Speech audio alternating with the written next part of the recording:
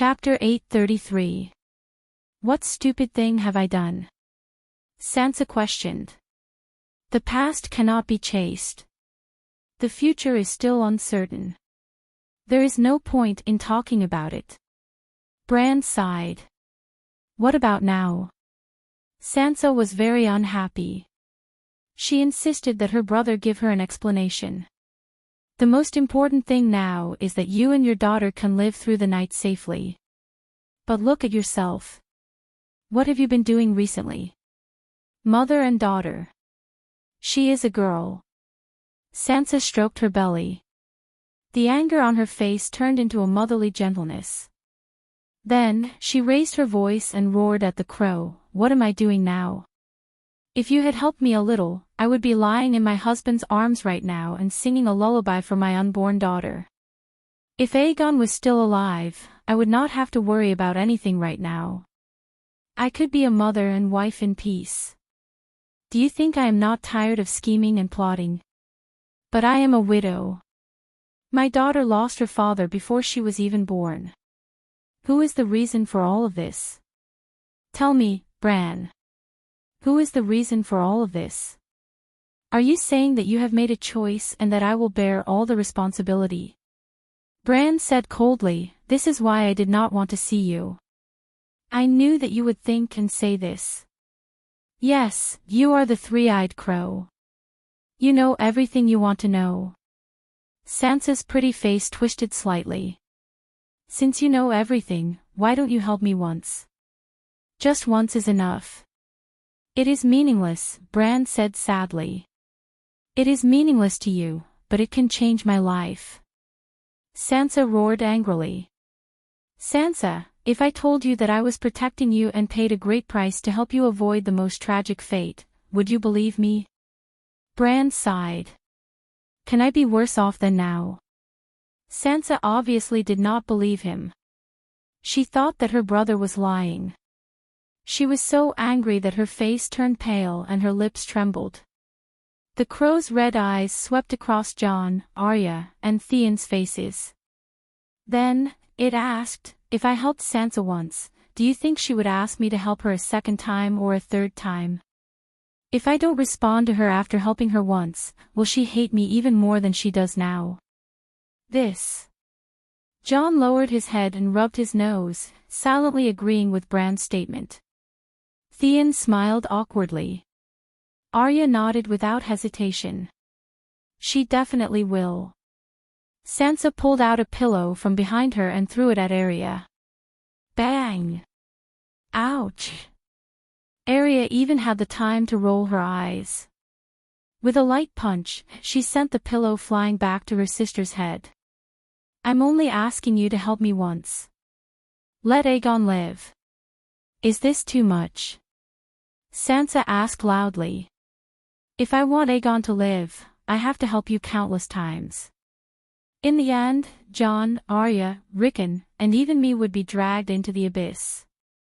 At that time, not only will you lose your husband, but you will also lose your brothers and sisters, and even your daughter," Bran said indifferently. "You're lying." Sansa shook her head hard. "I don't believe that Aegon is destined to die. Dany Rise is not hostile to him. As long as she doesn't do anything, as long as you're willing to help, the Westeros will not be able to harm him. Your thinking is the main reason why he won't live." Bran sighed. "No one is destined to die. But after meeting you, Aegon will die sooner or later. I'm helping him with everything I have. Why would I harm him?" Sansa's eyes widened. "If you didn't help him so much, he might still be alive." Sighing inwardly, Bran said bitterly, "I've seen Aegon's various endings in the River of Fate. In order to save you and your child, he died under Melisandre's magic. In order to get food for Highgarden, he died under Yulun's evil scheme. In order to help you and our Stark take revenge, he was ambushed under Riverrun. Because you wanted to kill Cersei, Aegon had a trial by combat with the Kingslayer. He died under the Kingslayer's left sword. You thought that wearing the Val's steel armor would guarantee victory and wanted to kill the Ghoul King before Stannis did. In the end, Aegon became a member of the Ghoul army. There are many more. Compared to those endings, losing at Winterfell was the best ending. He would be spared a lot of suffering. You wouldn't have to worry about losing your child. Jon was stunned. Arya's mouth was agape. Theon was in a daze. Sansa, I don't believe it. I don't believe I'm that stupid. She was stunned for a moment and immediately shook her head in denial. The Sansa that Bran mentioned was not even as smart as Cersei. It was too fake. He must be spouting nonsense in order to shirk responsibility. Bran seemed to have guessed her thoughts and said, Sansa, you've been with Cersei for a long time. You should know her fatal flaw: she can't recognize herself. To put it bluntly, Cersei always thinks she's the smartest. I'm not Cersei. I know my limits. Sansa said angrily. You know your limits. You're even good at learning from experience. This is a good point. But you're used to making stupid mistakes before realizing your mistakes. Then, you learn from your previous mistakes. I can tell you clearly that if I don't help you, it will be the greatest help I can give you. Your current fate is the best of countless possibilities, Bran said in a low voice. If you don't do anything, doesn't that mean your powerful abilities are useless to me? I don't believe that the omniscient three-eyed crow can't help me. Sansa's face was full of doubt. You don't understand. Three-eyed crows are Westeros, not Stark. Bran sighed. For example, the previous three-eyed crow, blind in Riverdale. He was the noble illegitimate son of the Targaryens, but he witnessed the destruction of the Targaryen dynasty, and even the extinction of his race. You're questioning me now, just like how Dany and Rhys questioned him back then. If I can help Stark change his fate in the Seven Kingdoms War, Blynden can do the same. Blynden's previous three-eyed crows and the one before him. If all three-eyed crows plan for their families, and the Westeros will not benefit in the end. For example, if all three-eyed crows have free will, Blynden can see the future from the past. I can help you, and I can wipe out your birth. The big crow's cold red eyes made Sansa tremble. Everything I see now might have been seen by the previous three-eyed crows decades, centuries, or even millennia ago. If they're not satisfied, they will solve the problem at the source and get rid of you. I don't believe you. You're lying to me. You helped Jon and Arya, Sansa shouted. You're different. Your greed is insatiable, and they're just trying to save their lives. Sansa, trust me. For you who wants to fight for the Iron Throne, not getting involved with me is the best choice, Bran said sincerely. Ah, Sansa, you want to fight for the Iron Throne? Jon shouted in surprise after realizing what had happened. When Sansa saw her brothers and sisters' unfamiliar gazes, she explained awkwardly, I don't have to. It's just like when I'm walking by a river and suddenly see a big fat sheep floating down from upstream. Isn't it normal to spend some effort to fish it up? If I really can't get it, I won't go into the river and wet my shoes. Ah, you're so small. Dany said in surprise.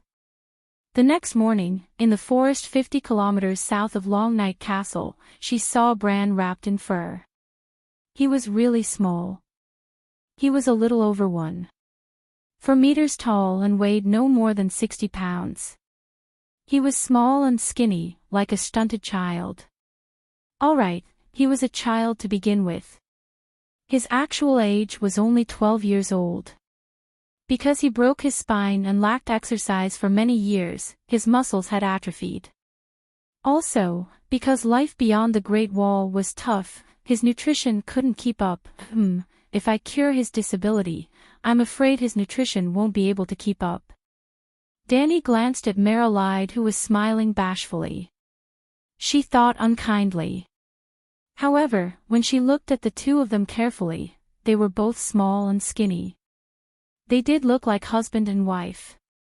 Like Sansa, Mara had a big belly. With the help of the child of the forest, she followed Bran out of the cave. They leaned against an iron tree and welcomed the dragon queen who had come from afar. "Ah, it really looks like a pine tree." The two centaur maids, Jichi and Iri, stared at the child of the forest and clicked their tongues in wonder. "Can my spine be cured?" Bran was small, but his eyes were deep and weathered. He looked like a wise man who had lived for hundreds of years. Leaf glanced at the centaur maids and frowned. "Let's talk inside the cave." This squirrel man was still wearing clothes made of dried vines. His hair was messy like a chicken's nest. "Why aren't you wearing clothes? Even if you're poor, you should at least have fur and linen clothes, right?" "Savages have clothes too," Jichi said curiously. "We're people who sing praises to the earth. We're the spirits of nature," Leaf said with a straight face. "It's already a long night. Aren't you cold?" Dany asked. "You don't have thick winter clothing under your armor, do you?" Leaf asked in return. The cave was much simpler than the shelter beyond the Great Wall. It wasn't furnished with simple decorations or furniture. The child of the forest didn't have much furniture either. The shelter was very spacious. There were many stone rooms with different functions in the tunnel. There was a sheep pen, a pasture, a mushroom garden, a fishing ground. This was an ordinary cave that used to belong to Black Bear.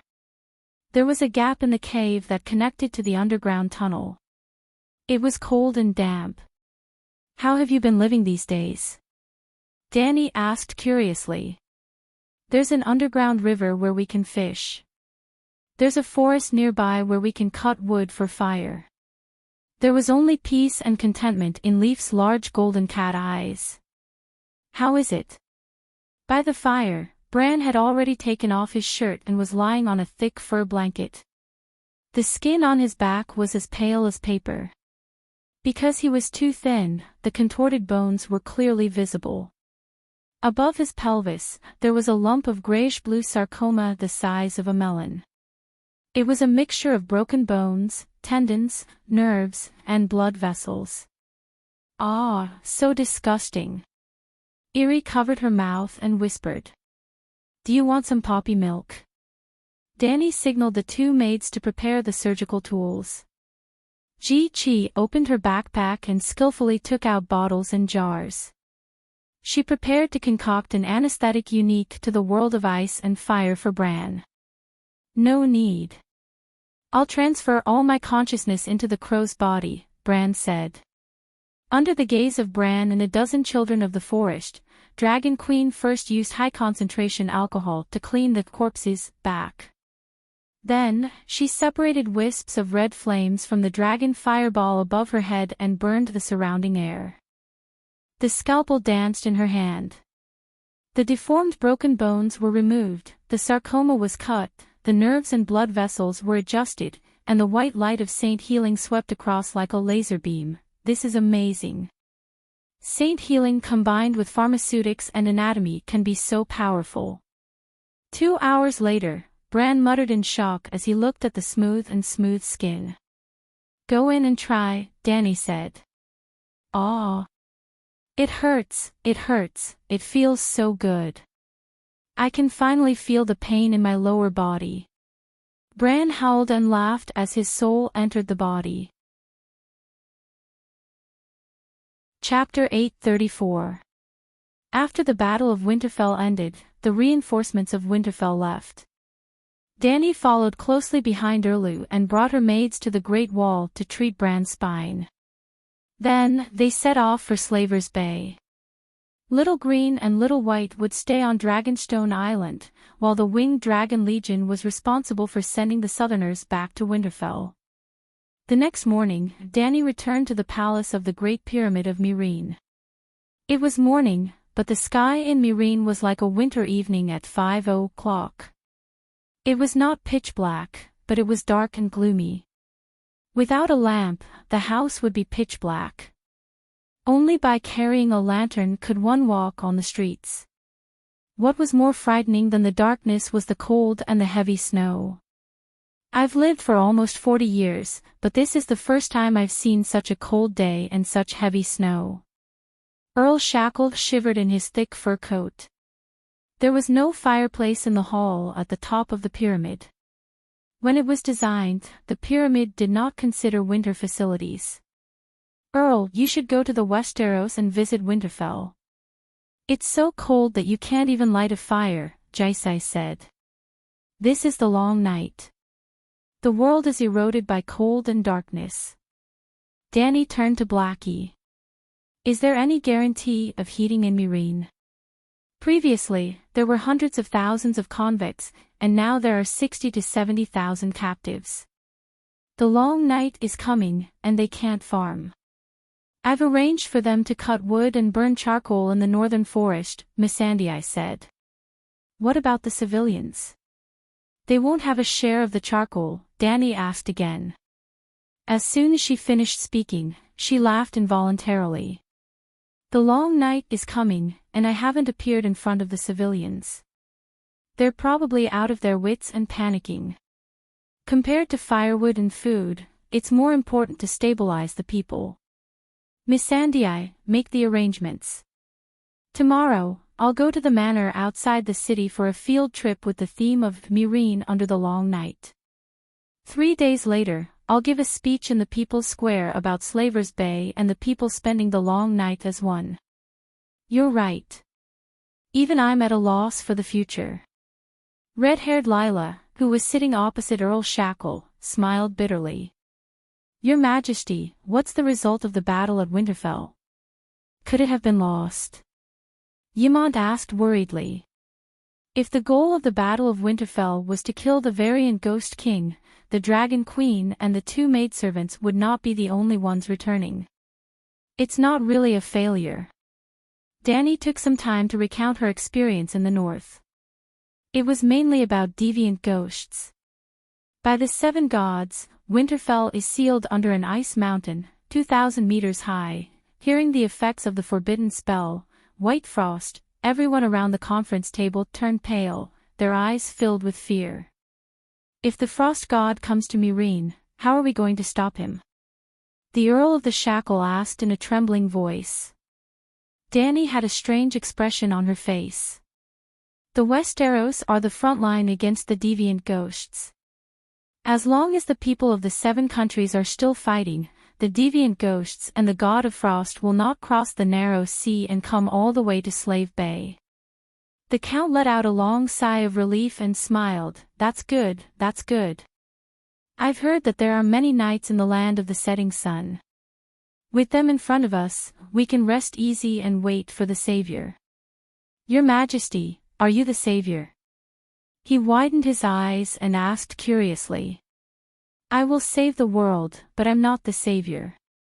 Isn't saving the world the Savior? Klein asked blankly. Old Ymont said slowly, the Savior that everyone knows now comes from the prophecy of Asha 6,000 years ago. The Queen is not the Savior that Lalo chose. Your Majesty, since the battle at Winterfell is over, there's still half a year to adjust. Why don't we deal with Jenny and the dragon worms? Red Hair Lila suggested. It's snowing heavily these few days. Do the dragon worms dare to come out? Dany asked. Lila shook her head and said, the sun disappeared completely 3 days ago, and it started snowing in Meereen. I'm not sure if it's because the weather suddenly turned cold, or if Jenny is adjusting her guerrilla warfare plan. She failed in the previous few attacks, so she might have noticed the existence of spies. In this era, normal people did not have the ability to store food for a long time, 3 years or more. Therefore, in the villages that were far from the city, they would usually build public granaries that were managed by the government. Because of this, Jenny planned to use the dragon worms to destroy the granaries. However, the previous few attacks were not effective.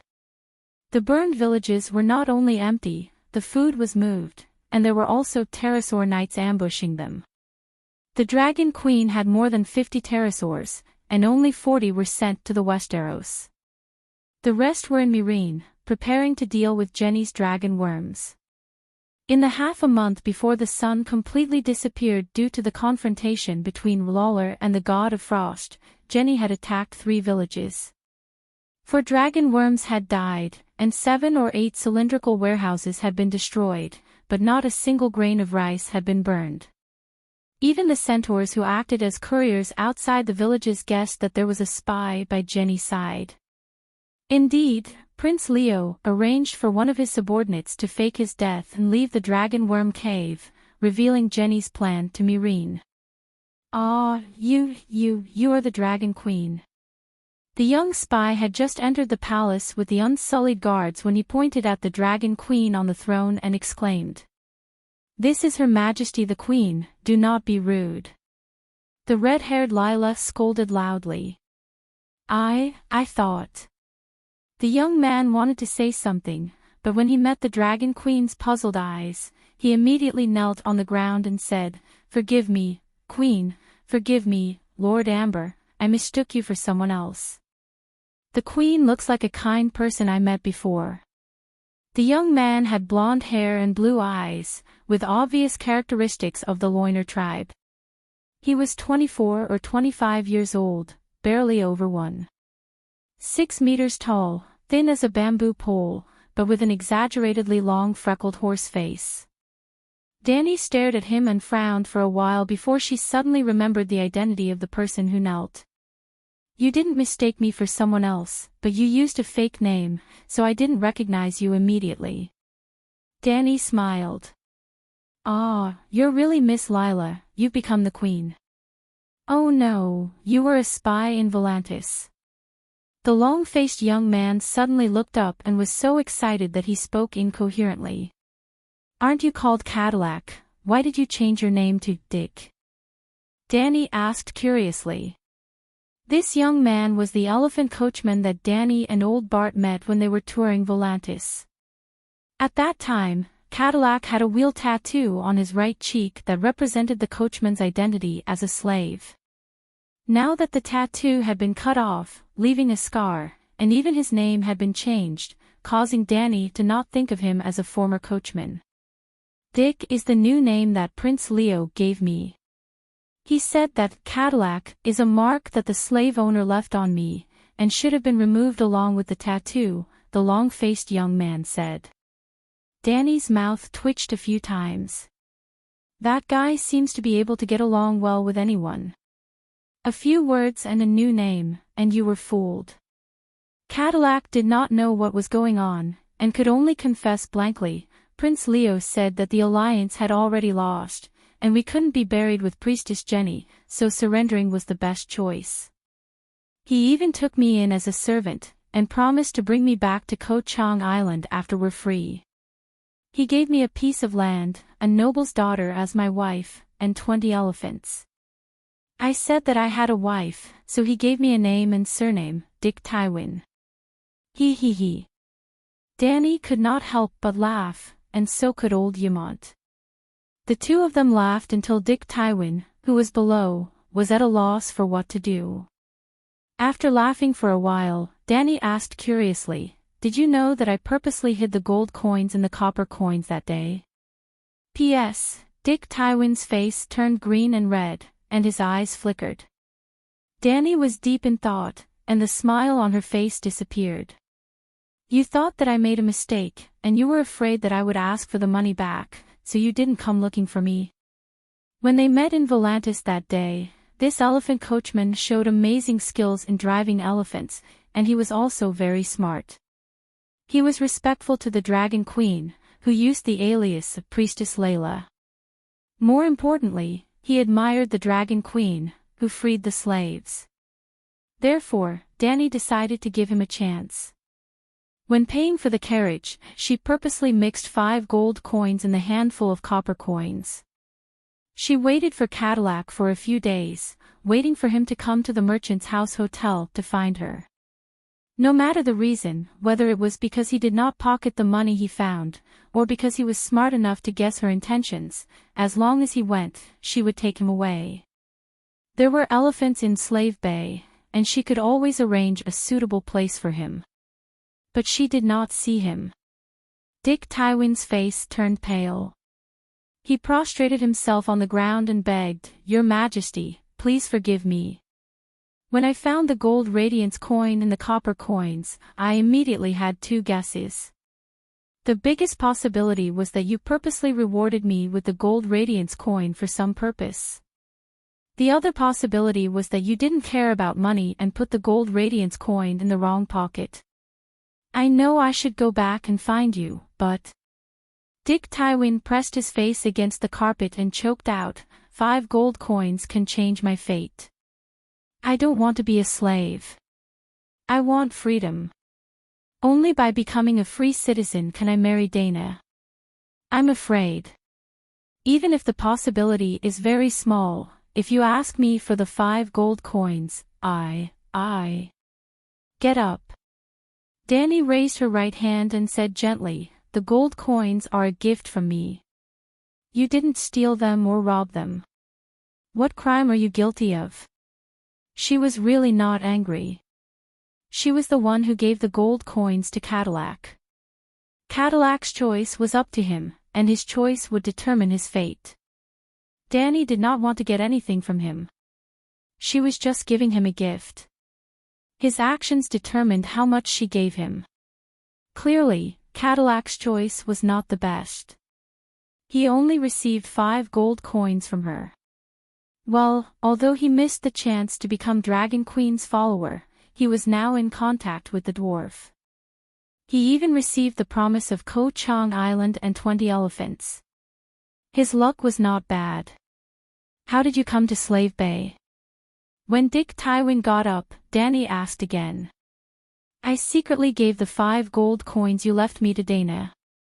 The elephant cart was owned by her uncle, and he sold me easily.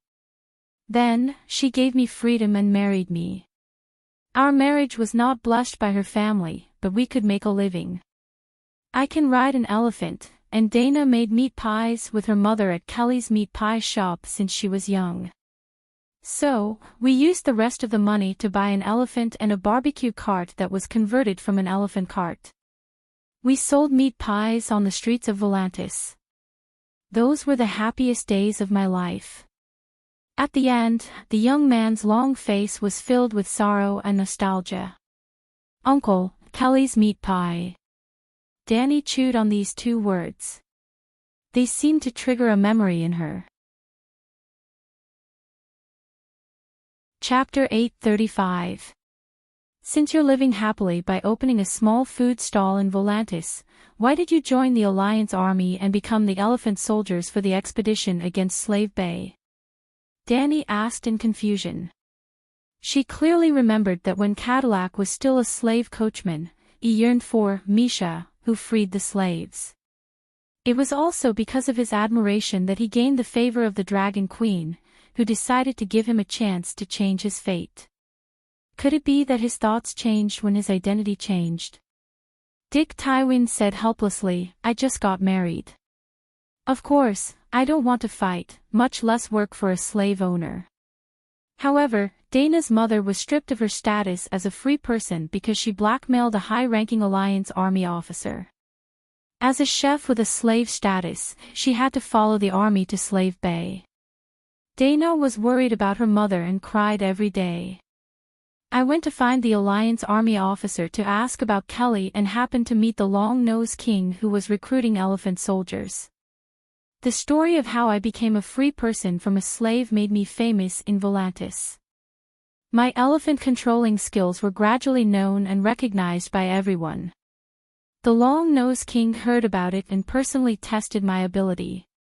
He immediately recruited me to be his guard and promised to give Kelly a good job. If I perform meritorious deeds on the battlefield, I can even use my contributions to redeem her." Dany frowned and thought for a while before asking, "Did that Kelly open a meat pie shop in the west of Volantis?" "It's on the side of Valeglia Avenue, and it mainly sells carrot and lamb pies. She also has a cousin who was the owner of your previous coachman shop." The horse-faced young man widened his eyes and said in disbelief, Your Majesty, you know Kelly. That fat auntie even took 5 gold radiance from her. What did she do to be punished as a slave? Danny asked curiously. The Alliance army usually uses Valeglia Avenue when they go to Slave Bay, and Kelly's lamb pie shop is on the side of the road. Mercenaries and officers from all over the world often patronize her business. For some reason, Kelly, who was always smart and experienced, became especially greedy. She asked for sky-high prices when she found out that they were foreign customers. 2 tamed horses, 2 pieces of meat pie, 4 bottles of Enchanting Island wine, and a pack of snacks. She dared to ask for 7 gold radiance. The wine was fake. The other party is a famous gossip group. She was directly captured and sent to the military camp's enforcers. According to the law, she was demoted to a slave. Hee hee. Danny laughed unkindly. After laughing for a while under the puzzled gazes of the others, she got down to business. Can you find Prince Leo in the insect tunnel? Or, does Prince Leo have any arrangement for you to find him? Your Majesty, I'm good at controlling elephants and know them very well. I can find the location of the elephant herd through their feces, footprints, and smell. The elephant herd was where Prince Leo was. After King Longnose died, he became the commander of the elephant troops. When he said the last sentence, Dick Tywin had a strange expression on his face. This method is really good. Danny praised and asked, how long will it take to find the elephant herd? It mainly depends on how far I am from the elephant herd. If it's 20 kilometers away, it'll take 2 to 3 days to walk there, not including the time spent searching, the long-faced young man said helplessly. The village in the south of the city was attacked by the dragon worm. You should have found the dragon worm cave, right? Danny looked at Laura. I've also arranged for people to bury water tanks nearby to monitor the underground movements. Myreen's mayor nodded and answered. Danny suddenly stood up and put her hand on the hilt of her sword. Let's go immediately and solve the last hidden danger in Slaver's Bay. Your Majesty, there are too many uncertainties in the insect tunnel. If you're ambushed, no matter how strong you are, in a narrow space, you won't be a match for the dragon worm. Old Yamant quickly advised. That's not wrong. I definitely didn't dare to enter the insect tunnel before, but it's different now. I have a way to protect myself. Danny smiled. Seeing that she was confident, old Yamant was relieved and advised again, even if you're confident, there's no need to be so anxious. Don't forget, you have to go outside the city tomorrow to inspect the living conditions of the ordinary people, and the day after tomorrow, you have to give a speech in the square. It's not like I have to find Jenny once I enter the insect tunnel. Tomorrow, I'll come back on the dragon. Or, we can put the inspection place in the village near the insect tunnel. Danny was swift and decisive. She put a special saddle on the little silver horse and let Blackie carry it, and flew to the Cuckoo village 70 kilometers away. Laura Amber and the other 15 winged dragon knights each brought 3 iron-armored knights. Including Danny and Dick Tywin, there were 62 people in total. Ah, Calixie, I didn't expect you to come personally. As soon as the Megalosaurus landed on the manor's threshing ground, an old centaur with a white ponytail came to greet her. The old man was short and thin, his reddish-brown face was like a shriveled orange that had lost its moisture, and his mouth that was missing front teeth cracked into an ugly smile to please. Other than the old Dothraki vest that had been replaced with a new and neat sheepskin coat, it was as if he was reborn yesterday.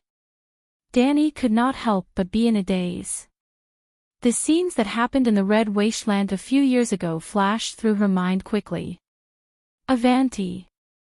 She thought for a moment and suddenly realized, I remember now, Cuckoo Village is your fief.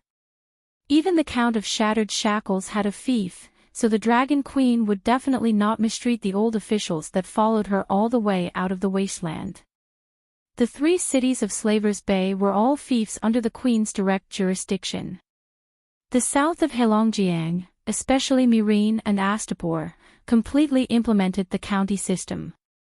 From Mirin to the northwest, all the way to the edge of the northern plains, to the Matharis border in the west, the great nobles under her command, the Dragon Queen allowed them to freely choose between the county system and the fief system.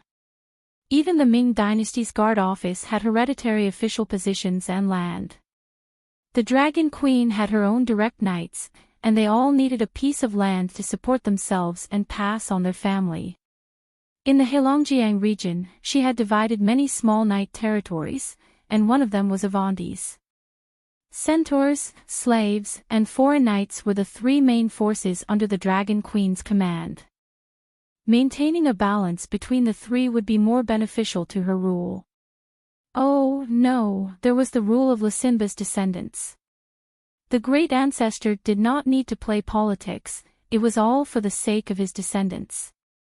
Yes, my fief is in this area.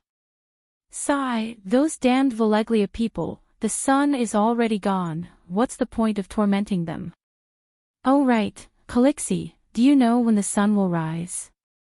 I don't have many years left to live, I just hope to see the summer sun one last time before I die.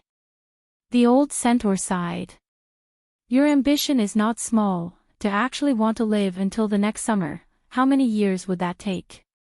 Anyway, she had no confidence that she could summon the sun within 10 years. You are old but strong, you can live for another 20 years, the long night will definitely end after 20 years. Danny casually comforted her younger brother.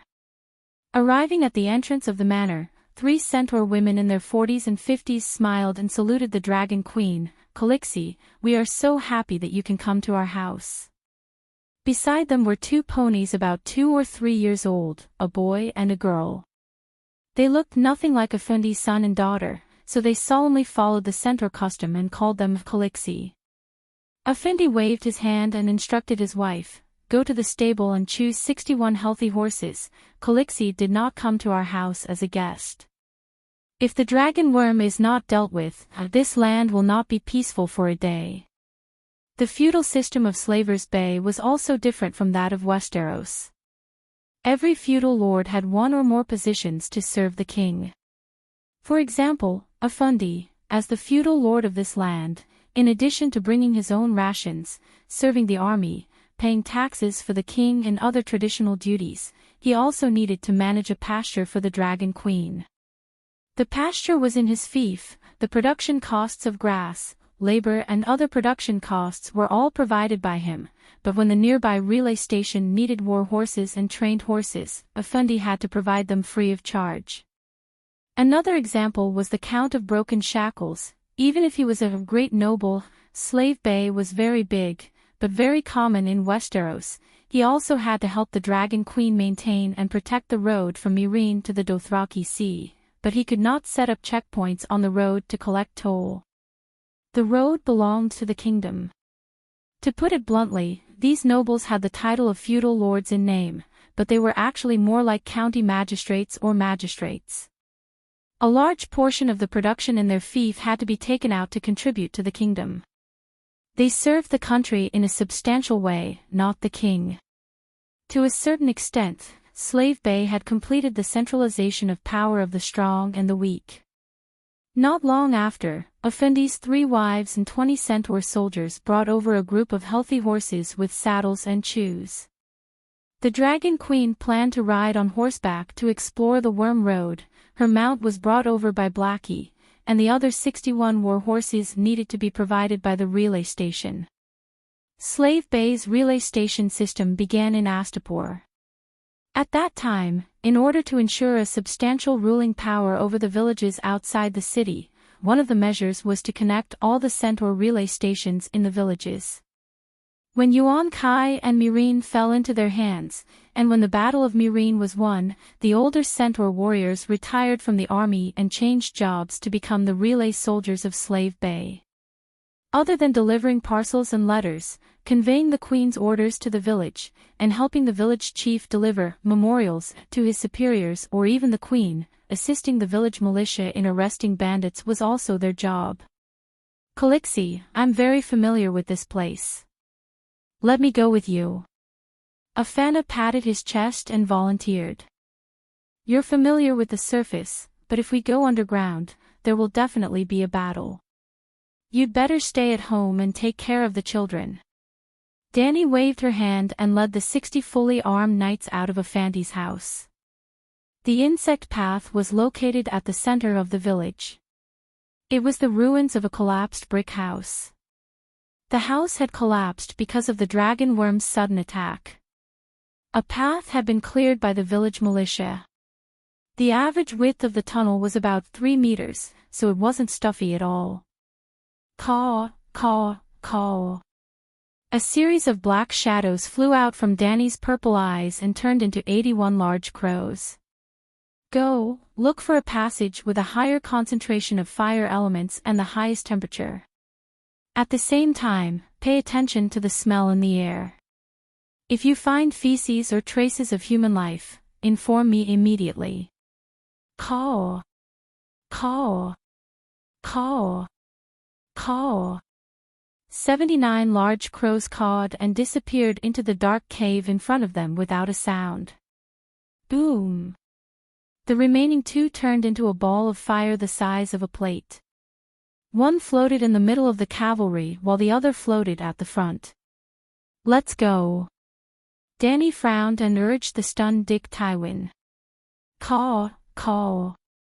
The long-faced youth looked at the Dragon Queen in awe and hurriedly spurred his horse forward. Your Majesty, you went to the Sosros continent again. You actually picked up so many little elves. Are there so many little elves there? Laura looked at the baby-faced little sun in the sky and exclaimed. There are a lot of them. Groups of them, just like carrots in the field. I picked up 2,000 of them at once. I couldn't fit them all in my pocket, so I came back. Danny said with a wooden face. Chapter 836. 4 days ago, in a tunnel 50 meters under Myrene City. The sun has completely extinguished. Jenny looked at the big-nosed Leo below her with a dejected expression. Wasn't it extinguished a long time ago?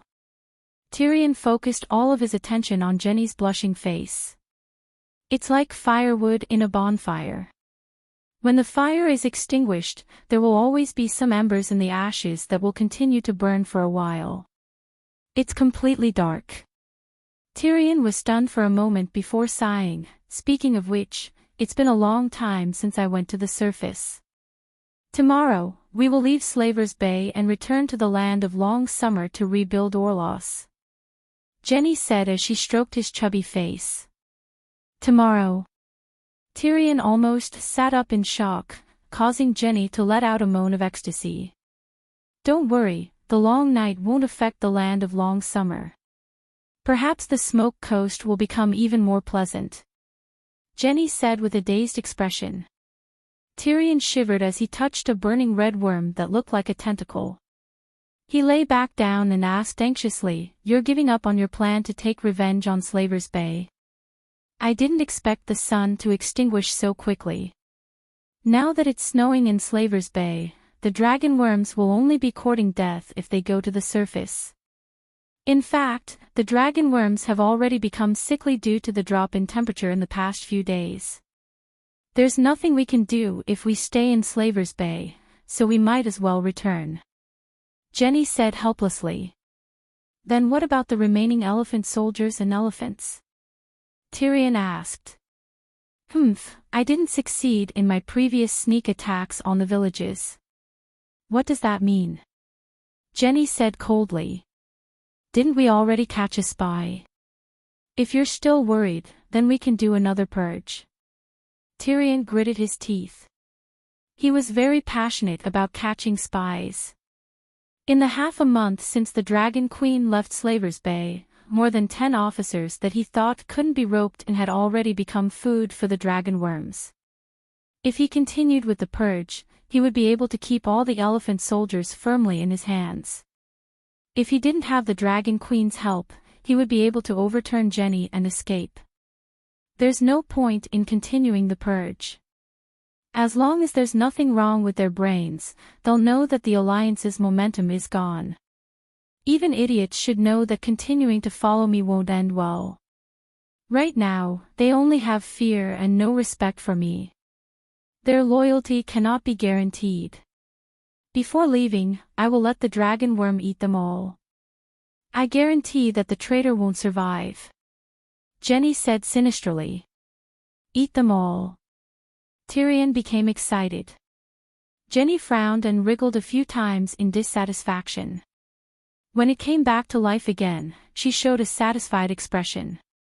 Tyrion felt like he was a piece of sugarcane that had been chewed over and over again. All the juice had been sucked dry, leaving only a few strands of dry wadding. Actually, we can reuse the waste. Just as his brain was about to be squeezed dry, he thought of a good idea. 4 days later, 3 hours after Dragon Queen entered the underground cave. I didn't expect you to come in person. Jenny was overjoyed. On the 4-meter-wide long ramp, the two groups of people stood 20 meters apart from each other. Dragon Queen was at the bottom of the slope. Just as she was about to go up, Jenny led a group of elephant soldiers and suddenly appeared on the slope. It wasn't that Dragon Queen didn't send the crows to scout the way. Instead, the dragon worm drilled a new hole in the wall of the slope, allowing the elephant soldiers behind the hole to catch them off guard. Dragon Queen sat on the little silver horse and didn't retreat. 60 armored knights immediately dismounted and formed a shield around her. Ha ha ha ha. Originally, we only planned to capture the Count of Shattered Shackles. We didn't expect the Dragon Queen to come in person. The Battle of Meereen isn't over yet. Now, we're going to make a comeback. The short general with a big nose was riding on the elephant's back. He raised his crossbow and laughed excitedly. His excitement and joy came from the bottom of his heart. His big nose was almost as red as a lantern. You were going to ambush me. The Count of Shattered Shackles was both shocked and angry.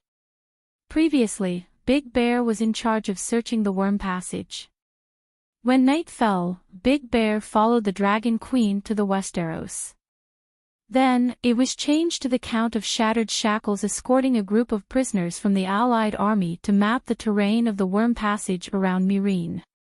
If the Dragon Queen hadn't returned, he really would have brought people to investigate the worm passage in a few days. Jenny looked back at Prince Leo on the elephant and said excitedly, "Fortunately, I listened to you and didn't leave immediately. Back then, I only wanted to kill a few high-ranking generals of Slave Bay to vent my anger. I didn't expect the heavens to favor me and send me such a big fish."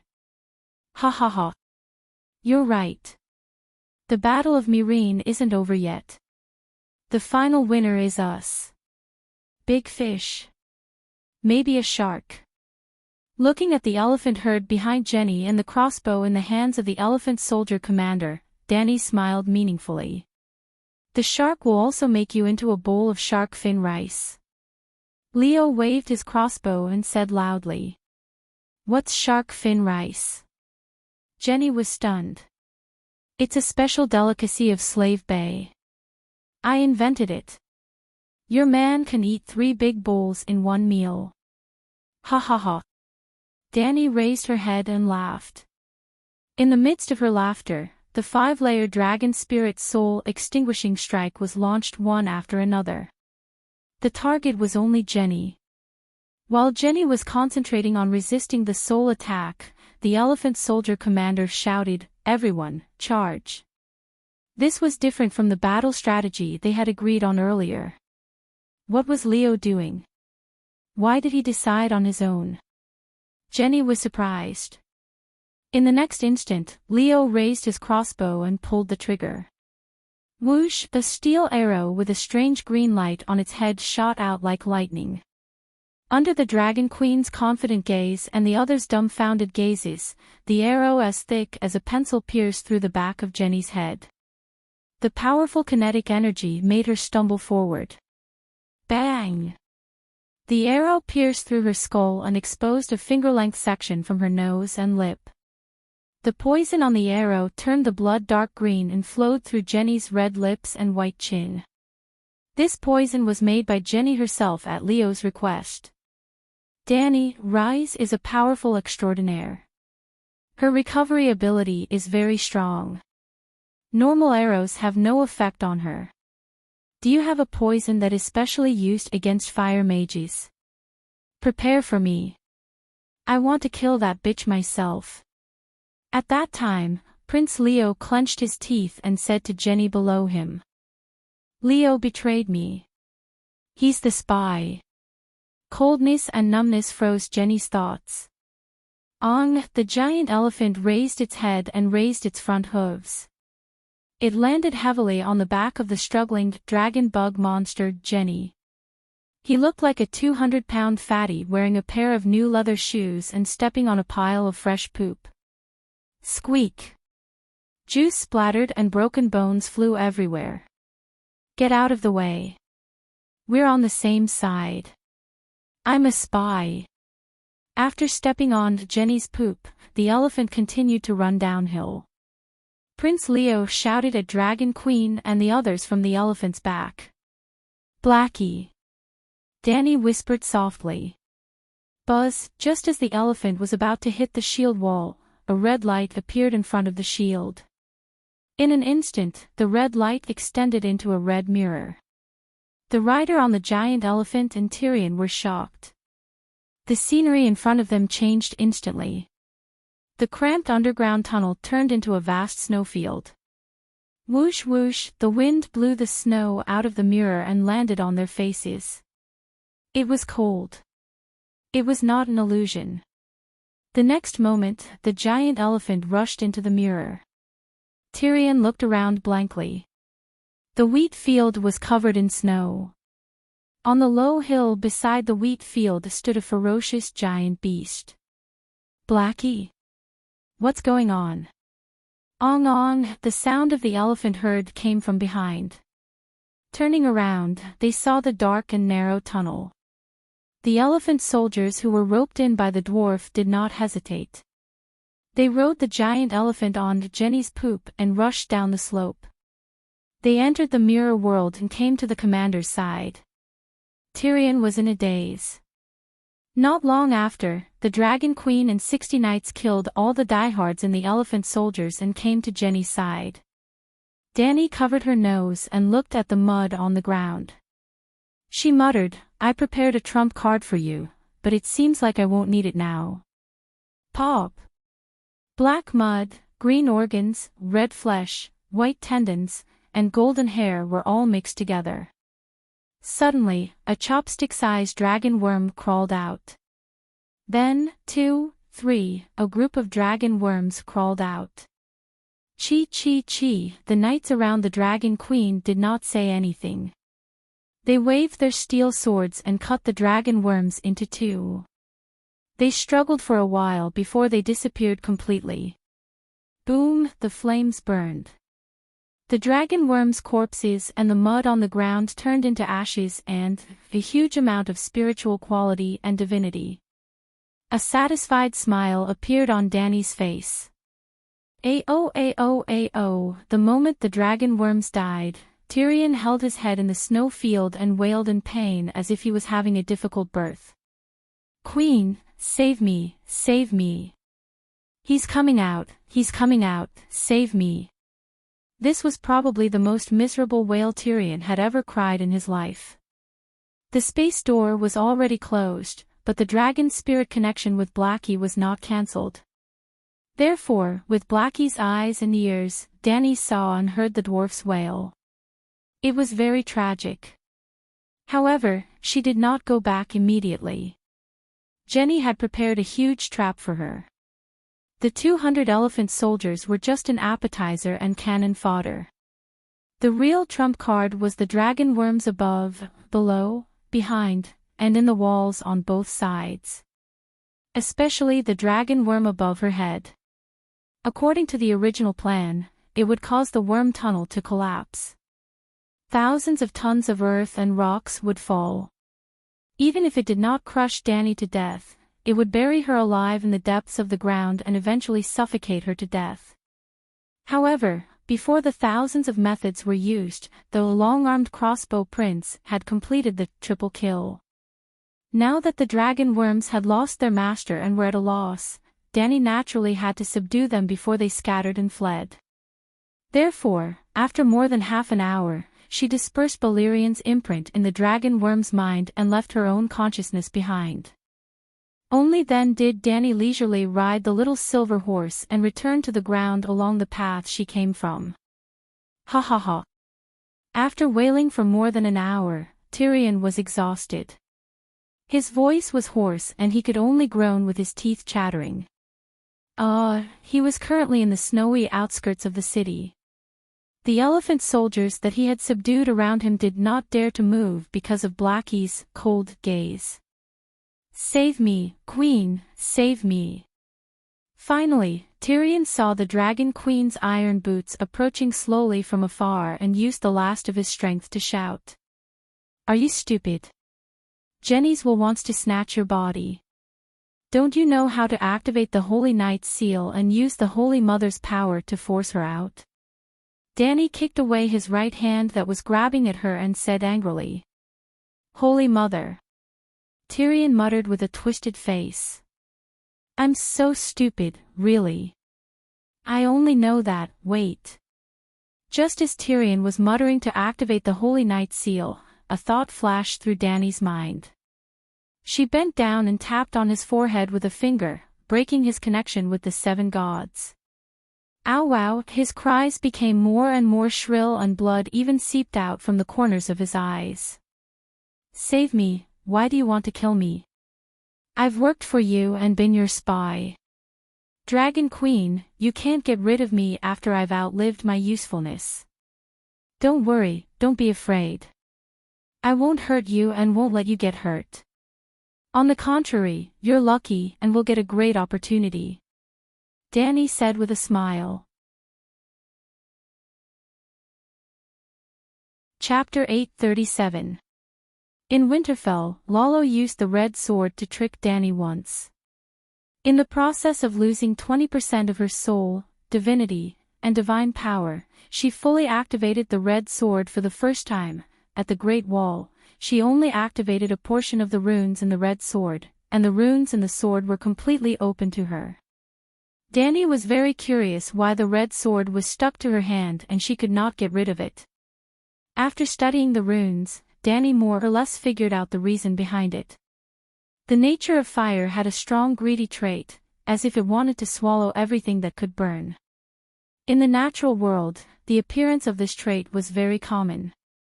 For example, a forest fire could not be extinguished even after a few months, causing a superpower to be laughed at by the people of the world. Lalo's fire polarity was in accordance with the greedy nature of fire. The original fire created the entire world. Could the world be used as fuel to burn everything, returning the world to the original fire? The reason why she could not get rid of the red sword was because Lalo used his fire mastery. The fire polarity of greed was hidden in the center of the red sword's runes, turning the red sword into a ball of fire that could burn everything, and Danny was a tree in the burning forest, unable to escape the fate of being burned. Unless she destroyed the sword. Now, Danny used the technique she learned from Lalo on the sheep egg, and Tyrion was the human version of the Lightbringer. In the living room of a Fanty's house, the dwarf was wailing in pain. His voice seemed to be accompanied by countless echoes, male and female, old and young, as if countless little people were standing on his throat in a chorus, chanting the world's most mournful song of pain.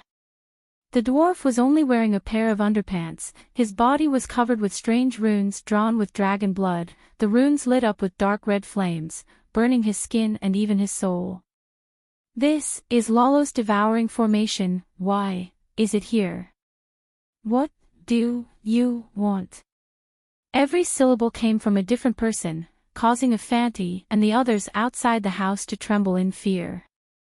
After the magic circle that Danny named Fire's Greed was activated, the Jenny that was about to mature instantly sprouted and grew. In just a few seconds, the will that belonged to the sheep egg expanded into a towering tree.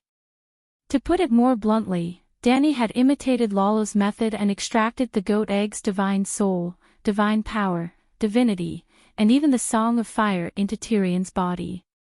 This was because Tyrion was the human Gundam that Jenny had prepared for the sheep egg. Deep in the dwarf's soul, there was a faith spore. As long as the dwarf had faith in Balerion, the power of faith would nourish the spores and slowly assimilate the dwarf's soul into a part of the egg. In this way, when the dwarf died, he would join the Balerion family in the most complete way.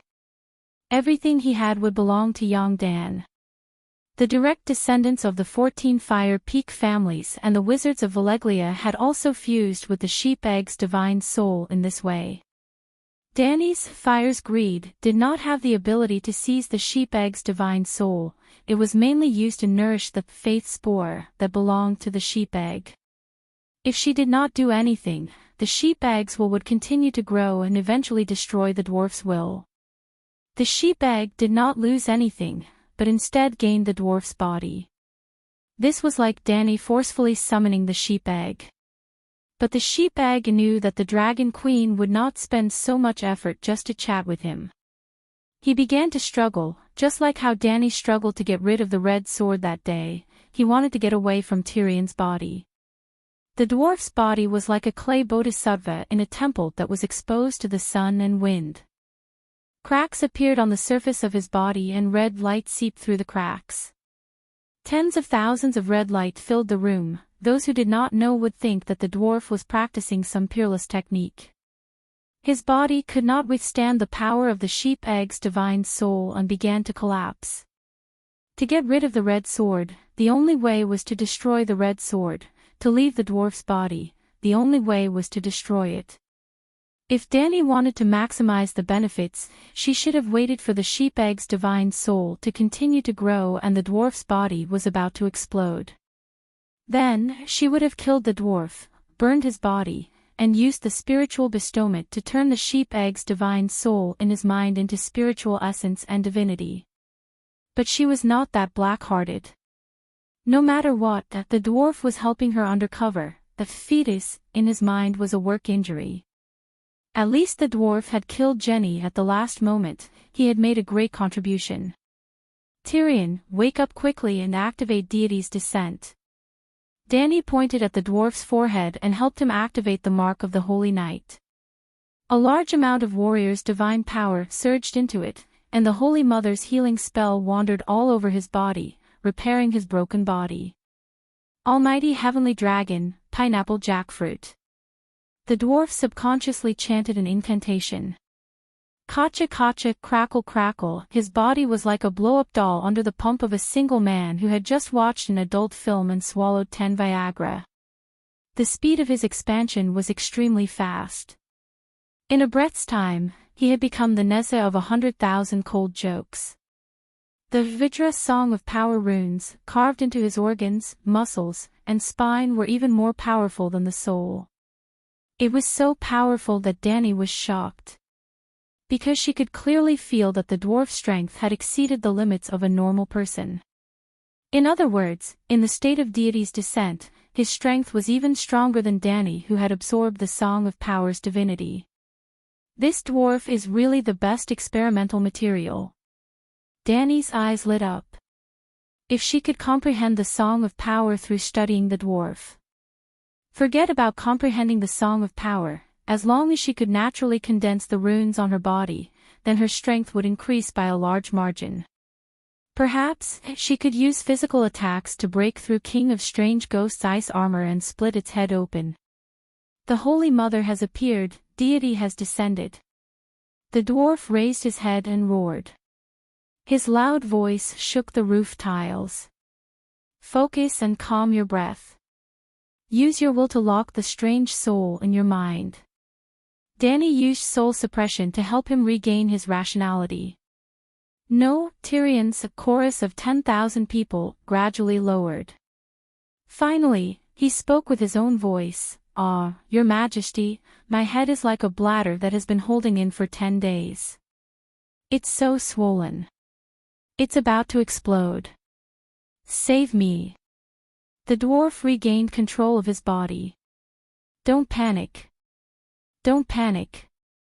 You're experiencing the greatest opportunity of your life, Danny quickly comforted him. Your Majesty, please don't joke around.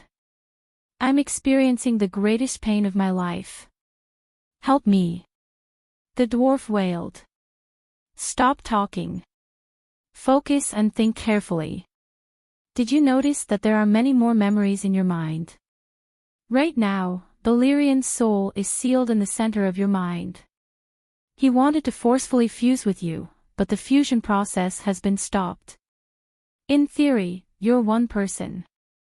At least there's no barrier between your memories, Danny said in a low voice. Reminded by her, the dwarf immediately began to remember. Ouch, bang. His one intact eye was instantly covered in a bloody net. Then, it suddenly exploded. The splashing juice even landed a few meters away on Dragon Queen's white face. Ignoring her disgust, she hurriedly asked, "What did you see?" Too many, countless memories. Who am I? No, I'm Natalie. Let me go. As the dwarf spoke, he actually let out a woman's scream. Halfway through, the scream turned into an old woman's voice. He wasn't controlled by the sheep egg's soul. This time, it was the memories that affected him. The sheep egg was formed by the fusion of countless souls. Each soul contained all of a person's memories.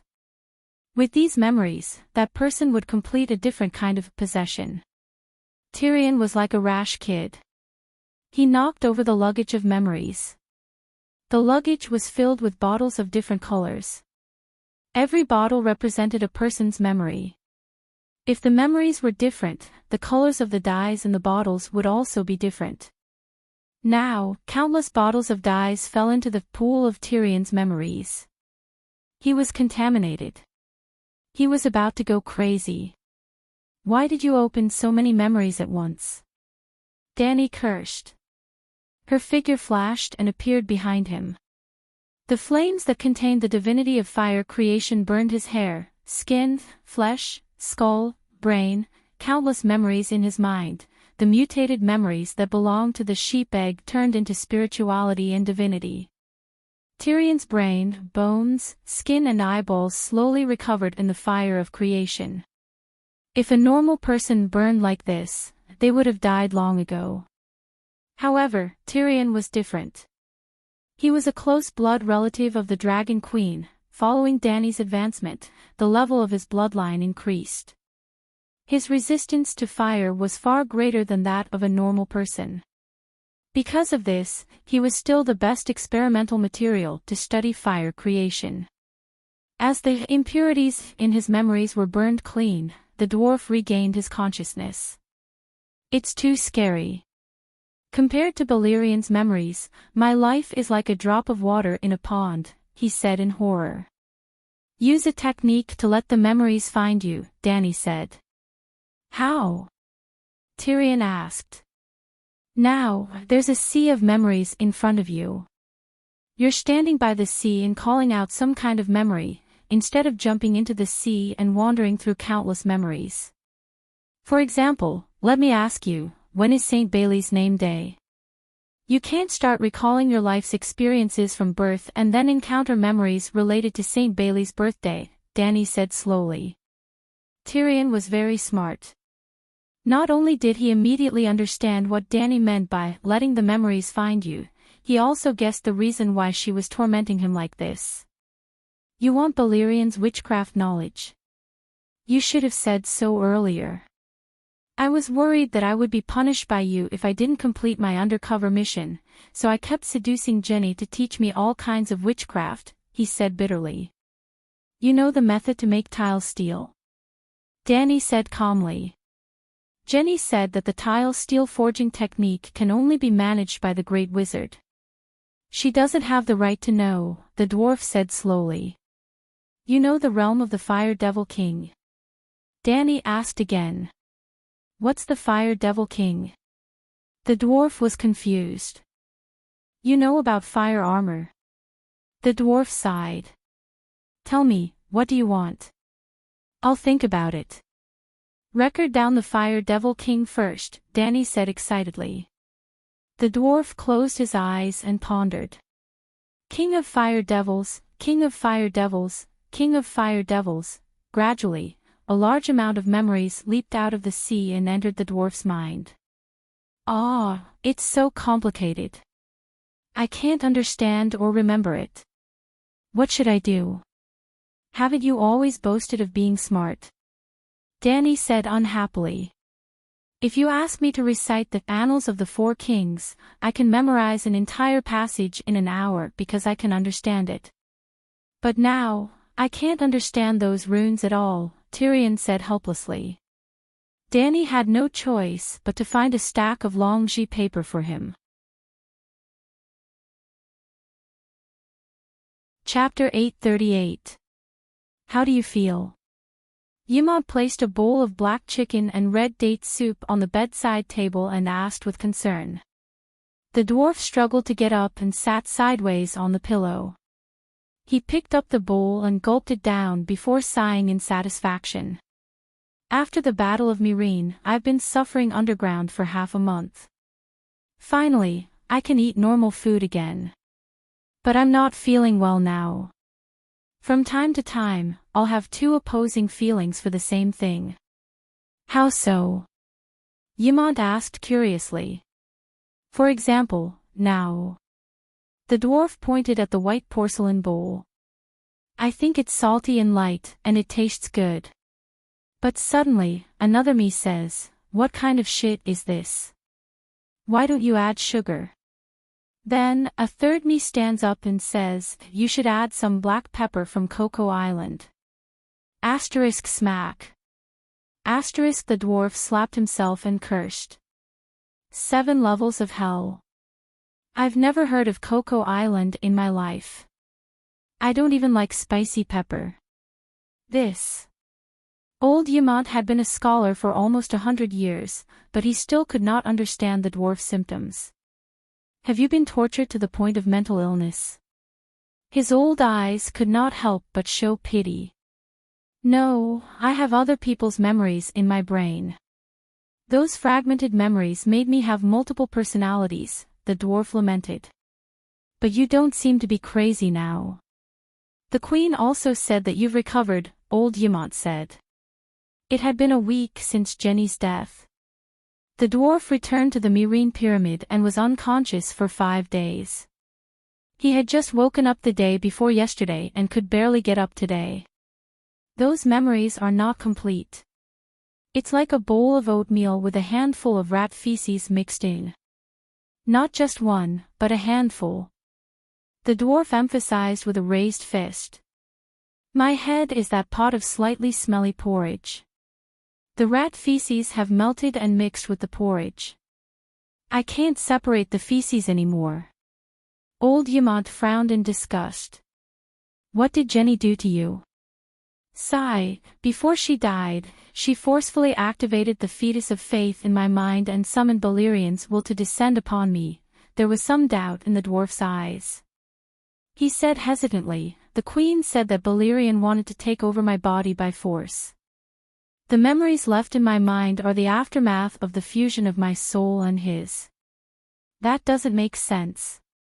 I'm in Slaver's Bay, and the queen is standing right in front of me. How stupid would Balerian be to place so much power on me? Anyway, in the end, Balerian's enormous soul was burned to ashes by the queen. Old Yamant shook his head and said wisely, you can't infer that Balerian shouldn't have done that just because the outcome was disadvantageous to him. Just like when the Allied army besieged Slaver's Bay, in the early stages of the war, no one was optimistic about the queen. Even before the Great Battle of Meereen, the Allied army was full of confidence, but in the end, hundreds of thousands of people were killed on the battlefield, and 100,000 soldiers were destroyed by the flood. Danny had already prepared for the defeat of the Alliance half a year ago. According to your logic, the Alliance is too stupid. They shouldn't have come to Slaver's Bay. That makes sense. The suspicion in the dwarf's eyes disappeared, and he said dejectedly, although Balerian's consciousness has been removed, what about the fragmented memories left in his mind? This was the reason why Danny never fused with other people's thoughts and souls. Spiritual bestowment washed away the personal imprint on the soul, and naturally also washed away the memories. Through spiritual bestowment, one could not obtain his memories. In her previous life, she often saw the main character of a novel get the memories of a nascent soul-old monster, and then do everything in alchemy, refining weapons, and practicing martial arts. She was very happy to see all kinds of face-slapping. After coming to this world and looking back at those awesome main characters again, she couldn't help but worry for them. After the soul was fused, what would happen if they lost their personal will? After all, the other person was a nascent soul-old monster, and you were just a mortal. In a battle of wills, mortals were like ants to nascent soul-old monsters. Even if the main character had a halo and successfully suppressed the will of the nascent soul-old monster, avoiding the misfortune of being possessed. But the main character was only in his teens, and the nascent soul-old monster was 1,000 years old.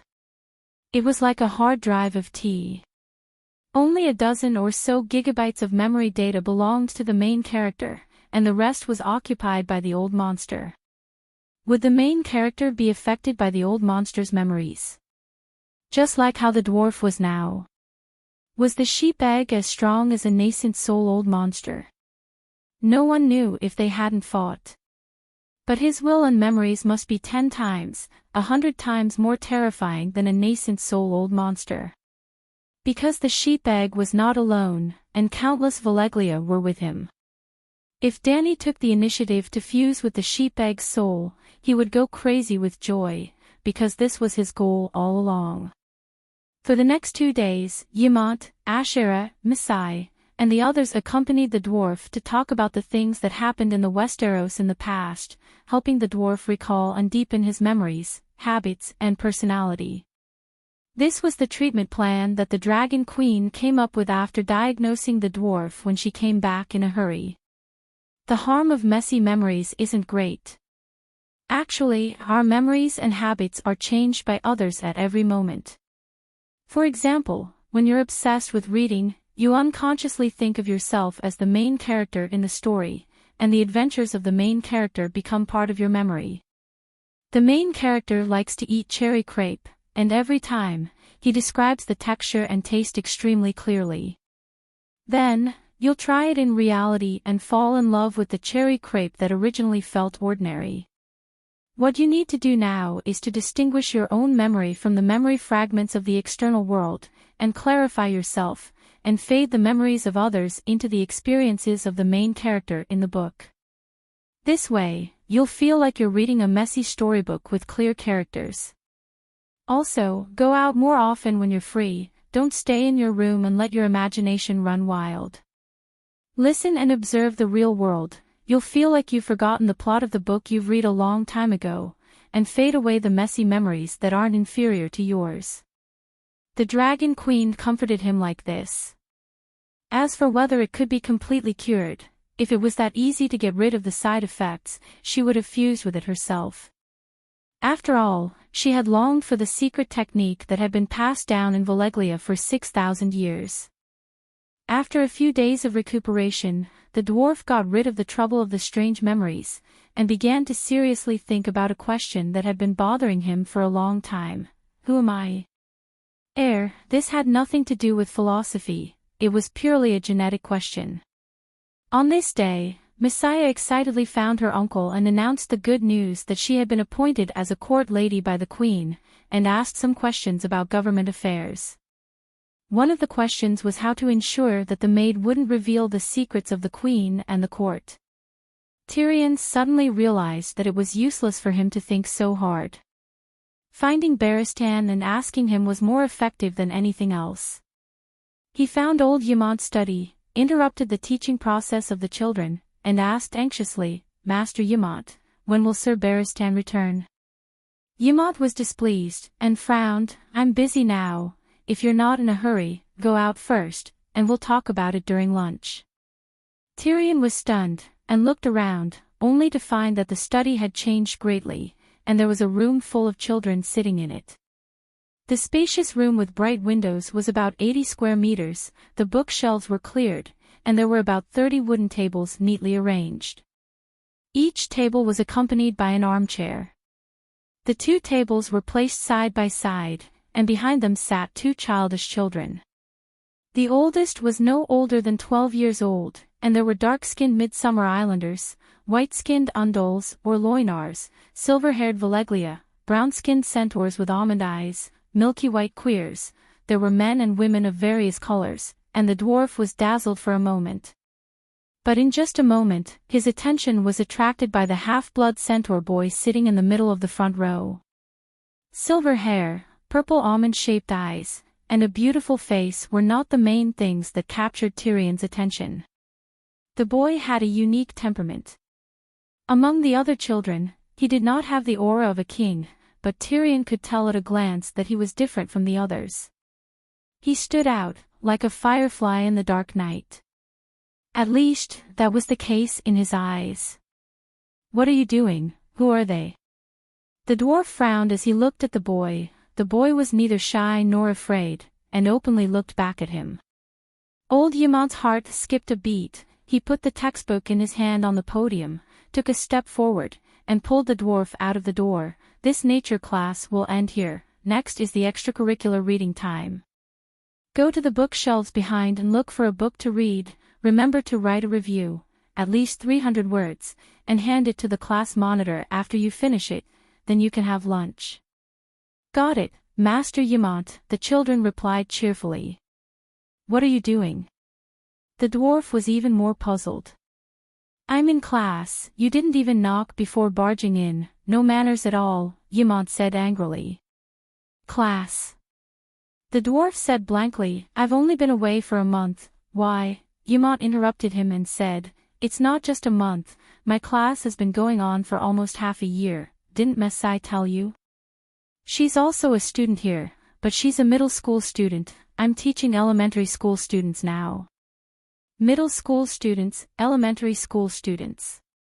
The dwarf muttered a few words, and suddenly realized, the queen wants to abolish the city of learning, and create a middle school, and elementary school system. You're experimenting at Slave Bay? Something like that. Who are those students, and who's that round-faced centaur? A centaur of mixed blood, the one sitting in the first row in the middle, the dwarf said curiously. There are two types of students, noble children and smart, talented commoner children. The centaur you're talking about is called Simba. He's not an ordinary person, he's the son of the late Khal, and he joined the Queen's Khalasar along with his tribe. Old Yamont did not avoid the topic. Instead, he explained Simba's identity in a casual manner. "That's a lion." The dwarf sighed, "A white lion of the grasslands, nurtured well. The Queen will definitely have another powerful general in the future." "Why do you say that?" "He's only 5 years old." Old Yamont was inexplicably happy, but he was also very curious. The dwarf pointed at his eyes. "This thing of mine is very useful. That kid sitting among the children is like my father standing among the nobles of the 7 kingdoms. Tell me, how eye-catching would that be?" Yamont's old face twisted. "Why are you looking for me?" he asked in a muffled voice. The dwarf looked around. They were in a long corridor, and from time to time, servants and unsullied with dogs walked past. He brought the old man to his bedroom, and said with a serious expression, "When will Sir Barristan be back?" "It's hard to say. He's now stationed at Dragonstone Island, handling Westeros affairs for the Queen. Without any major changes, he might not be back for a year or two. I want to use the magic mirror to ask him a few questions, or, Master Yamont, can you also tell me the answer?" The dwarf stared at the old man and said. Yamont's heart skipped a beat. He had a vague guess. "What do you want to know?" "There are some terrible rumors between the Mad King and my mother Joanna." Chapter 839. Frowning and thinking for a moment, old Yamant sighed and said, "What do you want to say, or do you know something?" Tyrion kept staring at him. He suspected that the old man knew something but was deliberately hiding it. "You know, the Queen sent me undercover, but there was an accident. Jenny took a fancy to my high-ranked Valeglia bloodline and left Balerian's faith in my mind," Tyrion said slowly. "You've heard rumors about Aerys and your mother, so you suspect that you're their illegitimate child?" Old Yamant asked openly. Tyrion was shocked for a moment, then smiled bitterly and said, "A dwarf is already as lowly as an illegitimate child. How would an illegitimate dwarf be considered? Worse than a beast." Yamant looked at him deeply and said, "You're very sure?" The dwarf returned his deep gaze, as if he understood something. He said with a complicated tone, "I was an idiot in magic before, and I didn't know anything. Now I understand why Jenny and Valeglia's descendants joined the Alliance army.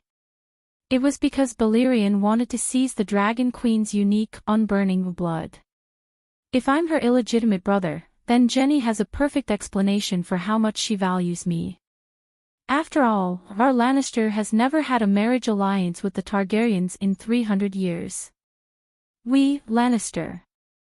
Yamant chewed softly. A look of sorrow flashed across Tyrion's eyes, and he said meaningfully, "I know my identity.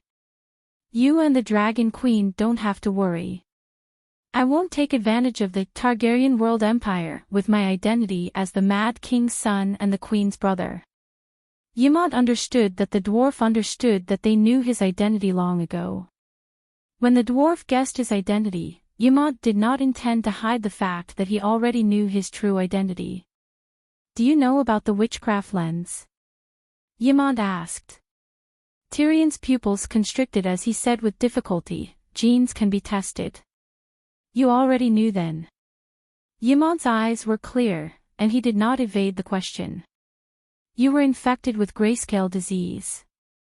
Dany took your blood for a drug reaction test and accidentally found that there were many genes in your blood that were similar to hers. She had grown up in the Free Trade City, so she was unaware of the widespread rumors about King's Landing. Therefore, she was shocked and incredulous. In the end, like you, she asked the White Knight of Aerys, Ser Barristan. So it's true, so that's how it is." Tyrion had mixed feelings. Happy. He didn't kill his father. Pain. Like a tsunami, he killed a father who could tolerate his vile spawn identity. What followed was confusion and resentment. What was his existence? What was the meaning of it? They had known about it a long time ago, but they had kept it from him and treated him like that. Yamant had lived for too long, and when he saw the dwarf's expression, he could roughly guess what he was thinking. "Dany wanted to tell you the truth immediately, but I stopped her," he said. Tyrion suddenly raised his head and glared at the old man. "Why?" "I'm old, and I really don't want to see a dragon fight before I die." Yamant sighed, and a hint of helplessness flashed in his old eyes. "Think back to the situation at the time. Aegon was determined to get the Iron Throne, and your nature hides a strong desire for power. I didn't." Tyrion interrupted him agitatedly. Yamant stared into the dwarf's eyes and said with certainty, "Don't deny it. The desire for power is not a weakness, and it's not embarrassing to say it. Think about it carefully. Is there a hole in your heart that needs power to fill? But in reality, it can never be filled. You are the standard Lannister, and also a qualified true dragon. The desires of a lion and a dragon converge in you. You're old and muddle-headed. I have no interest in the Iron Throne." Tyrion grinned.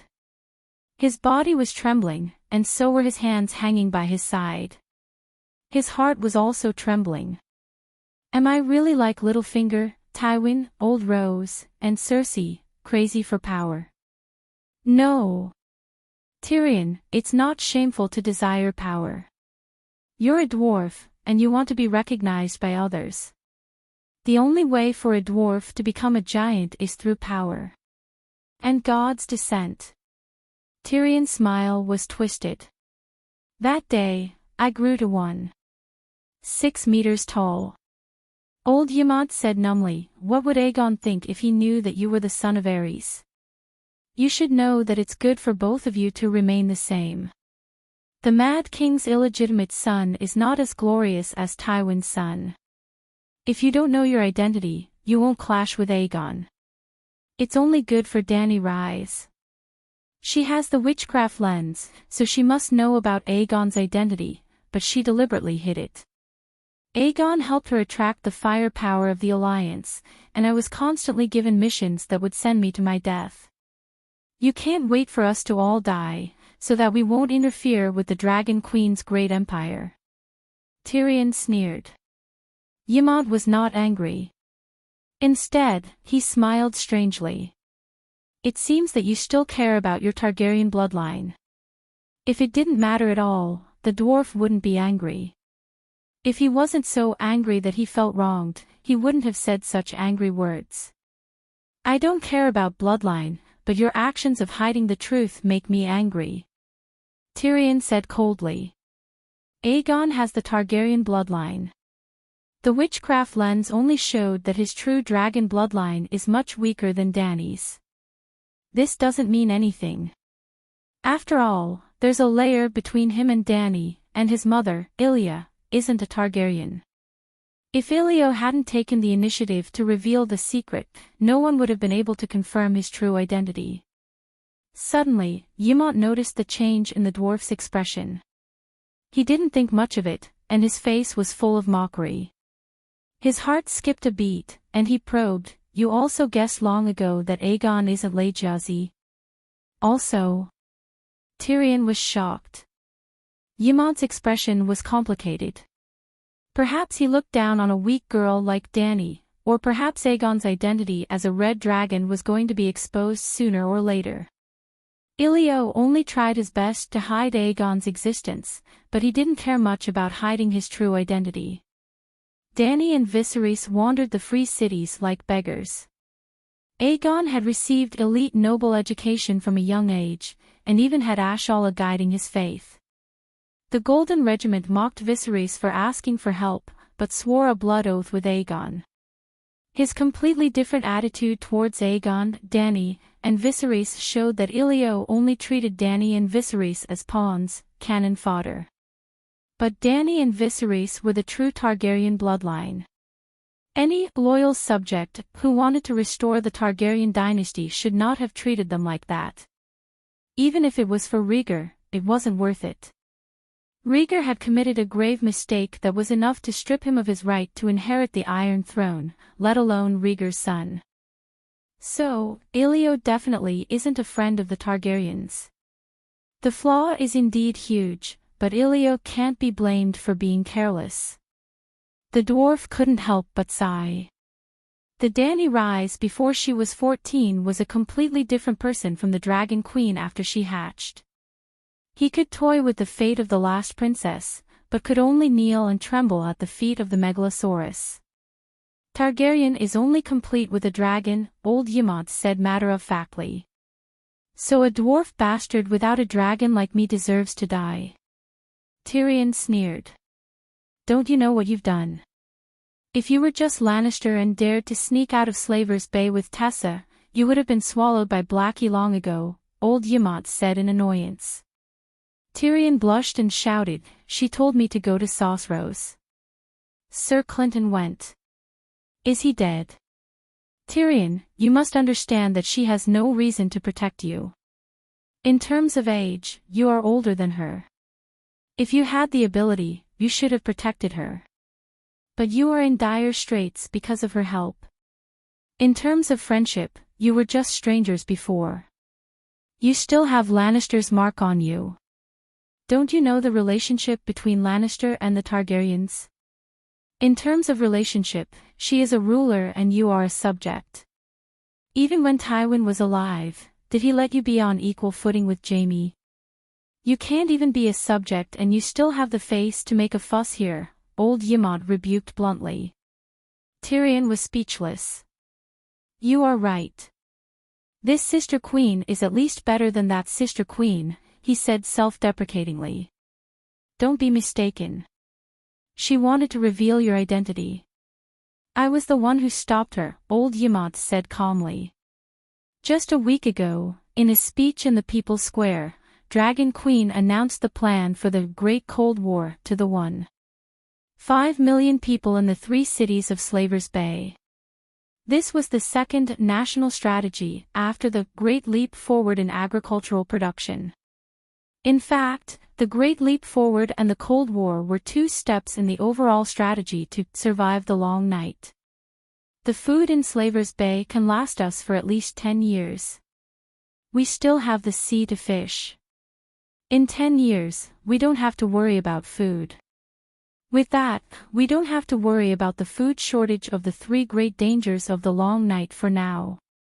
The 3 great dangers of the long night, the other ghosts, at least they have not crossed the narrow sea, so we don't have to worry. Only the last great danger, keeping warm. Next, the main task of the council and the government officials is to solve the problem of keeping warm. That night, after a simple but sumptuous dinner, Dragon Queen gathered the recent information on the living conditions of the people in Slavers Bay and gathered the ministers to discuss the problem of keeping warm. The dwarf was also listening by the side. He knew that Sister Dany already knew that he knew his identity. But during the dinner at the palace banquet, her behavior was the same as usual. She was neither too close to him nor too distant. She was natural and unrestrained, and did not even feel awkward. Anyway, he felt that it was rather awkward. He did not know what she was thinking, but seeing her speak with assurance on the podium, he felt an inexplicable sense of pride. Such a wise and brave queen is my sister. In the outskirts of Meereen, the villages near the forest can build a brick bed. The blueprint for the brick bed is on page 17, the sound of pages flipping could be heard in the meeting room. The dwarf woke up from his silly joy and opened the 17th page of the document in his hand. Indeed, there was a strange rectangular brick bed drawn with dotted lines. The brick bed had a stove and a chimney. The stove was used to burn firewood, and the smoke and heat generated would pass through the walls of the brick bed to heat up the stone slabs above. The smoke would then pass through the chimney of the brick bed and out of the room. The dwarf was very smart and immediately understood the advantages of the brick bed. First, it saved firewood. Every household would light a fire to cook. Now, they could kill 2 birds with 1 stone and make full use of the heat from the stove. Second, the brick bed had very low requirements for firewood. If it was a fireplace in a castle, it had to burn dry chopped firewood. Many nobles had special requirements for the type of chopped firewood, because different types of firewood had different smells. The brick bed did not have to worry about the smoke. Freshly cut wet wood, branches, and leaves could also be stuffed inside. This was especially important during the long night, because there was no sun and the air was cold and humid. The freshly cut trees would not dry for a few years.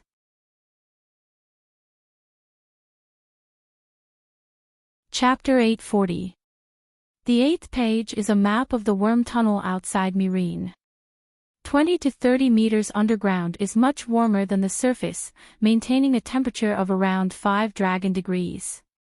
Those who are older, have more children, and have less labor can move to the worm tunnel as long as they are unable to log outside the city. I will mobilize the prisoners to enter the worm tunnel to build sewers, canals, and other public facilities. The worm tunnel in different areas will be divided into commercial streets, manors, squares, and residential areas. Your Majesty, you want to build an underground city outside Meereen? Ymont asked in surprise. No, not Meereen. Dany shook her head. The worm tunnel outside Meereen is just a test area. The real underground city is in the Red Wasteland. My fire sprite has been drawing a map of the Red Wasteland's surface temperature. It's on the 13th page. You can take a look. The dwarf immediately turned to the 13th page. 90% of the areas were similar to Slave Bay, around -3 degrees, but some areas were marked in red. The surface temperature of the desert was above zero. 50 kilometers southeast of White Cloud City, there was a desert marked with a red cross. The temperature was close to 10 dragon degrees. Is there really a volcano outside White Cloud City? Xiao Ge asked with a straight face. When he was exploring the terrain near White Cloud City, he passed by the place marked with a red cross. It was very hot. After returning to report to Calixi, she guessed that there might be a volcano under the red hell. There are no volcanoes or magma. Maybe the crust is a little thin. Danny pointed at the red cross and said, "We can use this as the center of the circle to build layers and layers of the underground city. The inner ring has a high temperature and can grow wheat, fruits, and other green plants. The middle ring has a moderate temperature for people to live in. The outer ring has a lower temperature and can be used for planting fungus seeds for animal husbandry." The temperature in the sanctuary beyond the Great Wall was not high, around 7 or 8 degrees. The children of the forest grew mushrooms and herded sheep, living a leisurely life. She asked them for a batch of fungus seeds that could grow in the dark environment, and Slave Bay could also build her own sanctuary. You can't grow wheat even if the temperature is high, right?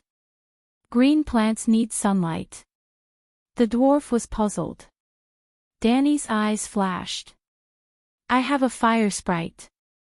As long as there are enough fire elements around, they can maintain their elemental sprite state for 24 hours. In fact, there was a difference between fire and sunlight. Perhaps she should spend some time studying Song of Light. The main reason why he had fused with the useless Lady of Light's destiny that day was to cause damage to Lalo. Lalo had set her up many times, and she could tolerate it the first few times. However, during the Battle of Winterfell, Lalo disregarded the big picture and tried to kill her, which made Danny give up the idea of forming a united front to end the long night. His own people had stabbed him in the back at such a crucial moment. The lethality was too great, and it was too infuriating. In her anger, Danny didn't think about what she could gain. She only wanted to make Lalo lose something. However, Lalo's main body was split into two.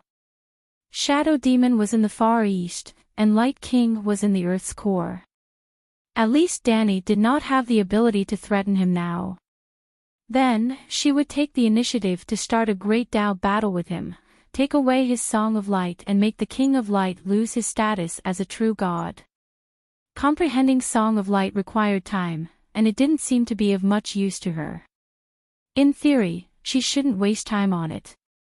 However, in order to deal with Lalo, she was willing to sacrifice 800 points and kill 10,000 enemies. Song of Light was also the Song of Law, so it couldn't be completely useless to Danny. She wouldn't be sacrificing 800 points, but she would be earning less. The key was that she could kill 10,000 enemies. Lalo, who was half crippled due to the extinguishing of the sun and the long night, would completely fall to the mortal world after losing Song of Light. Simply put, without Song of Law, Lalo would no longer be a true god. Lalo, who wasn't a true god, was less of a threat to Danny. However, when Danny tried to comprehend Song of Light these days, she realized that she had obtained more than 800 points. Song of Light was far more helpful to her than she thought. There was a strange bond between light and fire. Perhaps she could obtain 8 million points. What about water resources and fertilizers? The Red Wasteland will definitely lack water, so how can we farm in desert soil? Asked the dwarf. Are you crazy? It's snowing everywhere now, how can there be a lack of water? Mocked the Count of Shattered Shackles. I thought it would be an icy desert, said the dwarf in surprise. There's snow, so we might be able to find an underground river. Danny nodded. There are many wells in White Cloud City, we can dig wells, said Cora blankly. As for fertilizers, the septic tank will collect human and animal feces through the sewers. Last question, the distance from Myrene to White Cloud City is about 1,000 kilometers. Crossing mountains and ridges, the actual distance will only be further. The long journey of hundreds of thousands of people and their rations is already a disaster. The dragon worms can't stand the cold, so I'm afraid they won't be able to get through, right? I heard from Jane that the dragon worms are dying of disease, said the dwarf with a frown. You'll know in a few days. Danny glanced at him and continued with the next topic. White Cloud City's underground city wasn't prepared for the free people of Slave Bay. Don't forget Danny's identity as the Queen of Call, she still had more than 500,000 centaurs to take care of. The underground city alone wasn't enough for 500,000 people to live in. Furious Hall City, by Escapades conquered by Danny, the city-state of the Red Jade Warriors, had 2 captains stationed there. Including their families, there were about 50,000 centaurs. There were also 50,000 centaurs at the foot of Mother Goddess Mountain.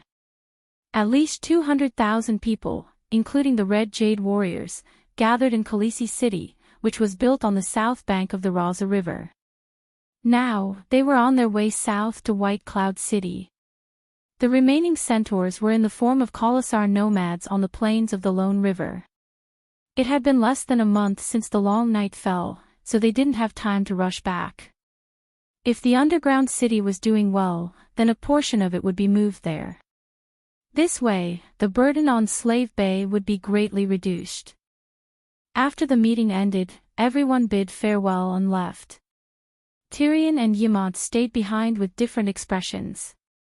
Danny glanced at the dwarf and asked with a sarcastic tone, "You seem to be quite proactive today. Do you know your true identity and intend to serve the Targaryen dynasty well?" Seeing her natural expression and attitude, which was no different from before, Tyrion, who was a little nervous, suddenly relaxed. While he was relaxed, he also felt an inexplicable sense of loss. She didn't seem to care about him, her only kin. "Your Majesty, I've always been willing to be loyal to you, as long as you don't send me to my death." His words were also sarcastic. "You still owe me 500 lives. You have to work for me 500 times. No one can go against a sacred oath." Danny laughed coldly. Tyrion's face began to twist. "You tricked me." "What did I trick you for? Did I not save your life? Did I not give you the deity's descent divine spell? Did I not help you grow? 500 lives is the price. Even if Rhaegar comes, he'll pay the same price. The VIP treatment plan includes allowing me to obtain supernatural powers, but the reason I can master fire witchcraft is entirely because of my own bloodline." Tyrion said angrily. "Didn't you try the glass candle that day?" Danny asked in return. Tyrion's expression froze. Indeed, when he arrived at Slaver's Bay, he became a wildfire general and was in charge of managing a group of fire mages. Naturally, he knew the way to test his supernatural talent, holding the glass candle and meditating. At that time, he did not light the glass candle. That was the truth. "But Jenny said my bloodline is noble," he muttered. "The VIP treatment can make you grow taller. Naturally, it can also make you noble." Tyrion said helplessly, "I killed the long-nosed king, spied on Jenny to obtain witchcraft knowledge, even killed her and tampered with the trap she set. These can offset dozens of life-risking missions, right?" "All right, offset once." Danny's tone was reluctant. "Once is too little. Your main mission was to lock onto the elephant soldier's position before the Battle of Myrene. If the mission failed, everything after that was just to make up for your mistakes. Moreover, you didn't even finish writing down the Fire Devil King and Fire Armor witchcraft. You didn't even have time to record the tile forging technique. That day, the mission of stealing sheep eggs was only 40% completed. One reason was because Tyrion was writing with a pen and was too slow. Before his body collapsed, he had not finished writing the witchcraft. Another reason was that when he was helping the dwarf burn his messy memories, a large part of the witchcraft inheritance was also burned away. The Fire Devil King was only 70% of the content, and the remaining 30% was burned away. The fire armor was only 60%, because Tyrion could not take it and cut it off prematurely. He did not even have time to recall the tile forging technique. However, the dwarf did manage to obtain a lot of witchcraft from Jenny. For example, using dragon blood and dragon worm blood to purify his bloodline. For example, like Jenny, implanting a worm egg in his body and fusing it with the dragon worm was a powerful blood witchcraft. For example, a full set of sacrificial spells, Valeglia's high priest meditation technique, not a great wizard. They all seem to be unorthodox. 2 days later. In the garden of the Great Pyramid, which had been installed with a double glass dome, a small sun was suspended in the dome, emitting light and heat. Horse God, how did he become so beautiful, like a woman? 7 gods above, I actually have feelings for dwarfs. Holy Mother, Uncle, is it really you? Tyrion walked over from the staircase with his head held high, and the light of the entire world seemed to fall on him, dazzling him. The centaur maid, Messiah, red-haired Lyra, and the other women were so shocked that they started shouting. I'm really too handsome. The dwarf touched his own face, and sighed with a complicated gaze. Using Little Plum's face to make such a melancholy expression, it once again caused a frenzy of screams from the maids. Compared to the people of Valeglia, he's not that good-looking, right? Dany was speechless. At midnight 2 days ago, the Dragon Queen fulfilled her promise and helped Tyrion change his appearance from Prince Leo to Leonardo, and his height increased by another 5 centimeters. With a height of 1.4 meters, the face of Little Plum at his peak, and the unique black and blue eyes of dwarfs, he was indeed very handsome. But in this fantasy world, the people of Valeglia were cheaters in appearance. Especially Targaryen, he was a cheater in a group of cheaters. If Liga and second brother Way were still alive, the dwarf might not be able to attract more attention if he stood together with the 2 brothers with Little Plum's face. Other things aside, if Dany changed into men's clothing, she could instantly kill the 1.4 meters Little Plum. Don't blame us for being exaggerated, but his transformation is too exaggerated. If you saw a pile of shit turn into an apple with your own eyes, wouldn't you be shocked? The plump maid Jichi said with conviction. Shit. The dwarf's handsome face started to distort. I was shit in your eyes before. To be honest, I'd rather look at my own shit, Jichi said honestly.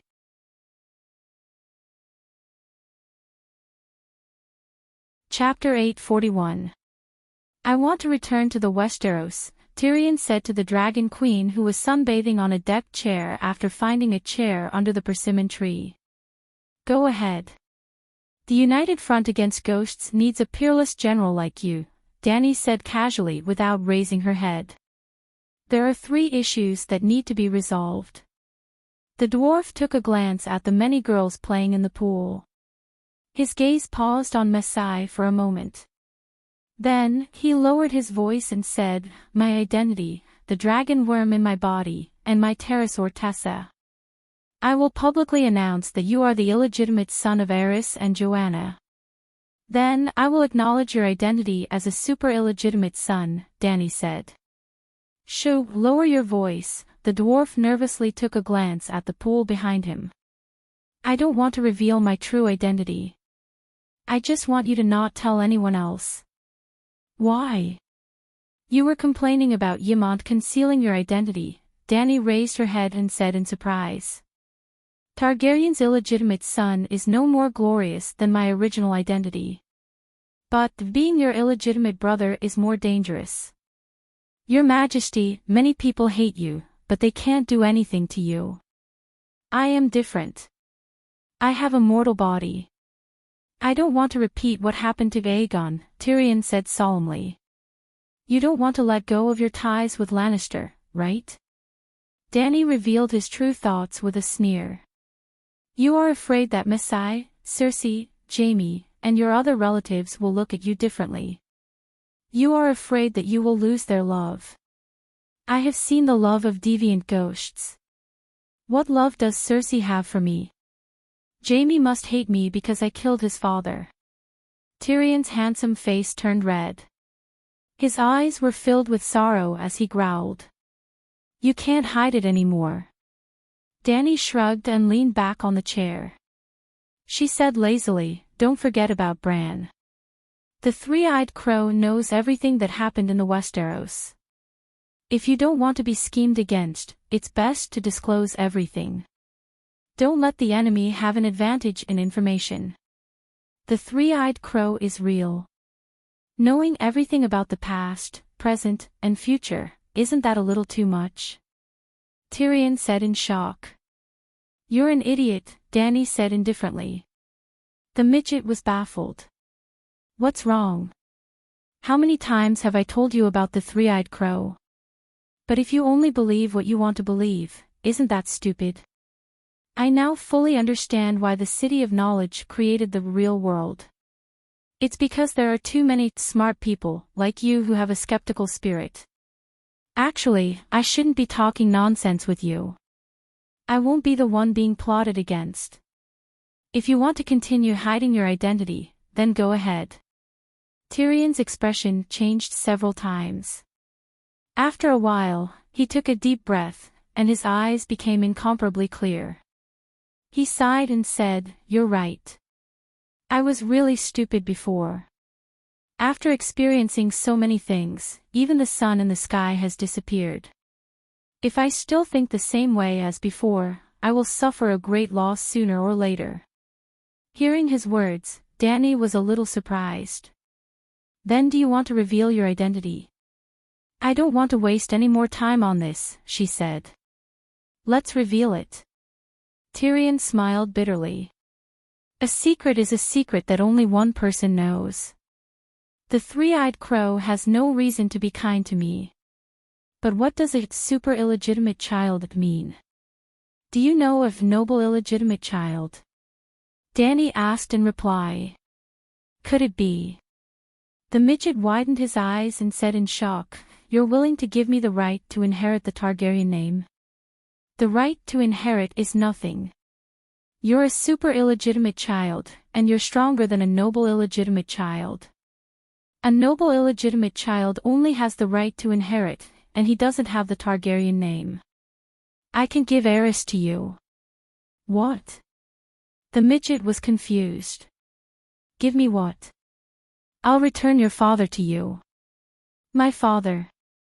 The midget was still confused. Your biological father. As the only surviving son of Aerys, you should inherit everything from him. But he's also your biological father. The midget said in confusion. Dany quickly waved her hand and said, No, he's only your biological father now. Aerys and I are of the same bloodline. Westeros have this tradition: if an elder brother can't give birth to a son, he'll adopt his younger brother's son and inherit the family business. I'll establish my own family and establish my own empire. It's enough to have Layla as my mother to continue the family tree and the inheritance. In the end, Layla is also a direct descendant of the Targaryens. As for you, you'll inherit your father's business. Aerys and the three-headed red dragon emblem belong to you. Facing such a generous sister, Tyrion was so touched that he wanted to cry. No way. He was indeed very touched. Unlike Dany, the midget was a typical Westeros. He valued the honor of his ancestors and family very much. This could be seen from the lion emblem on each of his clothes. So, he was really happy to receive the Mad King's legacy from Dany, which was far superior to the noble illegitimate child Daemon Blackfyre. He was also very touched by his sister's care for him. But seeing her indifferent attitude, he came to a realization. The care and concern was probably an illusion. What do you want to do? It seems that you've also acknowledged Aegon's identity as the direct descendant of the mediocre King Aegon. Now, you want me to put up the sign of Aerys's son. What's your goal? Tyrion said with a complicated expression. Old Ymont is afraid that the dragon duel will happen again. I don't want to be a kinslayer either. So, it's good for everyone to maintain a clear distance and be close to each other. I have Slaver's Bay. A large world is waiting for me to conquer. To me, the legacy left behind by Aegon the Conqueror is just a cherry in a yogurt fruit basket. I don't mind giving the cherry to you, or Aegon, or anyone else. Of course, if none of you want it, I don't mind eating it myself. Alright, I understand. Tyrion smiled bitterly. If I had 100 gold royals in my pocket, I wouldn't mind giving a handful of copper coins to a beggar who comes begging at my door. Dany flipped her hand, and a fire spirit was born from the blazing palm. She clenched her fist again, and flames burned in her palm again. She said, "Don't make it sound so bad. I'm the one who put the copper coins in your bowl.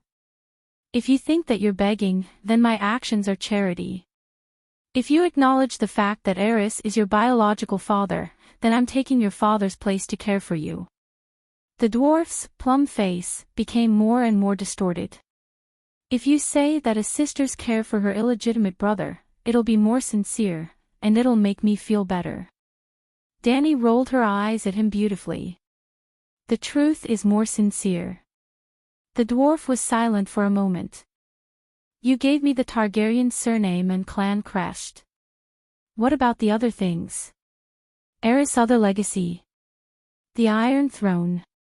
If you want it, then fight for it yourself. I won't object. You don't support it either, Tyrion said calmly. You guys treat the holy oath like phlegm, spitting it out casually and licking it back up when necessary. I, on the other hand, love cleanliness. No, I'm a germaphobe. If we can kill the king of the strange ghosts, I'll definitely help you sit on that iron chair. Dany lay on the soft couch and glanced at him from the corner of her eye. You have to hurry. Sansa has already obtained the first kill of the king of the strange ghosts. She has 5 points and is leading the rankings. First kill. Tyrion's mouth twitched. How many times do I have to kill it? Actually, your competitors are only Sansa, Stannis, and Yuluen. As for me, because I'm too strong, I'm basically out of the competition for the oath of kill the Ghost King is king. I don't intend to fight for the Iron Throne. The nobles of the Seven Kingdoms won't accept a king who committed patricide. Moreover, my birth is very immoral, and I'm a dwarf. The dwarf looked disappointed. Up to you. Can the dragon worm in my body be taken out? The dwarf asked his second question. Dany shook her head, her face full of admiration. She said, this kind of witchcraft that fuses the dragon worm's bloodline is very strange. It's not a dragon worm that lives in your body. This is a kind of body modification spell. Using the dragon worm's bloodline to fuse with your bloodline, your genes have the dragon worm's genes. Your muscles, organs, and bones will gradually turn into a dragon worm under the witchcraft. What do you mean? The dwarf didn't quite understand. There's no real dragon worm in your body at all. You'll understand if you use your brain. Dragon worm eggs are about the same as dragon eggs. A newly born larva is about as thick as a wrist. How can it be like Jenny's, which is as thick as a chopstick and as long as an arm? The dragon worm in your body isn't a dragon worm. It has the dragon worm's genes, dragon worm's bloodline, and dragon worm's body organs. Of course, you can also say that it's a dragon worm. It's just that your body has transformed into a dragon worm. Those dragon worms are you. You fused with the dragon worm's bloodline and became a dragon worm. If that's the case, if I fuse with the Megalosaurus bloodline, wouldn't I be able to transform into a megalosaurus? The dwarf asked doubtfully. It's only a theoretical possibility. The sheep eggs witchcraft can't do it yet. Actually, this isn't a bad thing for you. Dragon worm transformation can increase magic power, increase the damage of fire witchcraft, immunity from physical damage, and many other advantages. Tyrion thought to himself. A woman's dragon worm transformation can scare a man to death, but a man's dragon worm transformation can make a woman die of beauty. Would it work if the 8-clawed little devil fought against the 8 great goddesses? It seems like it's not a bad idea to be a tentacle monster that dominates Lust Forest. Thinking of this, his manhood became as hard as iron. A wretched smile appeared at the corner of his mouth. "Ah, uncle, don't smile like that. It's so ugly." Myrna's voice came from the side, waking the dwarf up from his lewd thoughts. Turning his head to look, a group of girls had already climbed out of the pool.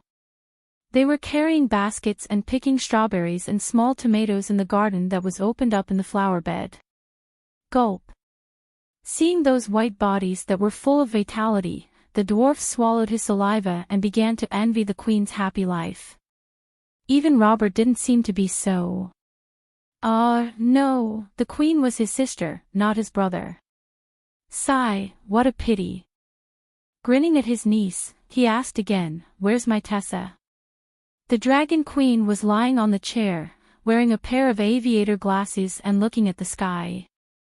She didn't see his wretched expression. Tessa was requisitioned.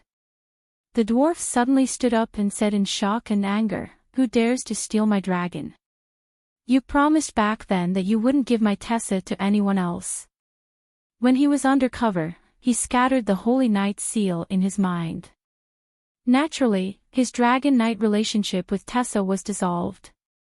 "Do I have to arrange a dragon knight for the pterosaur I control?" Danny said calmly. It's you." The dwarf's anger dissipated like a pig with a hole in his bladder. "Where's Tessa now?" "Go to the outskirts of the city tomorrow and take a look." That night, the sun hung high in the garden at the top of the pyramid. Hundreds of nobles, knights, priests of the 7 gods, officials of Myrene, and celebrities were all invited to this banquet that made the officials of Slave Bay feel somewhat familiar. Indeed, this was not the first family meeting. The last time it was Lei Jiazi, the queen's nephew. This time it was the Mad King's son, the queen's illegitimate brother. It seemed to be of a higher class. Anyway, this banquet was unprecedentedly luxurious. Fresh fruits were eaten to their heart's content.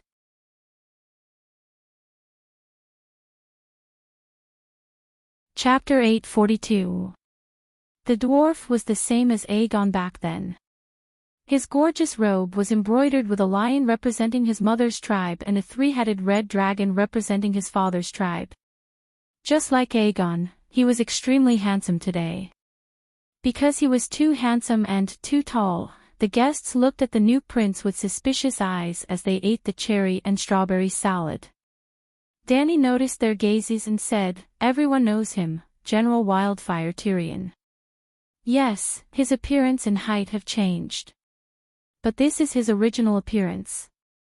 His monstrous appearance was because he was cursed by the forest witch. Blah, blah, blah, blah.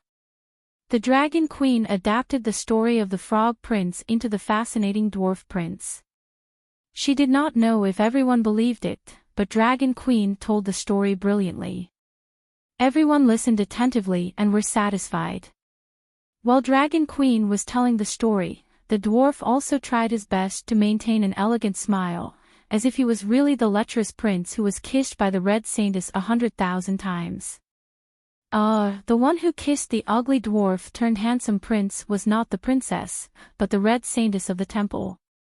In view of General Wildfire's outstanding contributions to Slave Bay, and because he is the only surviving male blood descendant of my late father, I bestow upon him the title of Honorary Prince Jean.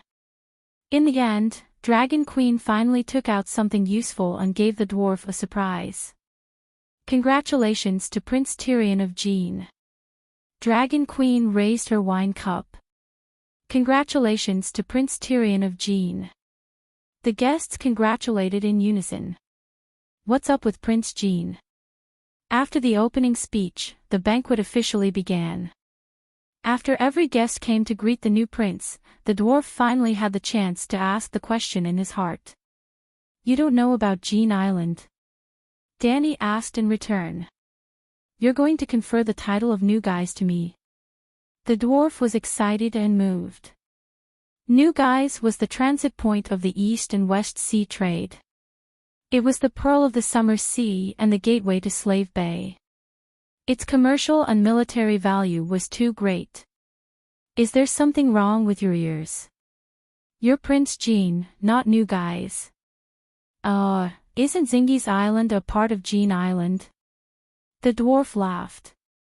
I'm not Aegon the Conqueror who has a screw loose. New Guys can only belong to the royal territory. Furthermore, you're an honorary prince, so you're only entitled to the taxes of Guys Island. The people who manage the island are still officials sent by the royal family. Like you said, New Guys can't leave Guys Island. The dwarf said dejectedly, after all this time, my prince title is a royal title. Danny sneered, there's a prince title in the palace. There's a fief annuity. It could be passed down. As long as you're not an idiot, you should understand that I can't just give out strategic locations like Newgith and Queers. Sigh, if Aegon the Conqueror was as meticulous as you and had the Three River Basin in your hands, the War of the Usurpers would never have happened, Tyrion said with a bitter smile. The stupidest thing Aegon the Conqueror had done was to infeoff the Three River Valley to the Tully family. The richness of Hygin was second only to Riverbend. However, the vassals of Riverbend were all blood descendants of Greenhand Garth.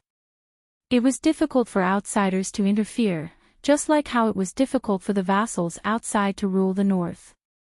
Leaving the highlands to Tyrell could also be said to be a better choice out of helplessness. However, Hygin was completely different. The one who ruled over the Three River Basin was Halluin the Black, and Hygin had never had a fixed master. Halluin's reputation in the Seven Kingdoms was like cruel Maegor. Listen to his nickname, Black Heart. If Targaryen killed him, he would only gain the support of the vassals of the Three River Basin. Furthermore, there was no geographical boundary between the royal territory and Hygin. On the contrary, part of the royal territory and the entire Three River Basin was the complete Three River Basin. No one knew what Aegon the Conqueror was thinking at the time. He actually divided the Three River Basin into two and chose the leftovers, leaving the biggest piece of meat for Tully. Count Tully. Oh right, Guys Island hasn't been taken down yet. The Guys people on the island are openly engaging in guerrilla warfare and are very arrogant. General Hattar of the Southern Expedition is more than ruthless, but his methods are insufficient. In 2 days, I'll arrange for you to go to New Guys to help Count Hattar take charge of government affairs. Guys Island is your fief. You can work for yourself, no problem. It hasn't been taken down yet.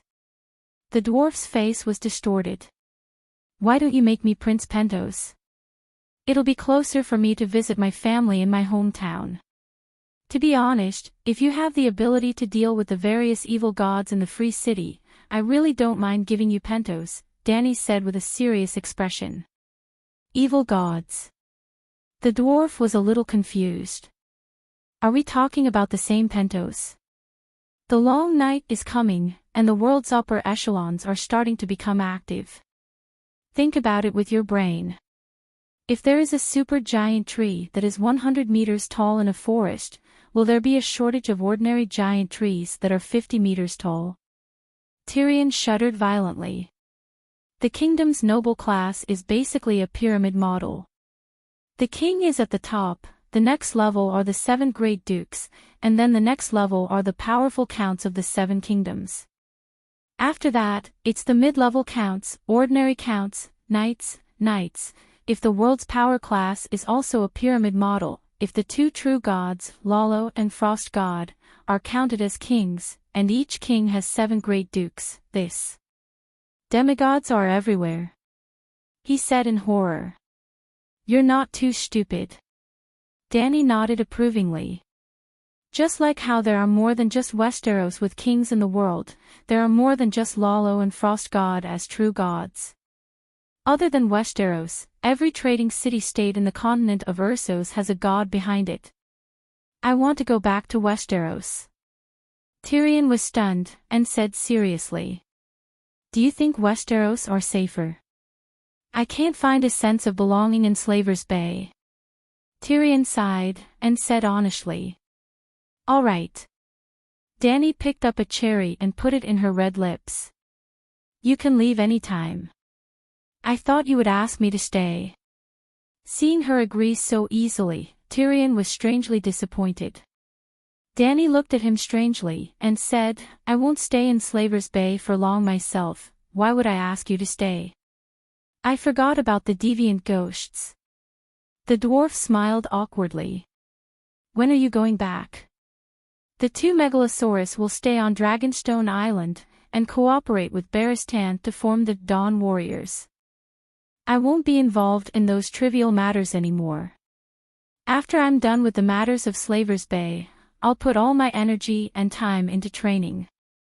With a sigh, Danny did not hide anything, and explained the terrible thing between her and Lalo. After recovering from his shock, Tyrion's expression was complicated.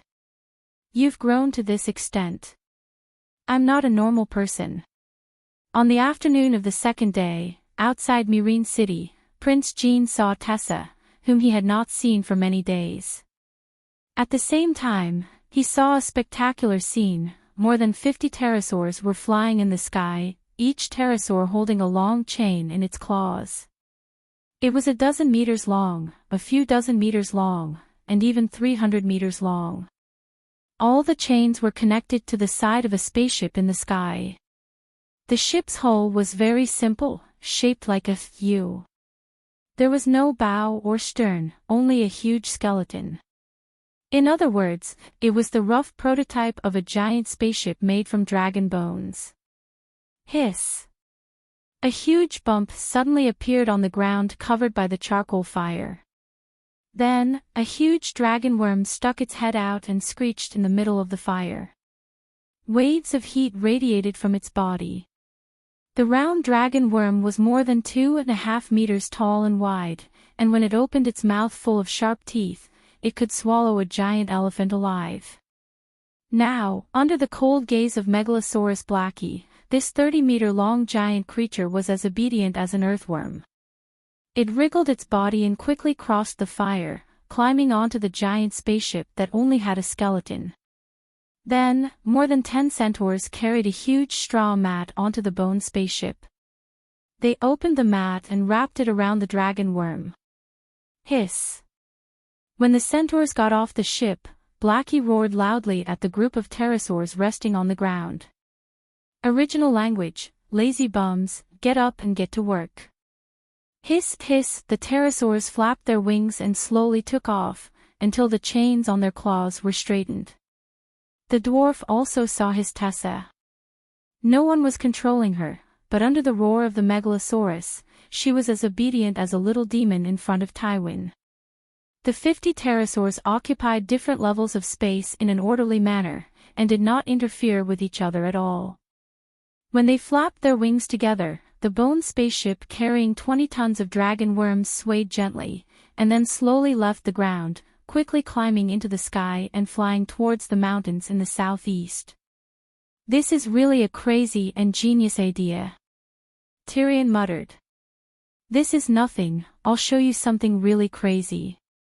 2 hours later, the dwarf followed behind the Dragon Queen's little silver horse, all the way to a large manor surrounded by brick walls in the south of Meereen City. The manor was luxurious, with a magnificent palace made of white marble, a red copper skeleton, and a large glass dome. It was enough to be the palace of any king in the world. It used to belong to the noblest king of Meereen, Sitstaller, Danny Rise's slave-owner husband in the original work, and now it was the royal residence of the Dragon Queen. However, Danny did not bring the dwarf here to visit the slave owner's magnificent palace. They went to the smithy in the backyard. On the ground near the courtyard wall, Tyrion saw a strange path. "Do you know what it is?" Danny pointed at the two iron rails nailed side by side on the wooden pillow and asked. Tyrion only thought for a moment, then nodded and said, "In the mines of the western region, the miners can't leave these rails, but more often than not, they are two grooves sunk into the ground." Danny's eyes flashed, and she asked with a smile, "What do you think will happen if we spread these rails all over Slave Bay?" The dwarf frowned and said, "It's meaningless, these rails made of fine steel are too valuable. On flat ground, the rails are not as useful as carriages." Danny gave the unsullied a look, and the canvas in the brick house beside the smithy was lifted, revealing an extremely ugly lump of metal. It had 8 iron wheels, a steel front that looked like the head of a megalosaurus, a chimney, and windows. The dwarf was baffled and shocked when he saw it. However, his shock was not because of the machine in front of him, but because, 7 gods above, that blacksmith master can actually create such a complicated, exquisite, and smooth iron carriage. In the era where forging relied on hammers, Tyrion was shocked by the exquisite forging technology of the locomotive. Dragon flame and magic can break the limits of technology, satisfying the fantasies of humans surpassing the times. Danny said with a complicated expression. Tyrion did not understand her sigh, and only asked, "What's the use of wasting so much fine iron?"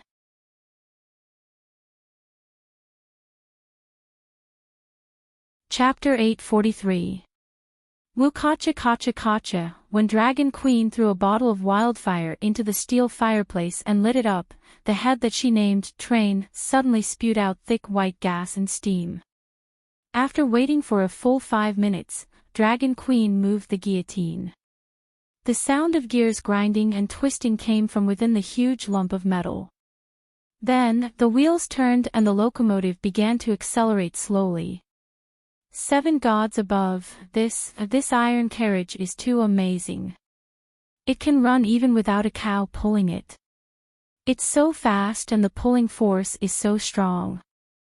The dwarf leaned against the window and felt the cold wind blowing in his face. He was so excited that he could not control himself. The tracks were built under the walls and circled around the manor. The locomotive circled around the manor. In the end, the boiler heated up and the locomotive reached its maximum speed. It was almost as fast as lightning. "How did you do it?" the dwarf asked loudly. The noise from the running train was too loud. He had to speak loudly. Danny did not explain. She only found a piece of parchment in the carriage and passed it to him. It was the side profile and the overall structure of the locomotive. 7 gods, genius, 2 genius. This is not magic at all. Queen, even if you don't become a magician, you will still be the smartest scholar in the history of the world. The dwarf's expression was fanatical. He looked at Danny with an unprecedented admiration. Scholars will never be able to invent such a machine because this fantasy world doesn't seem to have coal. Danny shook her head.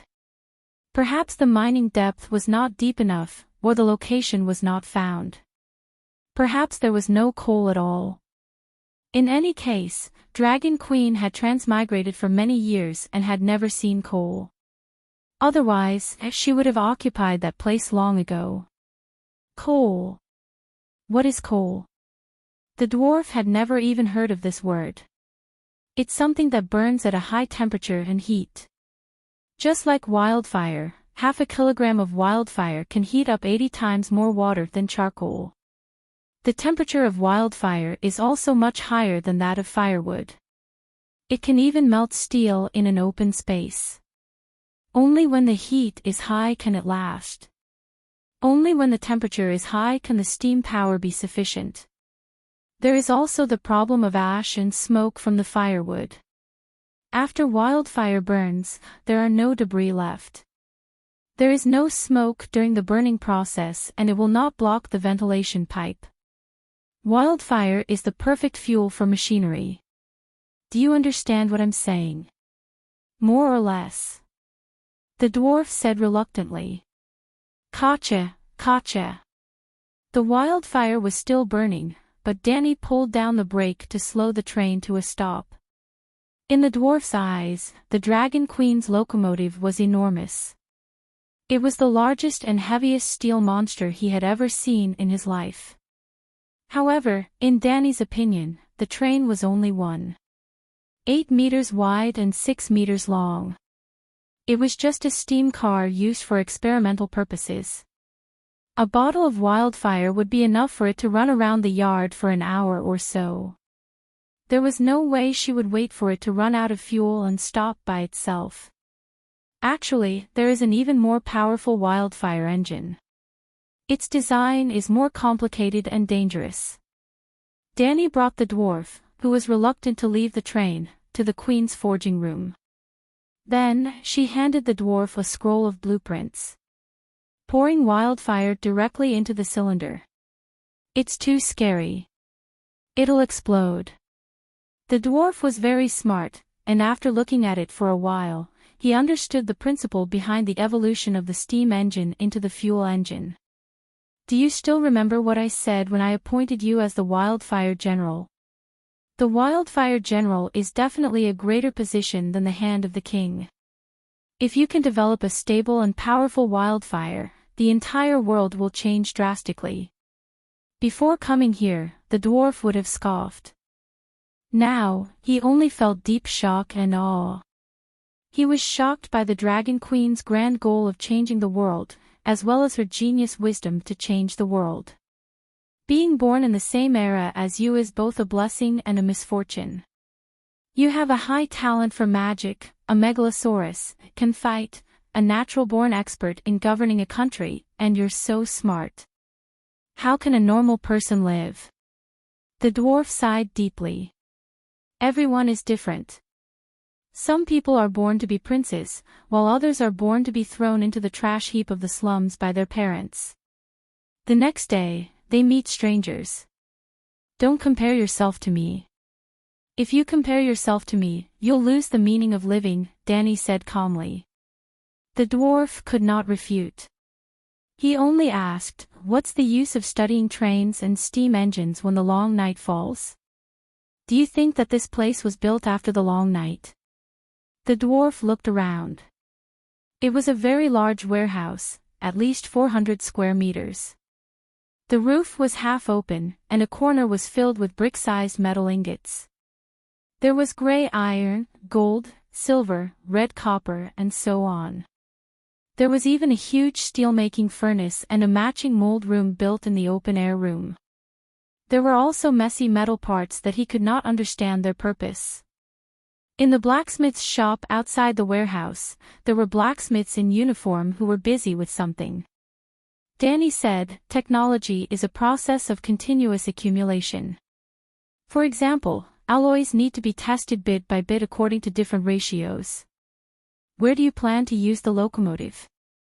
Slave-based shipping is extremely developed, and it seems like there's no need for it. Or rather, it's not worth wasting so much steel. It's better to use the steam engine to replace manual labor and do some tedious and monotonous work. Tyrion pondered. In the future, maybe we can research a kind of Earth-type witchcraft. The current mining technology is too backward, and the production of steel can't be increased, which leads to the high cost of the rails, Danny said.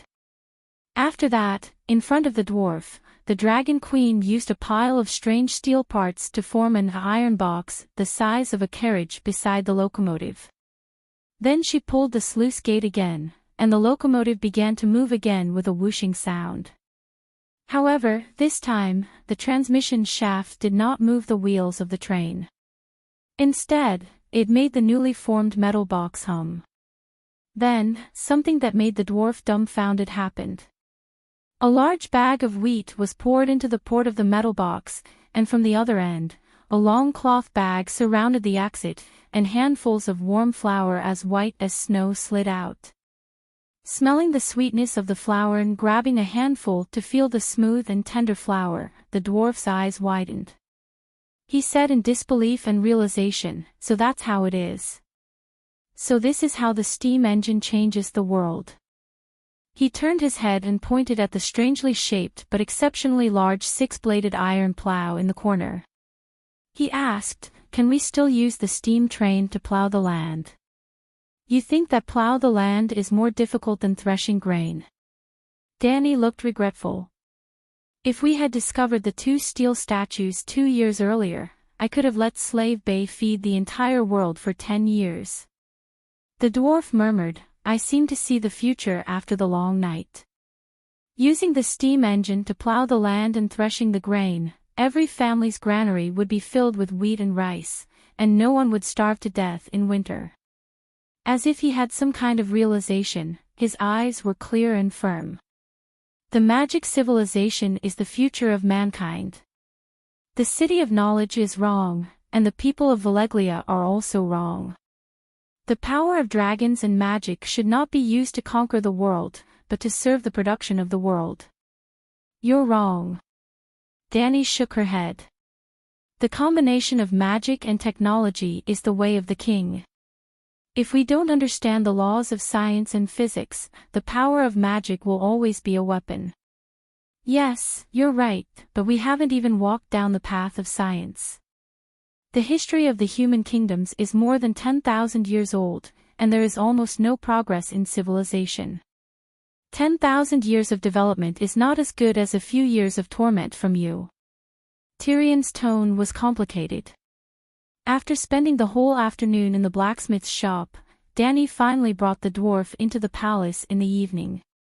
It was luxurious beyond Tyrion's imagination, but the people in the palace surprised him greatly.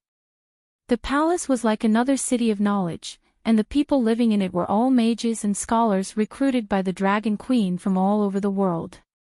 There was no obvious boundary between mages and scholars. They wore the same clothes, read the same books, and discussed the same problems. It was as if they were studying and researching at the same time. Tyrion even saw their teaching materials, magic, physics, chemistry, and the laws of nature. There were already 3 volumes of that book, and now a group of scholars and mages were working on the 4th and 5th volumes. He found the first volume, Basic Physics, and casually flipped it open to read. Soon, the dwarf's attention was fully attracted by Danny and Rise's 3 laws. These simple sentences seemed to contain all the truth of the universe. Tyrion was shocked again. This is a university, but the teaching materials have not been compiled, and the system has not been set. Everything is still in the initial stage, Danny said to him on the way back. Tyrion was puzzled. How come I didn't know there was a university here before? The blacksmith's shop was built after getting tile steel, and then the forging and mechanical research developed into a university. Tile steel. Tyrion's eyebrows gradually furrowed. Mechanization can't be separated from tile steel, and the total amount of tile steel is limited. I still have to think of a way to get the full set of forging techniques from Balerion.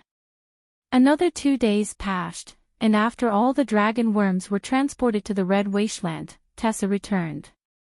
That day, the dwarf wore the tile steel armor that he begged from Sister Danny, which could satisfy his transformation requirements, and carried the tile steel battle axe on his back, and went to the dragon cave behind the pyramid alone.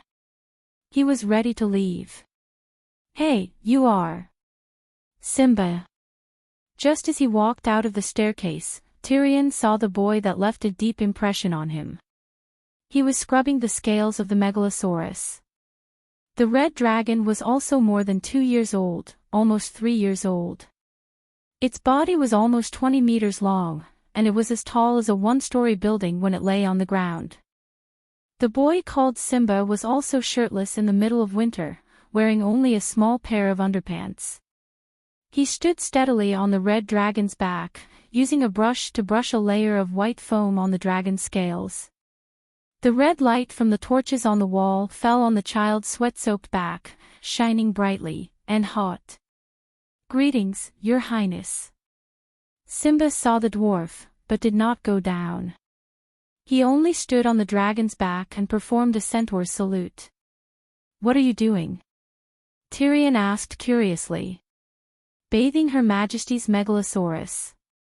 "Why bathe?" "Megalosaurus doesn't need to bathe," the dwarf said. "Yes. Just swim 2 laps in the sea." "Yes, it's my job," Simba said seriously. The dwarf was speechless. After a pause, he asked again, "Are you afraid of the Megalosaurus?" Simba lowered his head and glanced at Little Red. "Afraid of what?" The dwarf choked again. "Ordinary people don't dare, and can't get close to the Megalosaurus. Megalosaurus naturally emits a dragon's aura, and they don't like strangers getting close. I'm not an ordinary person. I'm the coachman who takes care of the Megalosaurus."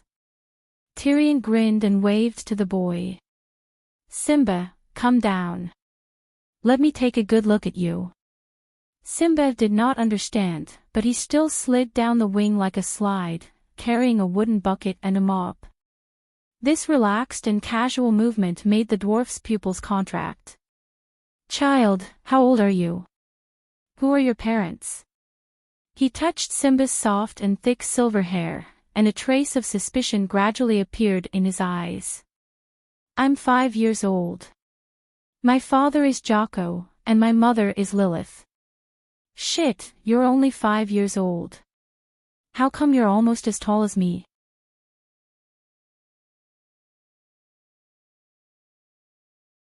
Chapter 844. Simba was almost 6 years old. He was about 1.3 meters tall, which was not an exaggeration. If it were the children of the current Chinese society, there were many who were 1 or 1.2 meters tall when they were 6 years old. However, before the Dragon Queen's plastic surgery, the dwarf was only 90 centimeters tall.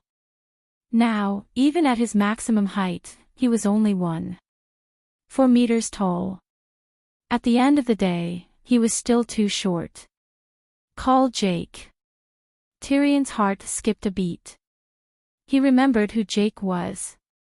In reality, in this day and age where the Dragon Queen was at her peak, killing the Dragon Queen's son in cold blood was too great of an achievement.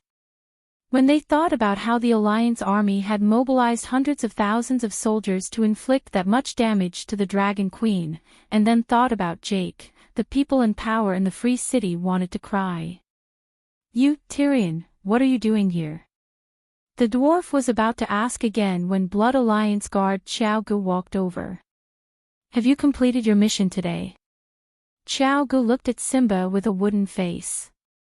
Simba lowered his head and bowed. When he raised his head, he touched his head in confusion. Then, he carried the bucket back to Little Red's side.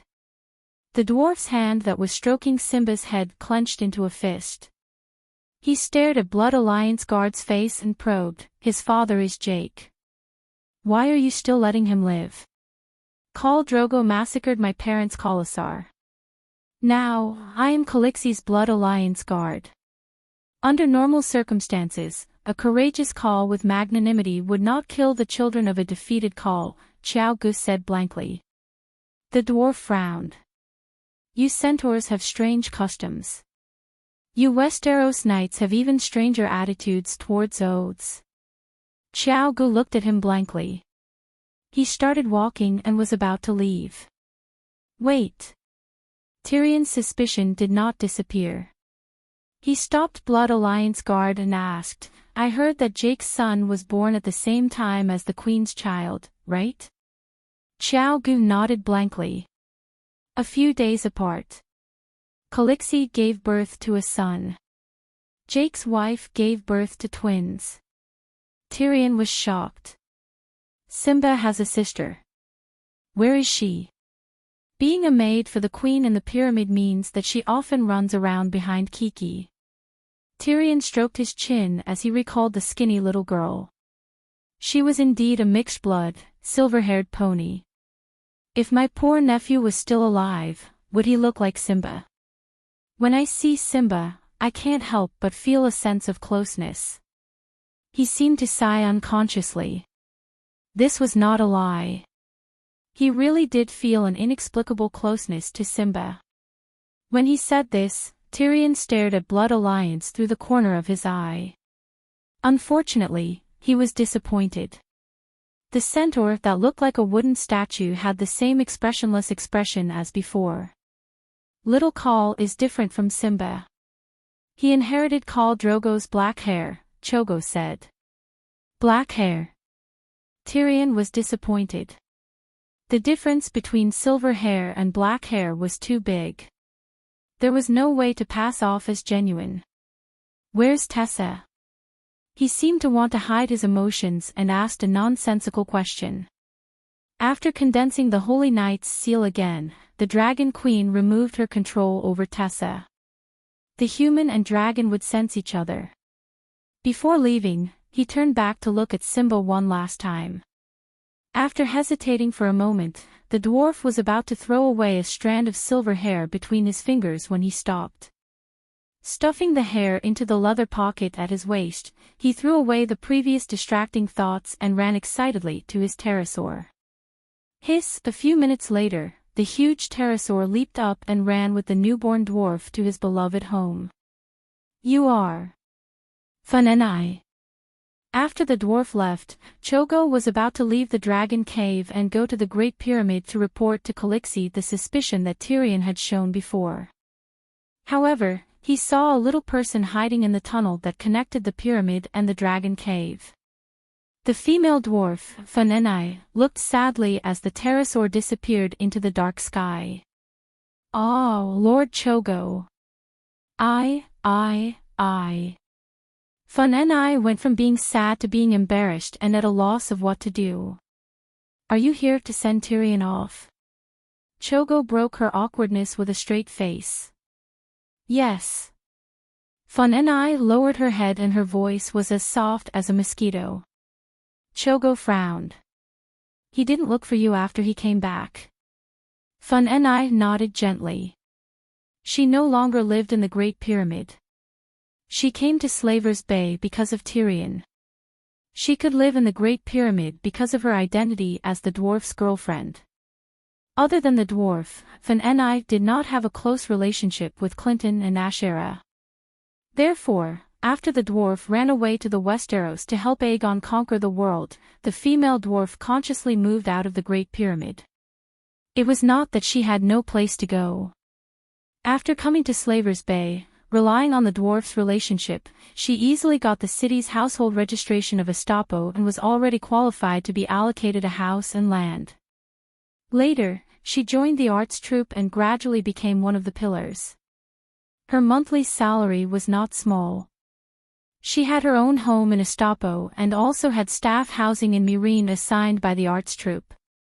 She did not have to worry about food and clothing, and her life was very happy. However, after leaving the Great Pyramid, she no longer had contact with the dwarf. The last time the dwarf was injured and came to Meereen to receive the queen's treatment, Fanenai also went to see him a few times, but the dwarf was unconscious and the two missed each other again. Why didn't you go out to see him just now? Chogo asked with a straight face.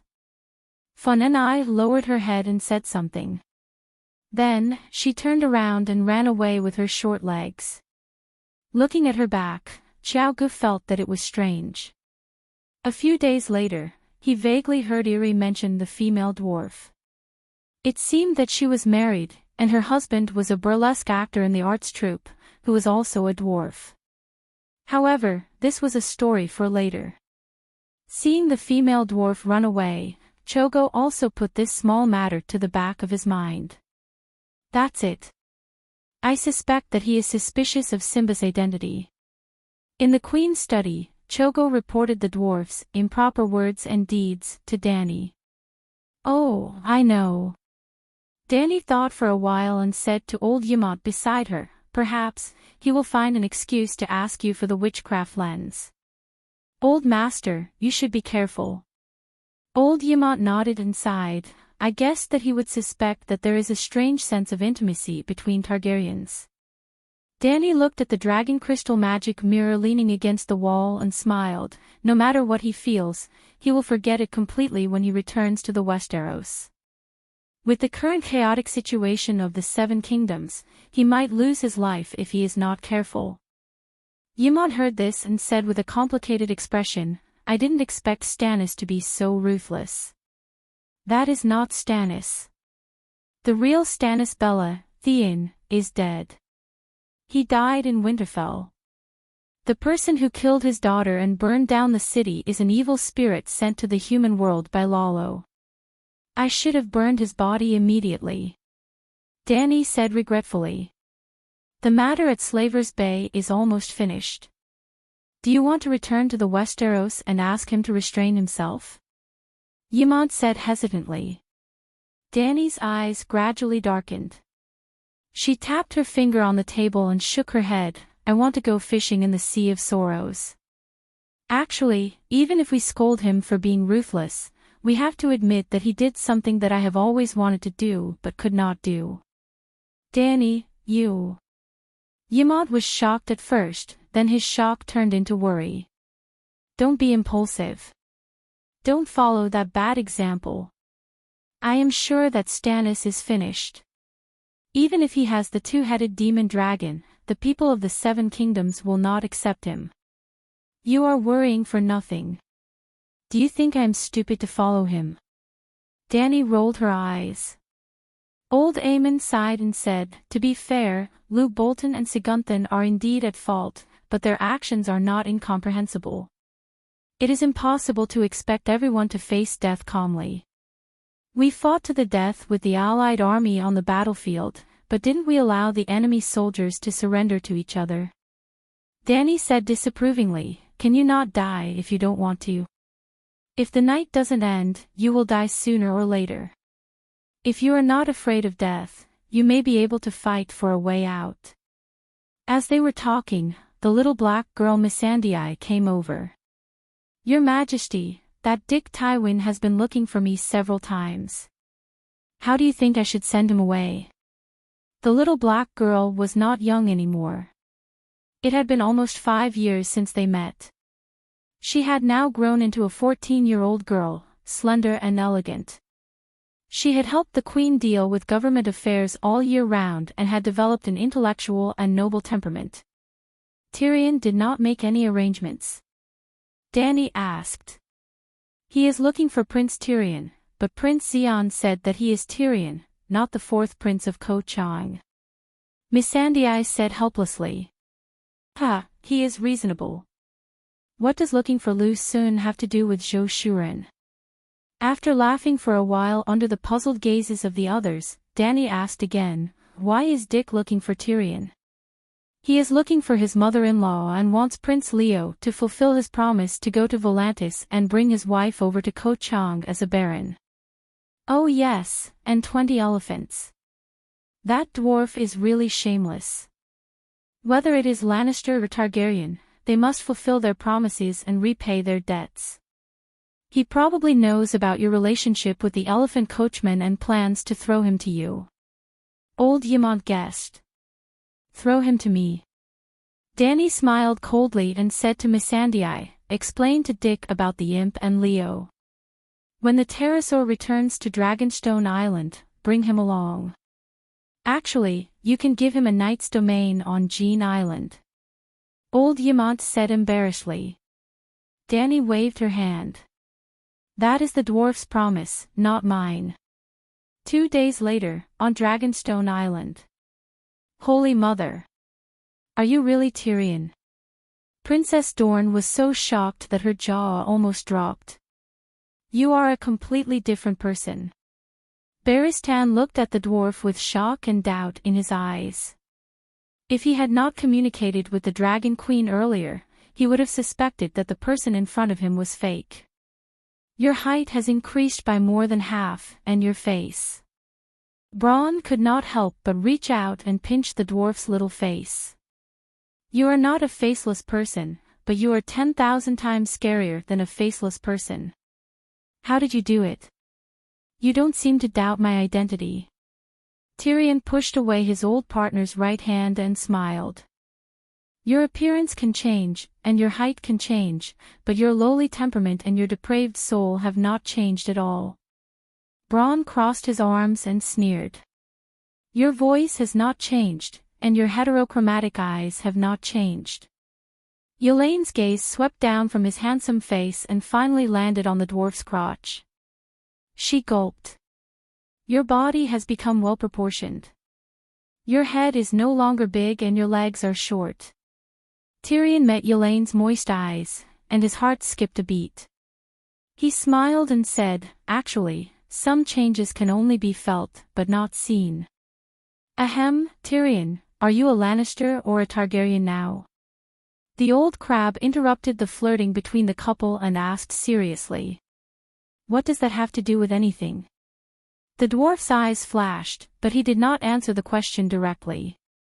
I don't care about your identity, but Dragonstone Island will inform the other nobles about you. You have to let them know that you have a choice. You are the son of Aerys recognized by the queen. Do you understand what I mean? The old crab said meaningfully. I have to see Jaime and Sansa. Tyrion said hesitantly.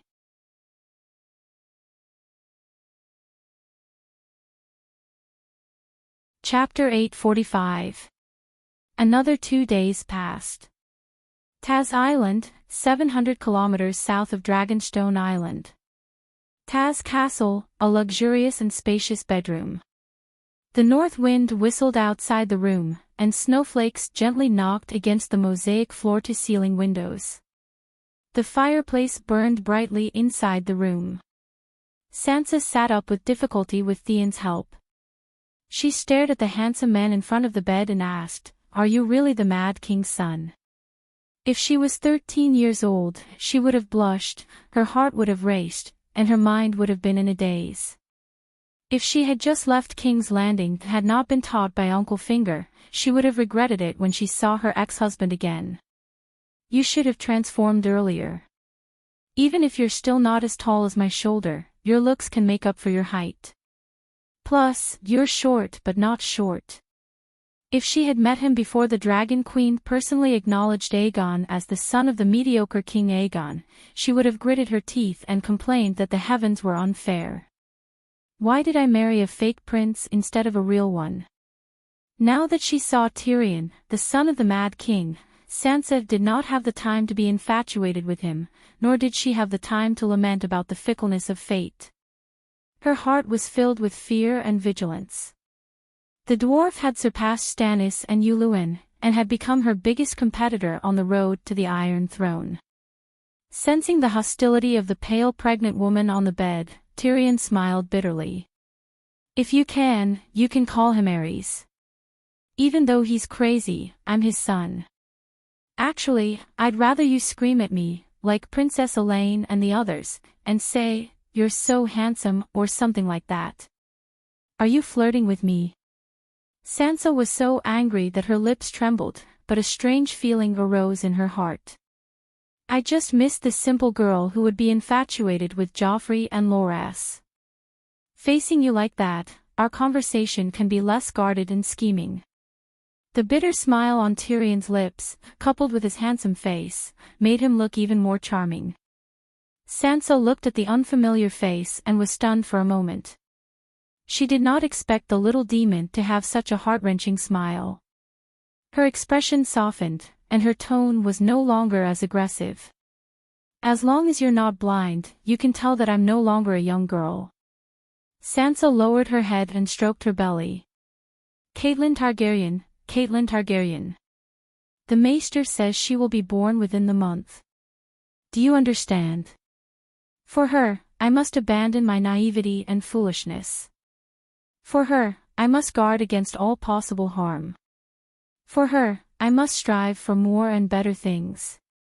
For some reason, Tyrion knew that Sansa's words were ridiculous, but he felt that she was especially charming at that moment.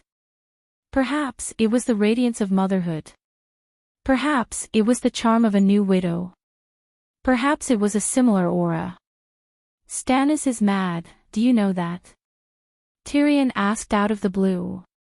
Sansa was stunned for a moment before she said, I know. He used his own daughter as a blood sacrifice to LoveLore, and used blood sorcery to merge the demigod dragon soul, Vhagar, into a living pterosaur. That demonic dragon called a Guardian of the Seven Kingdoms has two heads. One head spits out smoke and fire from hell, while the other head devours people's souls. He also slaughtered Carhold, the Dreadfort, and a number of knights in the north. He did not spare a single soul. Men, women, old, and young were all burned to ashes, Tyrion said. What are you trying to say? Sansa asked with a frown. Tyrion said loudly, Stannis is so powerful and crazy now. Do you still dare to fight for the Iron Throne with him? Are you worried that I will fight for it with you? Your Catelyn will be born in a month. No matter what you want to do for her, at least let her come to the human world safely. Although the world is dark and cold now, and filled with lunatics, evil gods, and ghosts, as long as she is alive, she will see summer one day, right? Sansa's expression darkened. Bran had said similar things to her before. Perhaps Tyrion and Bran had good intentions, but she did not want to hear it. Do you think I would be stupid enough to provoke Stannis? Because of Erlu's madness, she did not dare to go to the valley anymore. She even brought her brother Rickon back from Moongate Castle with her big belly. To avoid provoking Erlu, she even took the initiative to withdraw the Golden Knights to Tarth Island. I have already hidden on Tarth Island, and I have never thought of fighting for the Iron Throne before the end of the long night. How did I provoke him? Tyrion sighed. You have the heart to fight for the Iron Throne. In his eyes, you are a traitor. He can kill his brother and daughter for that throne, let alone you. Don't follow in Aegon's footsteps.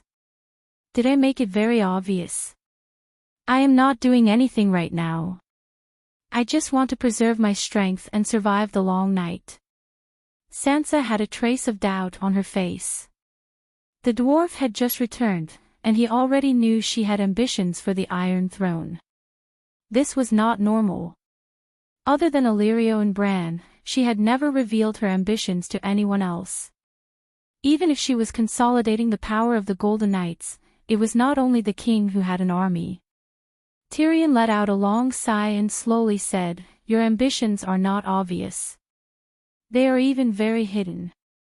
Unfortunately, in the Game of Thrones, you are only a newbie. You do not understand one principle.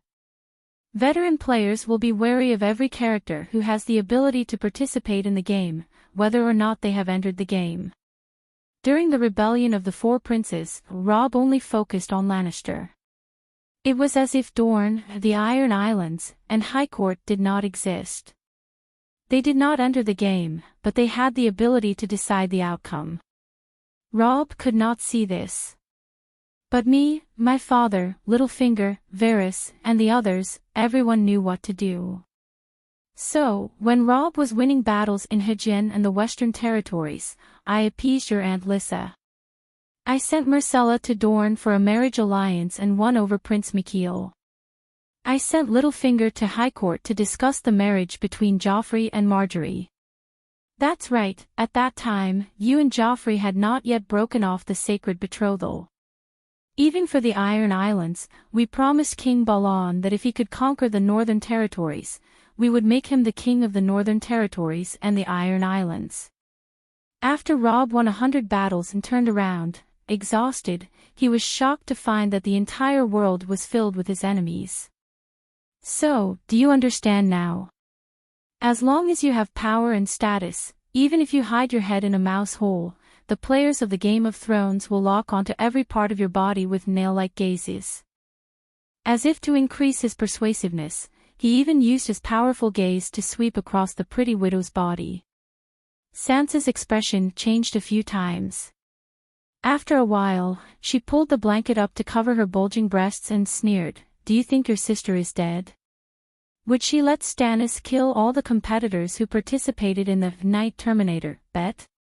My sister. The dwarf was stunned for a moment before he realized who she was talking about. Of course she is not dead, but she is obviously pretending to be. When Stannis blood refined the two-headed dragon and slaughtered Carhold and the Dreadfort, she did not react when she heard the news. Sansa shook her head and said, "The meaning of killing me is completely different from killing Roose Bolton. I did not break the rules. Everything is done according to the oath and the rules. All right, I did not expect to dissuade you. But now you should understand that I will not fight with you for the Iron Throne. You do not have to treat me as an enemy." The dwarf shrugged. "You are a Targaryen, the son of Aerys," Sansa said calmly. "It is not a glorious identity.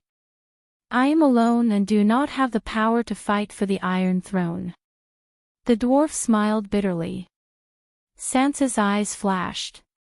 "Then, in this game of power, which side will you take?" The dwarf looked at her and said meaningfully, "What do you want me to choose?" Or. The two of them looked at each other for a long time.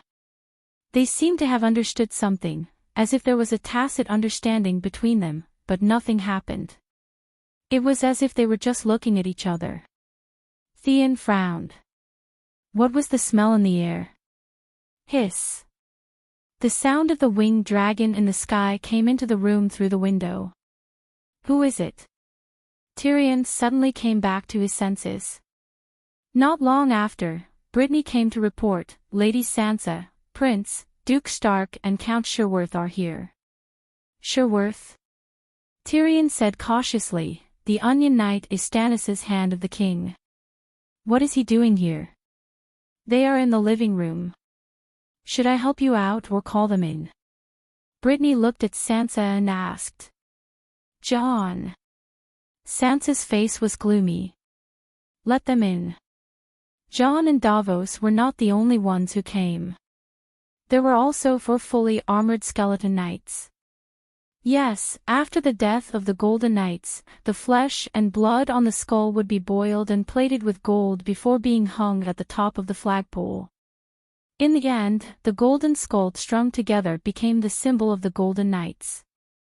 Just like how Orlu's knights wore the flaming red heart cloak, the Golden Knights were used to wearing the golden skull strung cloak. At this time, the defense of Tarth Island was basically taken over by the Golden Knights. There were skeleton knights stationed both inside and outside the castle. "Gods, are you really Tyrion?" Davos and Jon were old acquaintances of the dwarf. When they saw the 1-4-meter little plum, they were shocked. "Previously, the forest witch put a curse on me.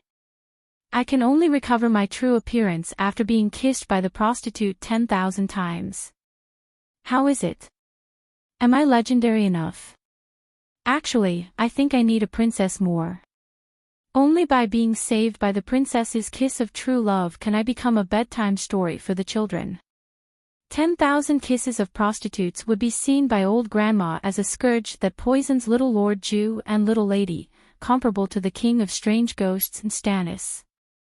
The dwarf touched his face and said with a smile. Davos's pupils contracted. He said seriously, "Tyrion, His Majesty's actions may be extreme, but he follows the law and rules. You can ask Duke Stark if the decision to deal with Carhold City was made by the Ghost Resistance Committee." Tyrion was shocked. He looked at Jon, who had an unnatural expression, and said, "You dare to talk about massacring the city openly?" Jon waved his arms and explained, "We didn't massacre the city. We only decided to kill." Davos immediately took over the conversation and said, "Kill everyone who participates in, supports, and knows about the evil god's sacrifice, right?" Jon nodded with a gloomy face. This was indeed the original decision of the Dragon Queen, himself, Stannis, and the vassals of the Northern Territory. Then, Davos said, "The Dragon Queen rode a dragon and burned Carhold City once. Saigon luckily escaped and made everything public. No one in Carhold City is innocent anymore. What about Roose Bolton? Burning the Terror Castle and the Knight's Domain in the Northern Territory was also the decision of the committee." Tyrion frowned. It was the decision of the king of the Seven Kingdoms. The king followed the old rules and gave the same punishment for the same crime. It was fair and just. What's wrong with that? Davos looked down. Tyrion was silent.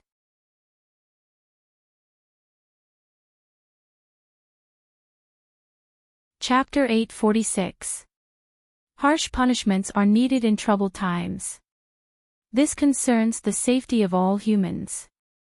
King Stannis is not wrong. He is brave enough to bear his responsibility. He knows that he will be misunderstood and cursed by millions, but he still made the choice that is most beneficial to the Seven Kingdoms and the war against the Dark Ghosts. Jon was speechless, the dwarf was silent, and Sansa was cold. However, Davos continued to speak. It seemed that he was not trying to convince them, but rather, he was trying to convince himself. King Stannis is more responsible than the Dragon Queen. This job should have been done by her. The Onion Knight's tone was filled with anger, as if his king was taking the blame for the Dragon Queen. In the past, Tyrion would have agreed and joked, but now that he heard Davos' words, he felt that they were harsh. In terms of responsibility, I reckon that no one in the world can compare to the Dragon Queen. In order to free the slaves, she faced the world alone. Just the number of allied soldiers killed in the Battle of Meereen is many times more than the number of civilians in Karhold and the Dreadfort. In order to save the world, Yu Changye, she has been training hard every moment, all because she has taken on the responsibility of resisting the Frost God. The Frost God is a true god, the father of the king of strange ghosts. Tyrion shouted in agitation.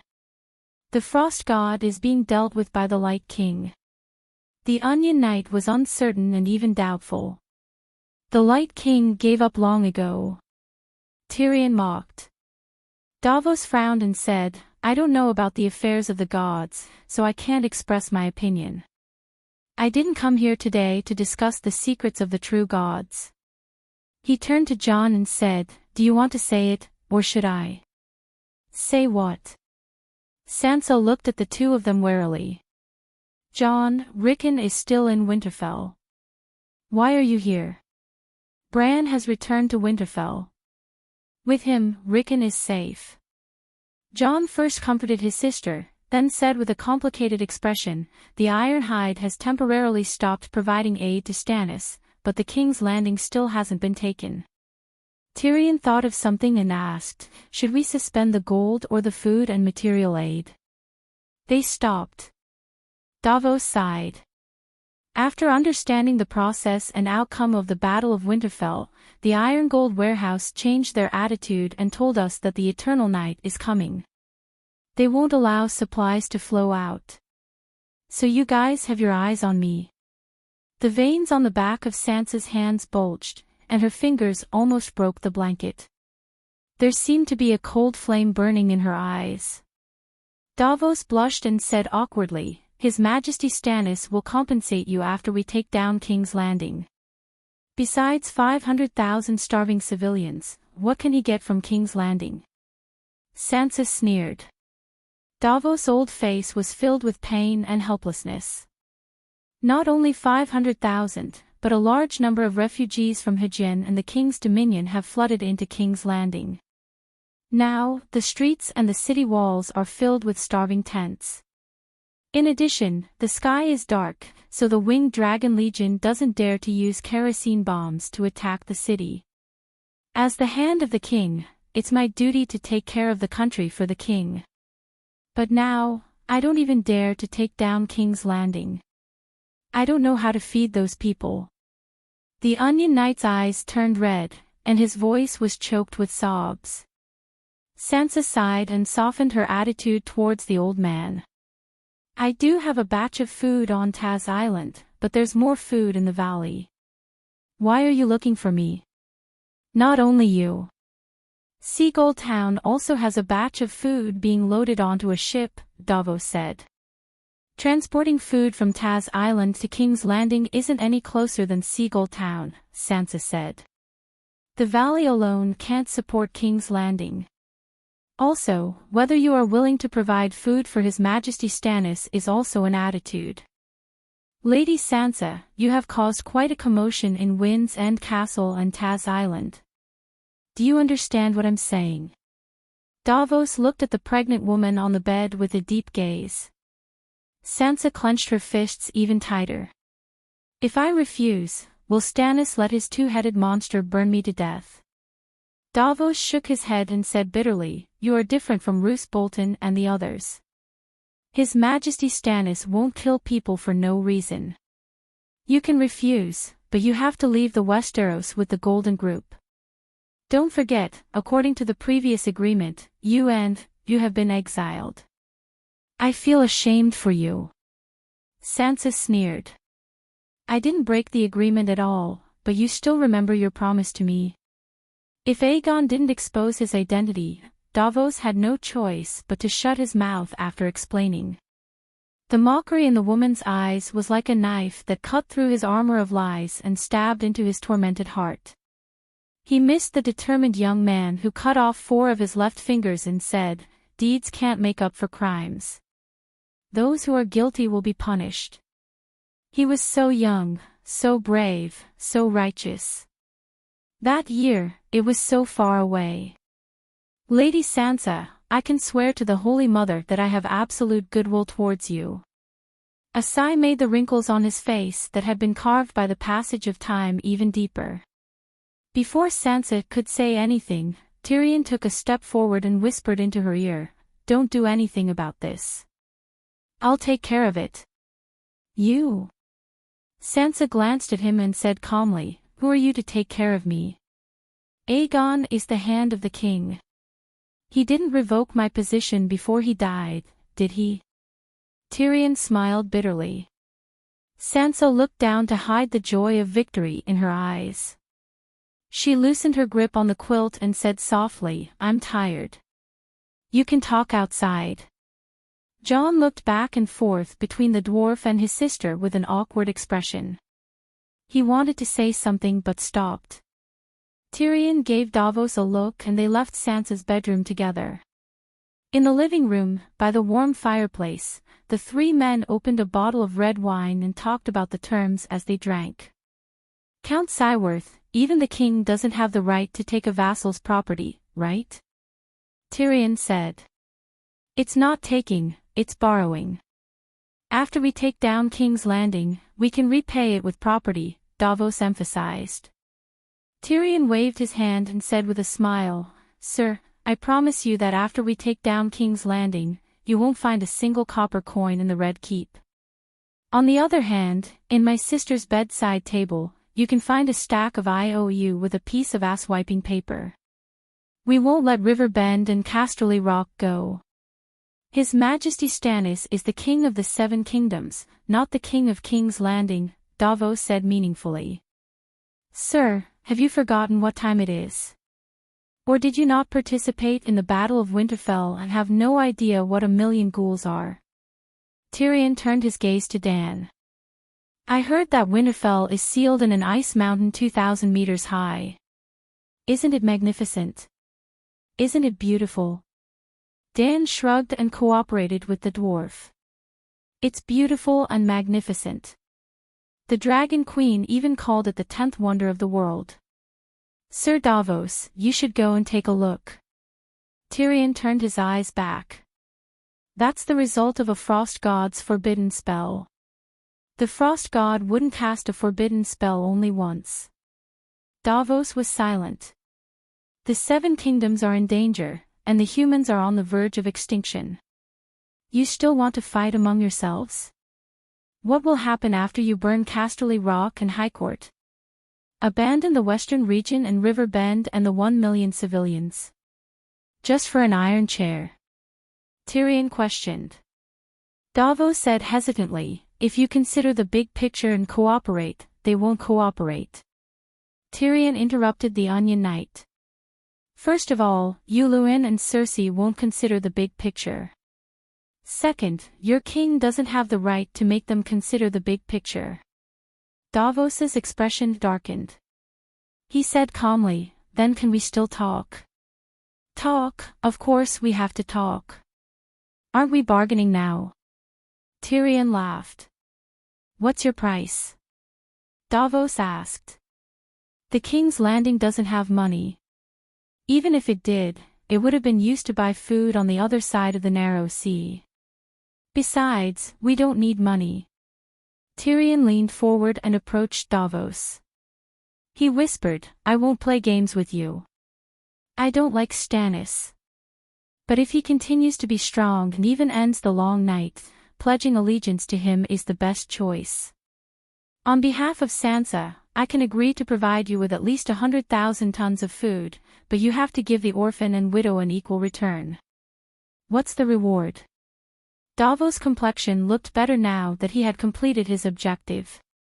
The title of Duke. Tyrion said word by word. The promise to Aegon's son, Duke of Hellenberg, is still valid, Davos said immediately. No, I'm talking about the 7 dukes, Tyrion said in a low voice. Are you crazy? Davos' eyes widened. Jon couldn't help but exclaim in surprise. Tyrion of Highcourt and Aeron of Valley have lost their heirs, Tyrion reminded. Davos frowned. Robert Arryn is ill, but he still has an heir. There's still Marjorie Tyrion of Highcourt. She's still locked in the virgin quarters. She shouldn't be dead yet. River Bend only recognizes Green Hand Garth's bloodline. Valley also has the Righteous Alliance to defend House Arryn's sovereignty. It's difficult. There's no rush. You can go back and discuss it with Stannis when we make our demands. Find me at Dragonstone Island if you need anything. Don't come to Taz Island to disturb pregnant women waiting to give birth, the dwarf said. What's your relationship with Lady Sansa now? Davos couldn't help but ask. Can't a widow remarry? We were husband and wife before. Tyrion smiled. As soon as Davos left, Jon grabbed the dwarf and asked, What do you mean? Do you want to remarry Sansa? Tyrion smiled bitterly and shook his head. Don't you know what Sansa is thinking? She wants the Iron Throne, and I can continue to be Aegon's Hand of the King. If I say to Stannis directly, hey, I'm Queen Sansa's Hand of the King, and I'm carrying out the plan of, if I don't become king, I'll wait for you to die. What would he think? What would he do? If I don't become king, I'll wait for you to die. Jon muttered in a low voice. He looked thoughtful. When they returned to the bedroom, Tyrion told Sansa everything that had happened. He didn't even leave out the part about remarrying. If Stannis can sit on the Iron Throne, it's worth it to exchange food for a kingdom. If he can't sit on the Iron Throne and dies in defeat, we won't lose much. No loss. Do you know what 100,000 tons of food means now that night has fallen? Sansa said angrily. Spending money to buy comfort. Your power isn't enough to protect your wealth. Don't you understand that? Tyrion's eyes flashed. He said confidently, moreover, even if Stannis fails in the end and can't fulfill the promise of a kingdom, the food won't go to waste. Finally, he asked hesitantly, You're still young. Have you ever thought of remarrying?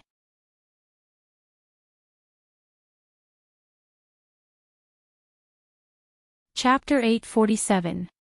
To reach Meereen from the Summer Sea, one had to pass through 3 seas, the Summer Sea near the equator, the Gulf of Sorrows between the land of long summer and the Gith continent, and the Slave Bay that connected to the Gulf of Sorrows through the Maiden of Freedom Strait. From the day the sun broke, Dragon Queen's agricultural production was suspended. The wheat, corn, and rice that had not been filled with milk were all harvested, dried in the wind, and turned into animal feed. With the Great Leap Forward stopped, the 1 million people in Slave Bay stopped working. It was clear that any efficient and rational government would not allow their people to do nothing. It was a waste of labor and was not conducive to maintaining public order and management.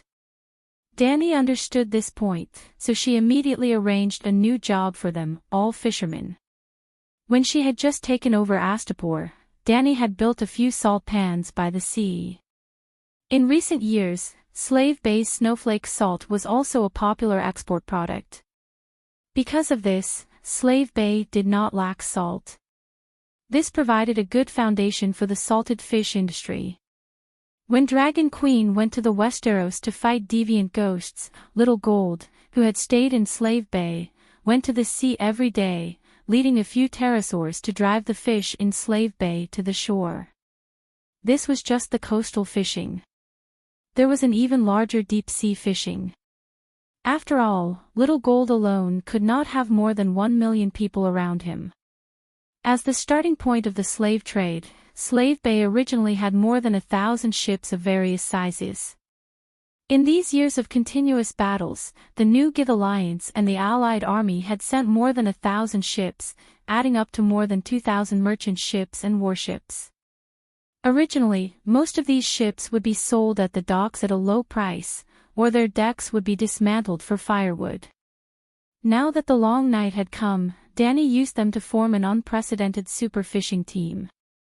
There were hundreds of thousands of people in Slave Bay participating in this large-scale production, fishing, killing, and pickling. 99% of them worked in Slave Bay, where there were few storms. Some small sampans with less than 10 crew members even set out early and returned late, treating sea fishing as river fishing. Oh, there were also fishing boats up and down the Black Dragon River and White Dragon River. Dragon Queen also arranged for a group of old people and children to dig for eels, shells, and screws in the paddy fields, ditches, and riversides. A day's work might not yield much, but the people could not be idle. If they were idle, it would be easy to cause trouble. Of course, what could truly bring Slave Bay a huge harvest was the Grief Bay and even the summer sea's deep-sea fishing. The Bay of Sorrows was 80 kilometers away from the Smoke Sea. A small sun hung on the surface of the sea, and Princess Elia seemed to be covered with a layer of golden-red gauze. On the bridge, Gisela opened her eyes and sat up from the reclining chair. She pointed in the direction of the sea and said to Blackbeard Growl, who was looking over, "Mackerel, medium-sized, about 2 kilometers." Blackbeard Growl immediately ordered the sailor under the bridge, "Cure, turn the rudder 27 degrees to the left. Suarez, cast the net. Jimmy, send the signal mackerel, medium scale, 2 kilometers ahead, prepare to surround them." "Yes, Captain." Half an hour later, Suarez, who was controlling the trawl, shouted excitedly, "7 gods bless us. This is a mature group of mackerel. The average age is at least 4 years old." Blackbeard Growl was delighted when he heard that. He ran down the wooden ladder and came to the side of the ship. As expected, as the fishing net pulled, mackerel leaped out of the dark sea like silver shuttles. They were about half a meter long. He picked up the binoculars on his chest and observed the 20 or so ships on the surface of the sea. They seem to have gained a lot. "We've gained at least 200 tons of fish this time." Growl sighed in satisfaction. Who knows, there might be whales behind the mackerel. Then, the harvest will be even greater. Suarez smiled, revealing 2 huge front teeth. The small sun in the sky seemed to have heard their words and said loudly, "I'm tired. I want to rest. Lord Pear, hold on a little longer." The fish were attracted by the sun. "Maybe there really are whales coming." "A whale is worth a few days of our hard work," Growl quickly comforted. The small sun lowered its altitude and scattered light and heat into the sea. It shouted, "It's so cold. I want to go to the west. It's warm there. We can't go any further west. The west is the Smoke Sea. There are reefs and demons," Growl said. "I'll go there myself after work," the small sun said and fell silent. "Captain, did you notice that Lord Pear's color has become much lighter compared to half a month ago?"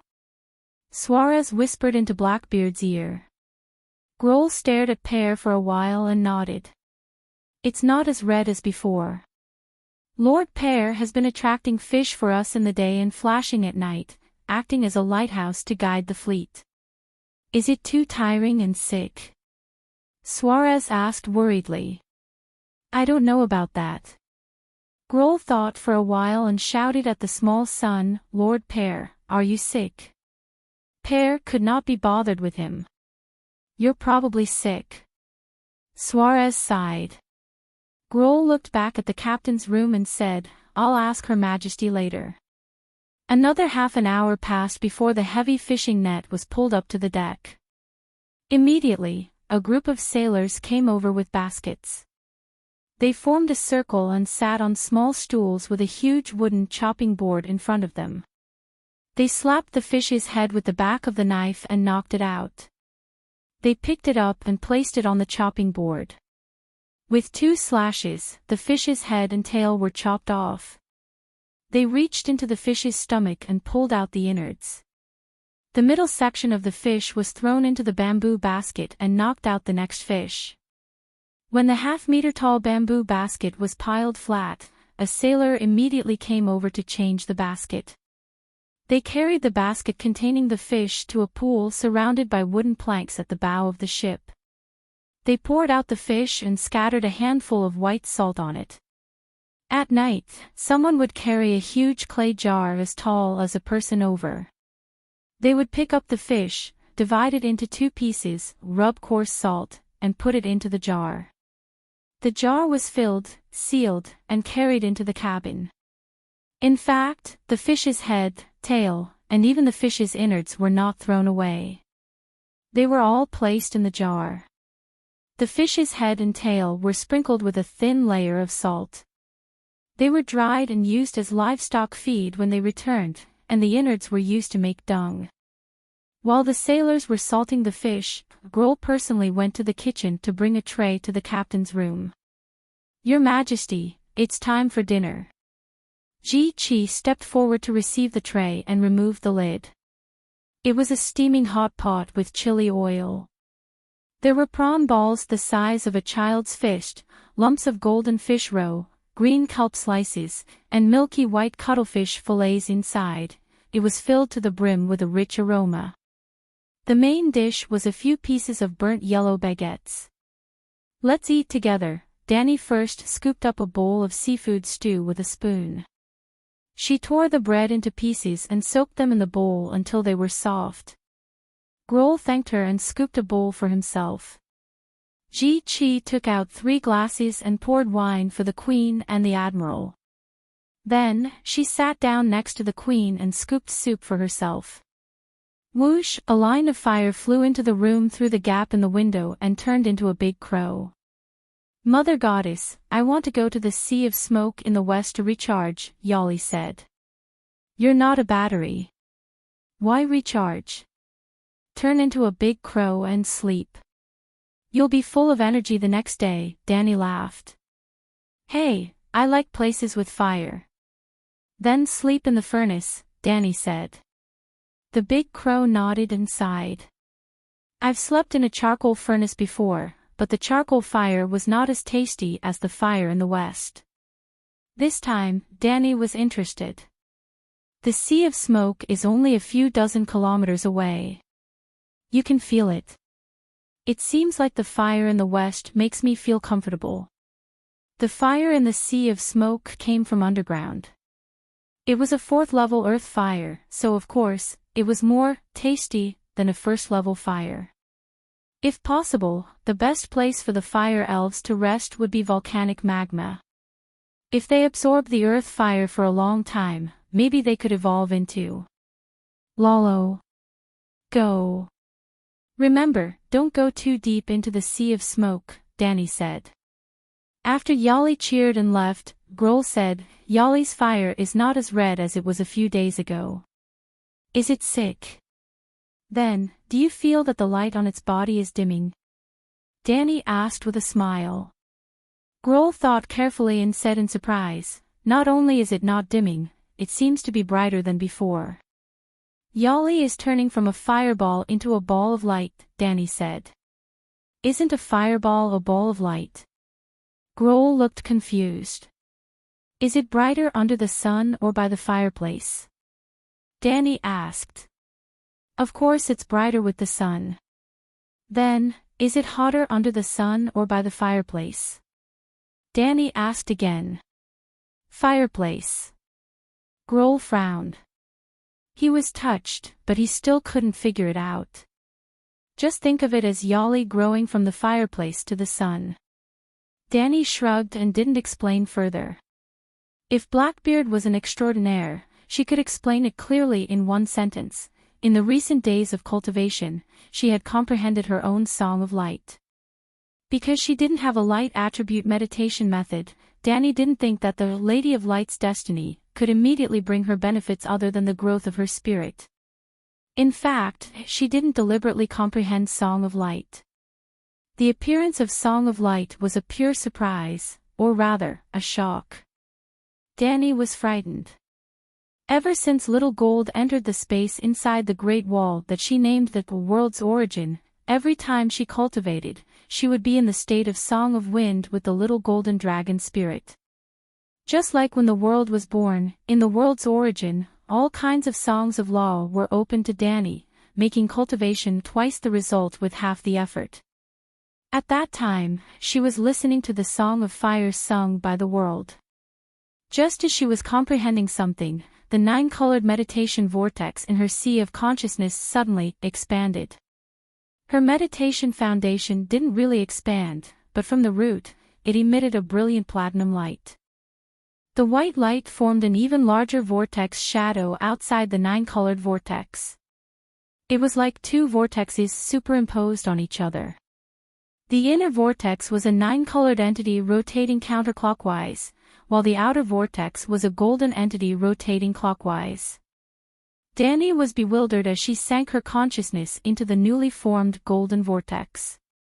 Then, she blankly discovered that she had an additional 36% completion rate of Song of Light.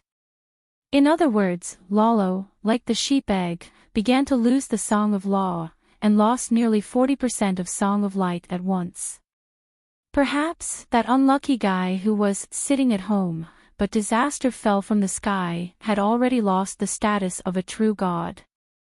She was ecstatic, but she didn't understand why. Until she noticed that because of burning hundreds of fire crows, her Song of Fire had also increased to 36%. She seemed to have understood something.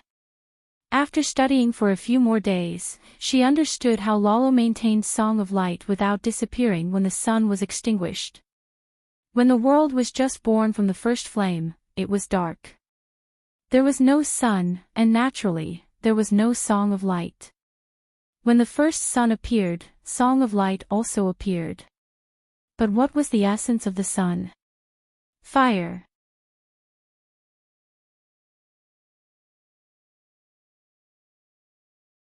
Chapter 848.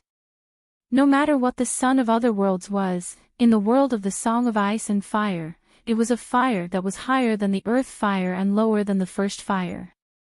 The transformation of the embers of the first fire. The so-called Song of Light was just another singing method of the Song of Fire. In other words, the Song of Light was the chorus of the Song of Fire. However, in order to really sing this chorus, one had to have a special talent. The former controllers of the Song of Fire Sheep Egg and Lalo didn't have the talent to sing the Song of Light. At the beginning of the world's birth, the Song of Law was open to all living beings without any concealment, and all living beings heard it. However, only those with the corresponding destiny could sing the corresponding Song of Law. Just like the great painter Chi Baisher and the great scientist Elder Yang, they were both holy spirits with destiny. They were born together between heaven and earth, and the Song of Law was freely open to them. However, Chi Baisher sang the Song of Painting, while Elder Yang sang the Song of Physics. Even if Chi Baisher had destiny, once he took the wrong path, such as studying physics, he would never be able to achieve his achievements in the world of art and literature.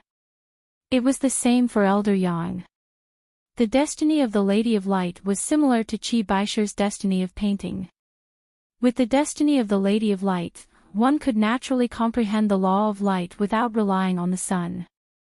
While Lolo could master the Song of Light only because the sun of this era was forged with the embers of the first fire that he collected.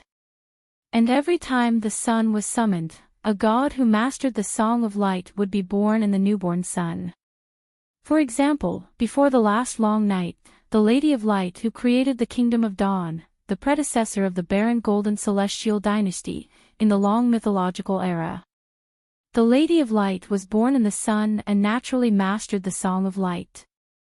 But whether it was her Song of Light or Lolo's Song of Light, they were all exactly the same. They were carved from the same mold, the sun-forged furnace.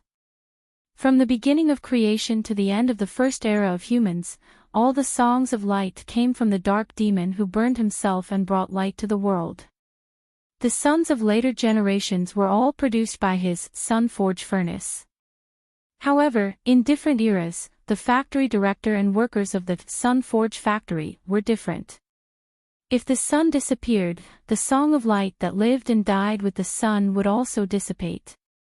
The world will had a special characteristic: as long as the song of law disappeared, it would provide the mandate of heaven, allowing the creatures in the world to complete the law. Just like when the world was facing a great calamity, the will of the world would bestow the mandate of heaven to a certain person. This was the self-protection mechanism of the world. In the previous mythological era, the Lady of Light and the Night Lion got together and gave birth to the Son of God, the Celestial Emperor. The Celestial Emperor established the most glorious empire in the world at that time, the Dawn Kingdom. How awesome was the Celestial Arch! During the Dawn Kingdom, there was no such thing as the centaurs and zebra people. Now, the zebra people's grassland and the centaurs' goddess mountain were all the Sky Emperor's territories. It was unknown how long the Celestial Emperor had lived, but he had ruled the Dawn heavenly nation for no less than 10,000 years. The first era of the human race was only 8,000 years old. Such a powerful Celestial Emperor, one could imagine the power of his parents. The Lady of Light at that time was far from what Lolo could compare to now. Even when the long night fell and she died, her sun persisted for more than 10 years. Even though the sun eventually broke, the process of breaking took more than half a year, but Lolo's sun only lasted for half an hour. This difference: why was the Lady of Light so powerful? There was another god to be wary of here, the Night Lion. Who was the Night Lion? Excluding the uncivilized Sosros, the world could be divided into 3 continents. From west to east, they were the Westeros, Ursos, and the eastern part of the Jade Sea. Who was the god of death recognized by the Westeros? The Stranger. What about the continent of Ursos? There were many faiths in Ursos. Every city and class had a different god of death.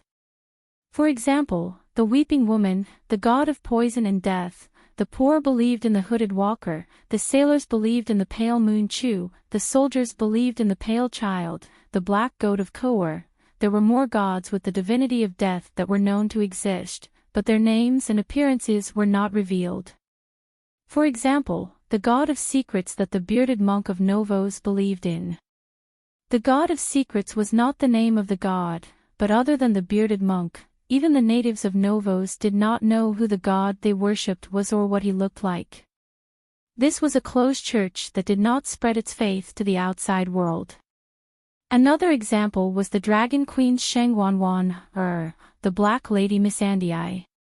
She could actually be considered a citizen of Sosros. Her hometown, Nos Island, was located near the summer sea of Sosros. There was also a god on Nos Island, a real god, the god of harmony, P.S.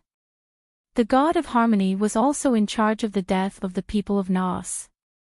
Similarly, he did not spread his faith to the outside world.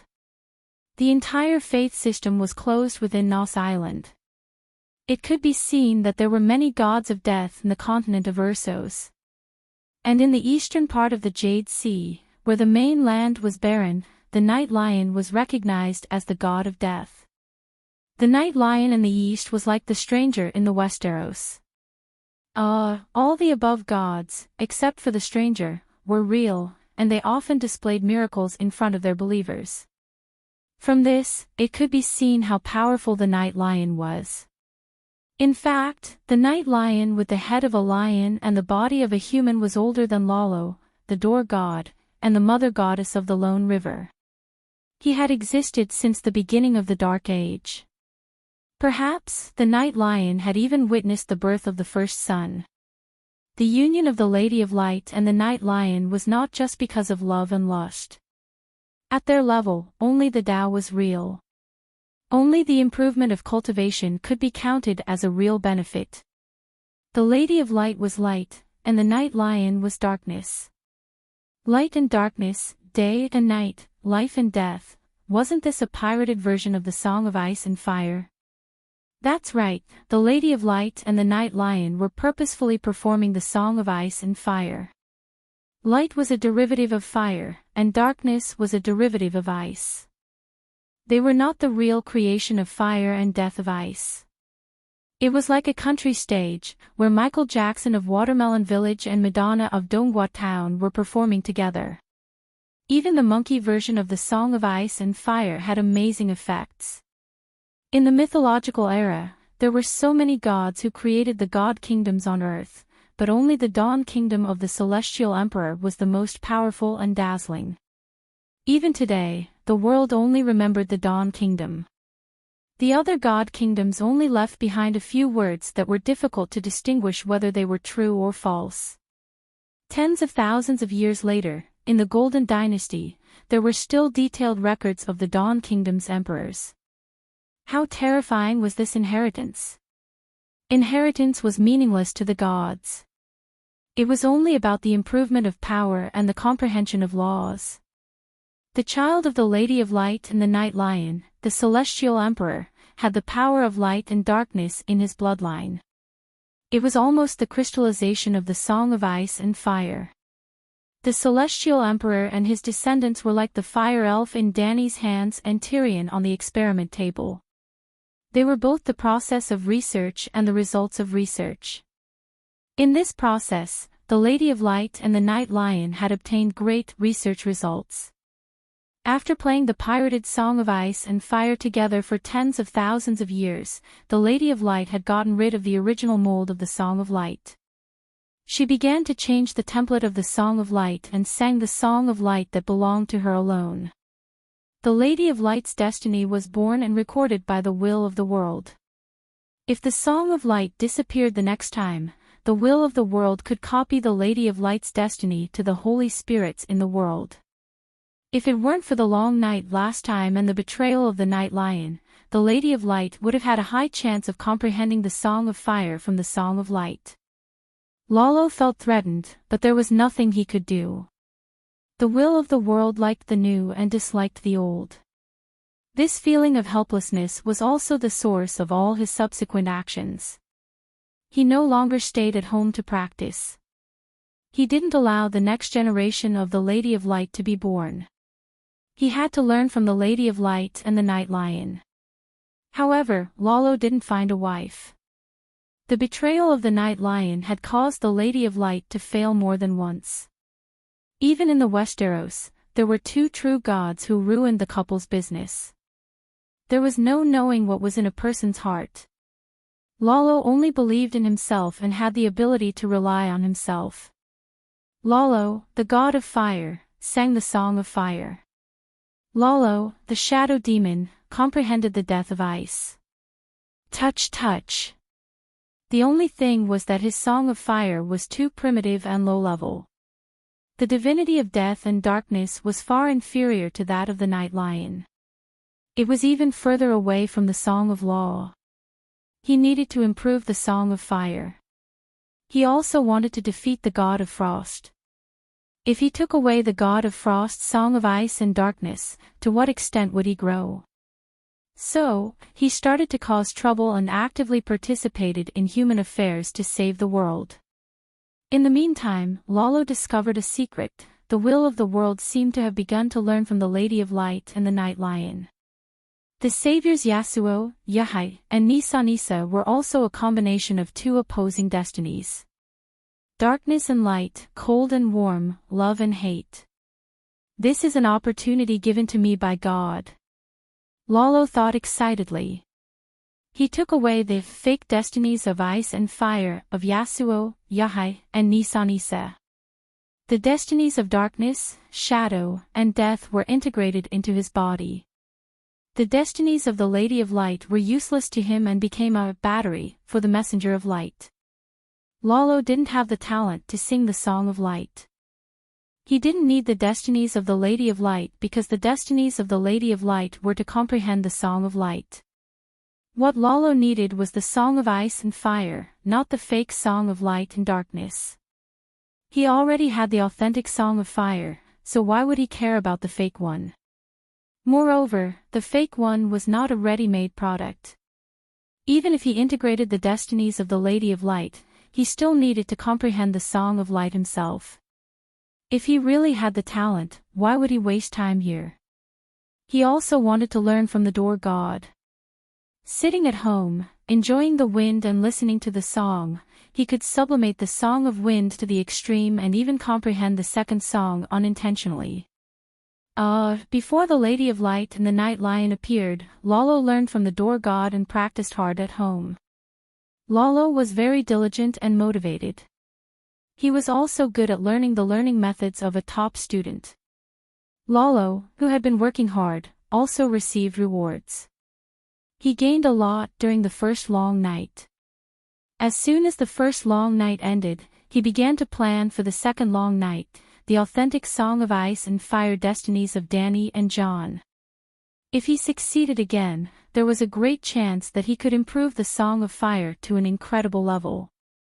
He could even sing the Song of Ice and Fire alone and become the King of Gods, completely ending the fate of the world's fall. Unfortunately, Danny had transmigrated. The Messenger of Light, who had helped him to seize the destinies of the Savior, had also become a fatal flaw that knocked him off the throne. The destinies of the Lady of Light sealed inside had not completely disappeared. In theory, the loss of the Messenger of Light's power meant that the destinies of the Lady of Light had been exhausted. It was like a phone that was not broken, but the screen was not bright. It must be because the battery was out. The ruthless LoveLore couldn't understand the feelings between Yasuo, Ahai, and Nisa. Nisa's soul core went to reincarnate, and Yasuo and Ahai took her place. Then, the Savior removed the battery and kept the last mark of his wife to accompany him forever. Until the reincarnation of Nisa came and took away what belonged to her again.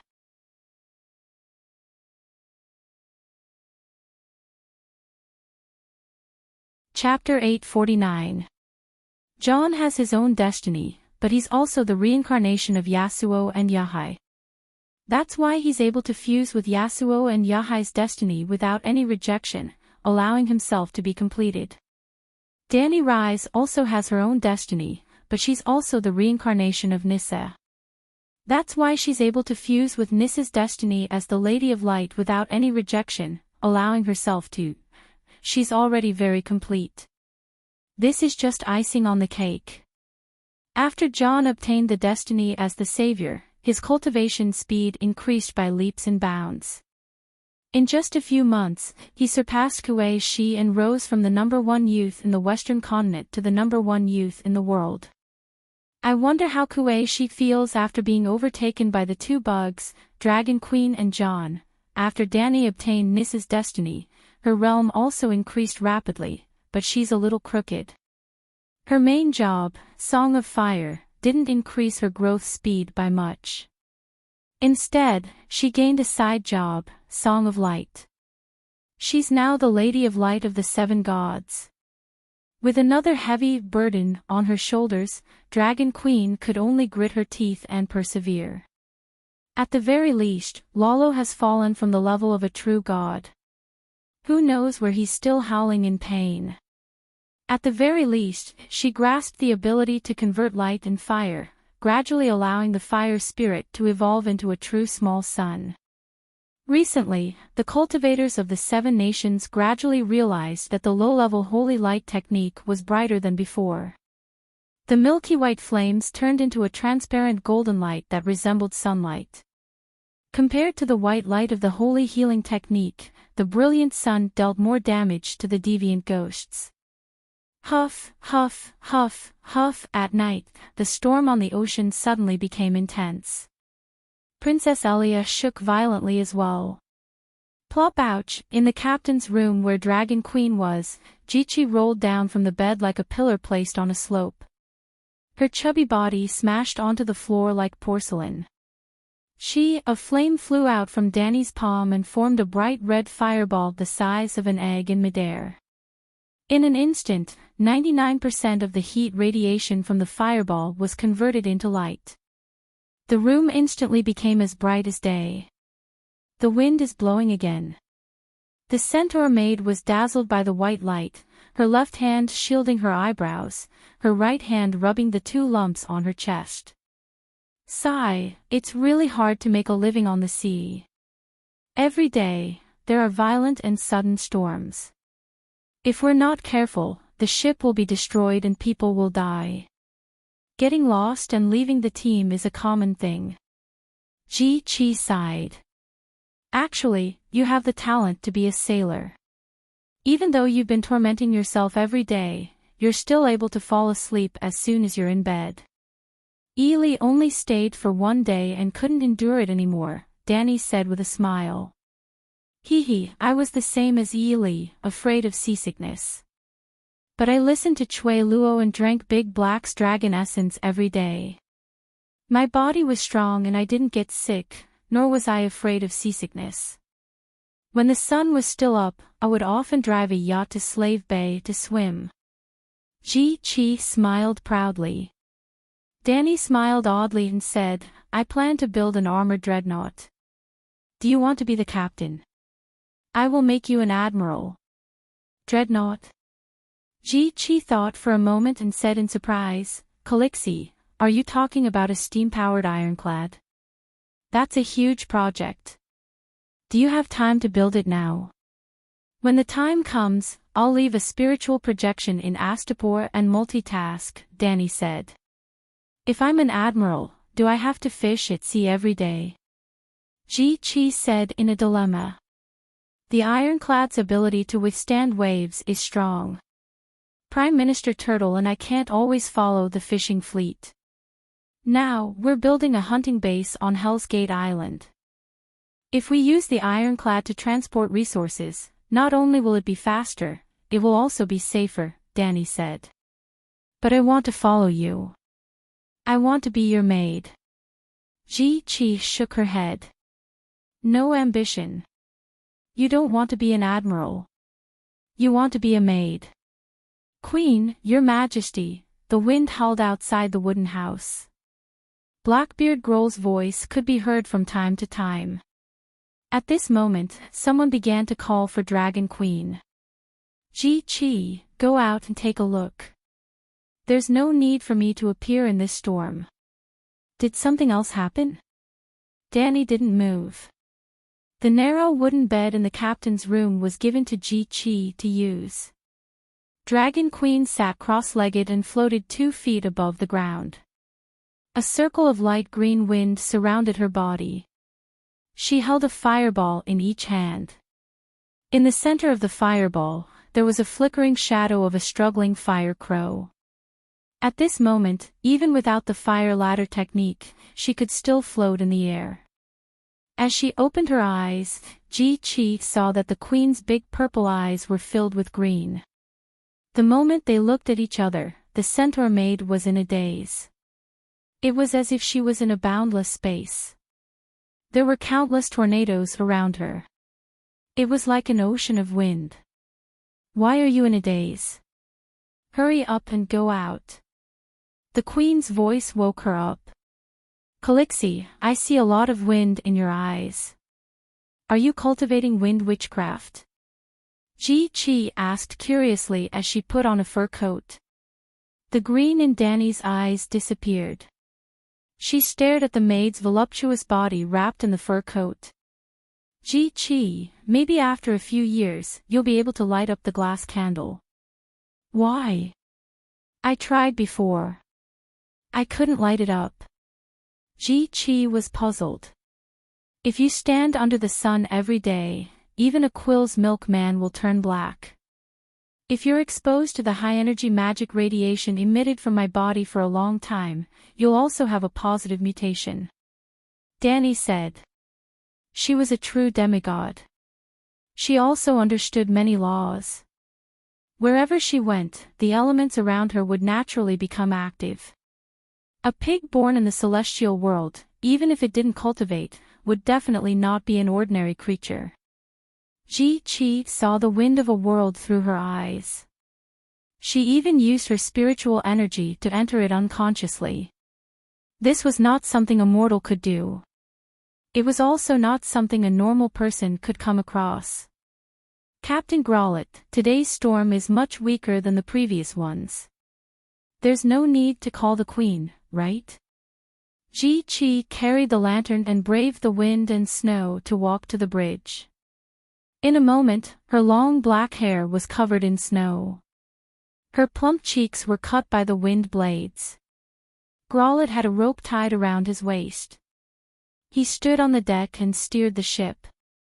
He turned around and shouted at the centaur maid, "The Yimont and Clinton are missing.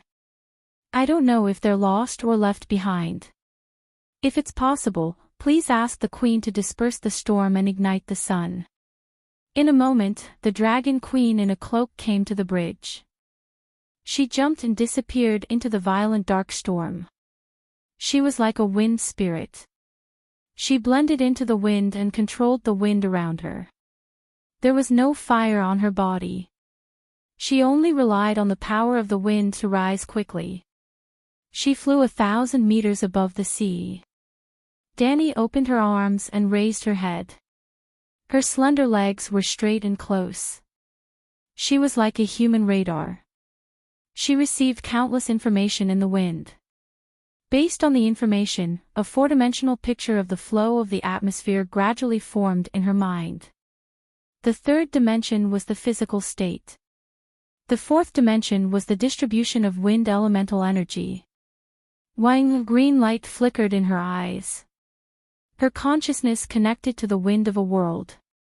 In the next moment, a tornado appeared in the boundless space. The storm that was troubling the fishing fleet at Slave Bay was like a specimen. It was recorded in the wind of a world. This was the process of the door god collecting all kinds of wind. Danny fulfilled her promise to the door god. "I'll collect interesting wind for you from now on."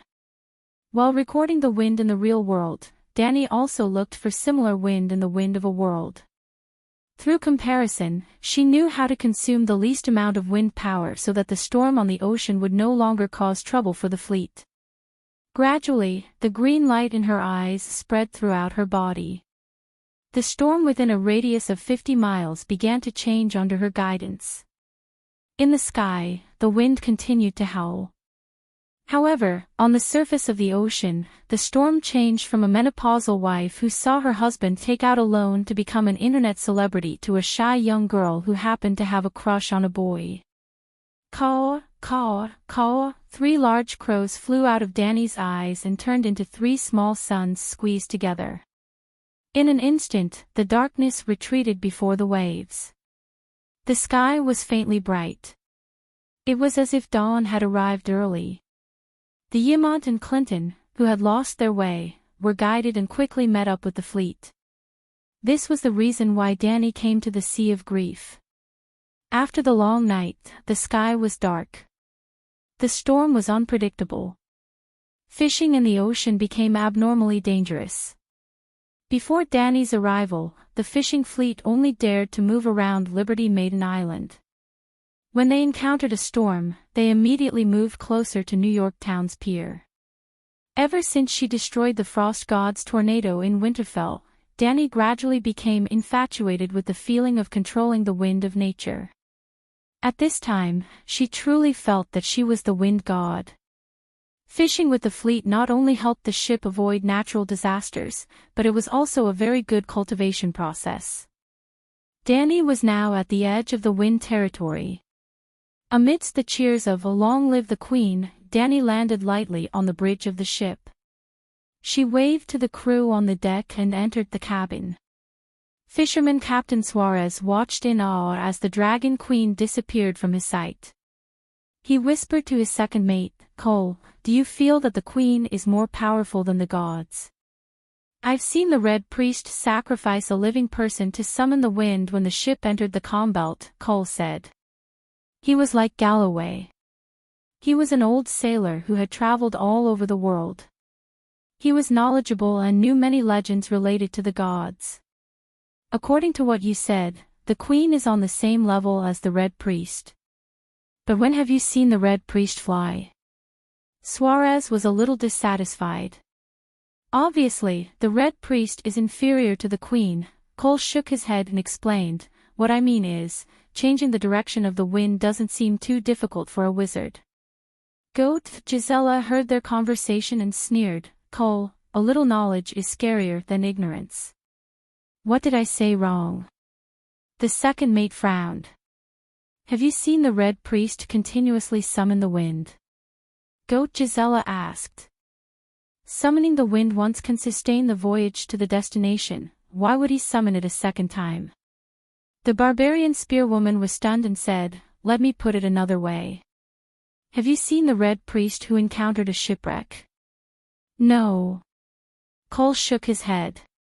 The barbarian spearwoman felt a little troubled. After thinking, she sighed and said, the Longhorn King once said that witchcraft is a sword without a handle and cannot be mastered. The Red Priest will only use the blood sacrifice spell at the most critical moment. Everything has its own rules. One of the rules is borrow with pay. If we borrow the wind now, we will definitely encounter a destructive storm the next time we go out to sea. Like the Queen changing the weather every few days without any side effects, it is definitely an unimaginable miracle. I can guarantee that even Lalo himself can't do it. Cole was skeptical and asked, who is the Longhorn King? A king beyond the Great Wall thousands of years ago, the spearwoman said. The King of Savages. Cole's lips curled into a scornful smile. Gisela said calmly, you look down on the King of Savages. Then do you know who made the horn that blew down the Great Wall? The Longhorn King is like Joman, a top wizard. He broke through the Great Wall with magic alone. Looking at the confused expressions of the people around him, the shapeshifter shook his head and sighed. Sigh, you have never been to the Great Wall. You don't understand the meaning of his actions at all. Ah, there are people in the sea. It's the Red Priest. 9 o'clock, about 3 kilometers. The Red Priest's ship was destroyed in the storm. Broken wood and corpses floated over. Suddenly, Kid Jimmy blew his whistle on the observation deck and shouted excitedly. Red Priest. Suarez was stunned. Goat Gisela also had a strange expression. Wasn't this too much of a coincidence? Send a boat over, Grolier ordered loudly.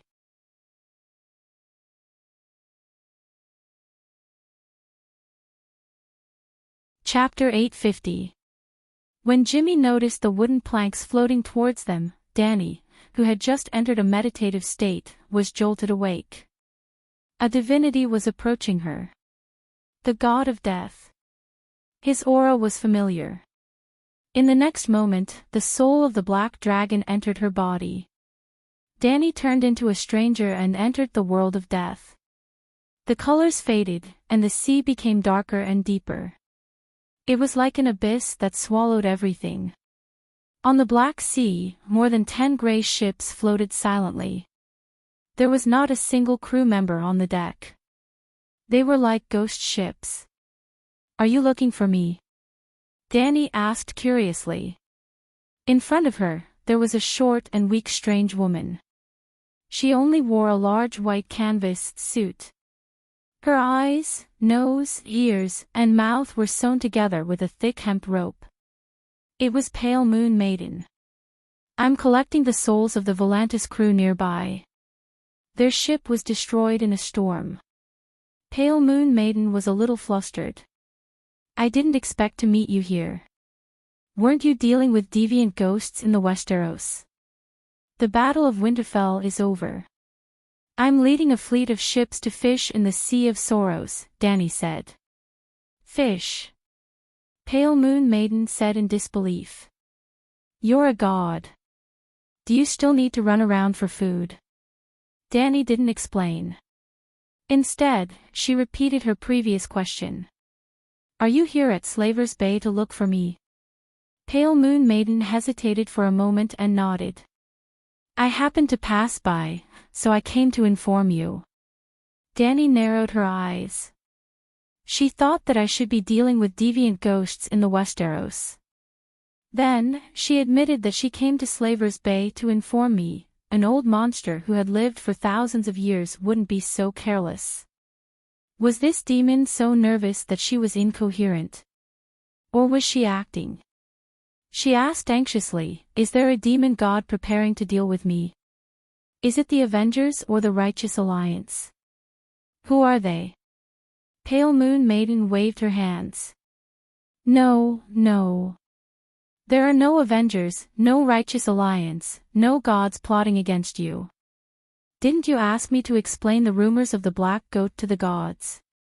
I've explained that you don't intend to kill all the gods indiscriminately. It's just that the Khal Black Goat actively participated in the battle at Slave Bay and has a personal grudge against you. That's why you must take revenge. Are they that easy to talk to? Dany asked suspiciously. Sir Stranger, whether they believe you or not depends on your sincerity. As long as you don't hurt the second god other than the Black Goat, it proves that you have no enmity towards us. You are so powerful. Unless it is a life and death crisis, no god would want to be your enemy, Pale Moon Chu Nu said sincerely. Dany laughed. That makes sense. So, we can be considered to have reached an agreement, right? Pale Moon Chu Nu nodded. Now that the misunderstanding has been cleared, the gods will no longer deliberately target you.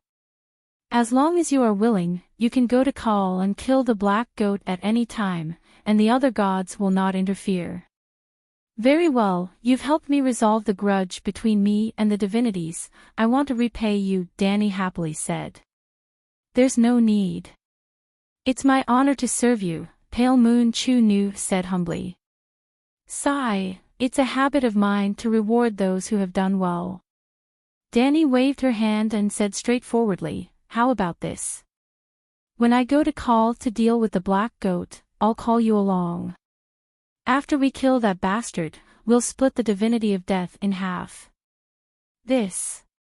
Pale Moon Chu Nu was so excited that her voice trembled. This reward is too valuable. Do you want it or not? Dany asked with a smile. After hesitating for a moment, Pale Moon Chu Nu nodded lightly and said with a blush, I lost half of my divinity last time, and my power has been greatly reduced. The efficiency of collecting the dead souls in the sea has decreased. If I can be replenished, when will you go to Khal?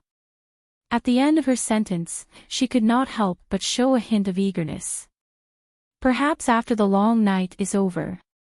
Dany seemed to be speaking casually, but her eyes behind the hood did not miss a single detail of the evil god's expression. Pale Moon Chu Nu was really anxious.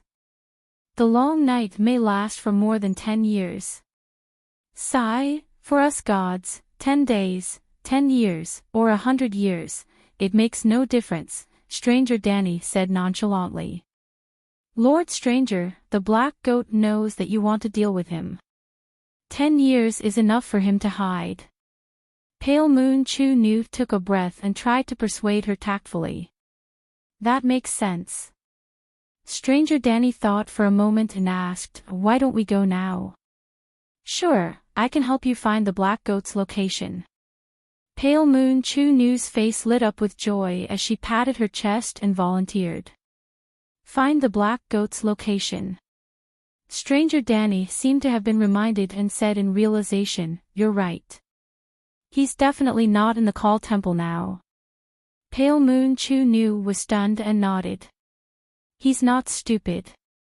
He should be hiding. Danny suggested, why don't you find out where he is first? When you have results, you can inform me at Dragonstone Island. What do you think? Dragonstone Island? You're not fishing in the Sea of Sorrow anymore. Pale Moon Chu Nu was puzzled. Did you notice the changes in the weather earlier? Actually, fishing is not my main purpose. I'm here to practice wind sorcery and plan to form a wind territory. Danny explained. You've already formed a territory. How long have you been practicing? Pale Moon Chu Nu was shocked. It's not that easy. But a lot of things have happened in the Westeros recently. I have to deal with them. Stranger Danny shook her head and sighed. After Pale Moon Chu Nu left, Danny immediately asked Jichi to call Grohl. As soon as the centaur maid opened the door, she saw Blackbeard and a few sailors walking towards her. Galloway was also stunned. He raised his head to look behind the centaur maid and asked in a low voice, "Is His Majesty resting? There's a wrecked ship floating towards our fleet. This is a red-robed monk from Volantis." "Not yet. His Majesty wants me to find you." Jichi took a step back and opened the door. The captain's cabin was narrow. It was less than 20 square meters. Grohl waved his hand and only the second officer, Cole, carried the stretcher into the cabin. The rest of the sailors stayed in the corridor. Danny frowned and looked at the stretcher. There was a black man lying on it. He was more than 2 meters tall and wore a bright red robe. His skin was dark like sticky ink and there were red-flamed tattoos on his cheeks and forehead. He had the hairstyle of a golden lion king. However, he was too old and his hair was white. His stomach was round like a huge pebble. His appearance was so extraordinary that Danny's attention was drawn away. She almost forgot why she called Grohl over. After a while, she looked away from the red-robed monk and said to Blackbeard, "Grohl, order the fleet to change direction. We're going to Hell's Gate Island." As soon as she said that, the red-robed monk on the stretcher opened his eyes and looked at the Dragon Queen pleadingly. "Wait, Your Majesty. Please wait." Grohl looked at the Dragon Queen for instructions. Danny frowned and asked, "Why did you bring him here? And you're from Volantis, right? What do you want to say?" "Your Majesty, this red-robed monk is unwilling to enter the cabin to rest. He wants to see you immediately. He said that he saw a prophecy. If he doesn't come to see you, thousands of people will soon fall into the hell of Pale Moon Chu Nu," the second officer, Cole, explained. Danny was interested. She waved her hand and asked Grohl to stay. She asked the African old Sun, "What did you prophesy?" "Your Majesty, I prophesied a long time ago that I would see you today. A few days ago, I prophesied that a big storm would destroy the ship I'm on. Just last night, I prophesied that if I don't come to see you immediately, you will take your fleet to change direction immediately. Then, my companions will lose their last chance to live." The African old Sun's voice was weak, but his eyes were as bright as stars. "Then, did you prophesy the final outcome?" Danny narrowed her eyes, hiding the fierceness in her heart. "I prophesied it." The African old Sun sighed. "Tell me about it." Danny's lips curled into a smile. "Even if you are Yuan Shouqing, even if I am the mother of the Jinghe Dragon King, no way Jing would dare to kill me. We mortals can only do our best. The final outcome will be decided by you." The African old Sun lowered his eyes. Danny sneered, "What a cunning monk." "Your Majesty, I am an honest monk. In front of you, I can only use the most honest attitude and speak from the bottom of my heart." The African old Sun smiled bitterly. Then, without waiting for the Dragon Queen to ask again, he quickly said, "Your Majesty, my name is Machiro. I am an archbishop under the supreme priest of Volantis. Under the orders of Supreme Priest Benello and Consul Dofus, I led 8,000 Tiger Cloak Army soldiers to Slaver's Bay. Dofus told us that the Allied army had won the Battle of Murine and that Murine had fallen into the hands of the Allied army. We will take over the management of Murine so that the Allied army can continue south to Yuankai and Nastapur. In your dreams. Ji Chi said coldly. It has been more than a month since the Battle of Murine. You are floating on the sea. Did you not receive the news? You can prophesy, but why can't you prophesy something that everyone knows? Grohl mocked. We should not have saved this monk, but it is not too late to throw him back into the sea. Kuer's eyes were cold. The African old Xia Sun shook his head and sighed. The moment the sun sets, Volantis will no longer focus on Slaver's Bay, regardless of the outcome of the Battle of Murine. They know that the long night has come. In the past, the Black Wall nobles were not worried that the Tiger Cloak army would rebel when they left the defense of Volantis to them.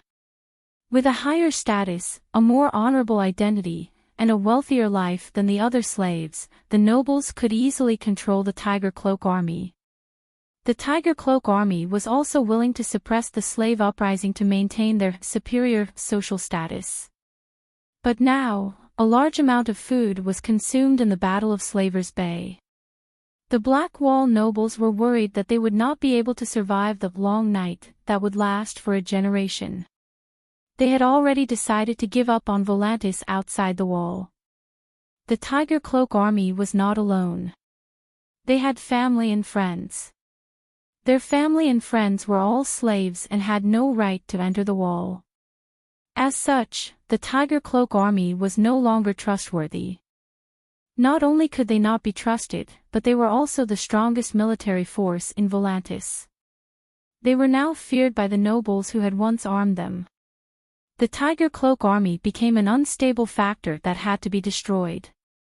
Thus, I was ordered to lead them to Slaver's Bay as cannon fodder. Even if the Battle of Murine ended and the Allied army was completely defeated, Dofus's goal would have been achieved. The sun was extinguished, the sky was dark, and the sea was unpredictable. Before we reached Slaver's Bay, our fleet would be destroyed by a shipwreck. Hiss! What a vicious Volantis! Grohl and the others exclaimed.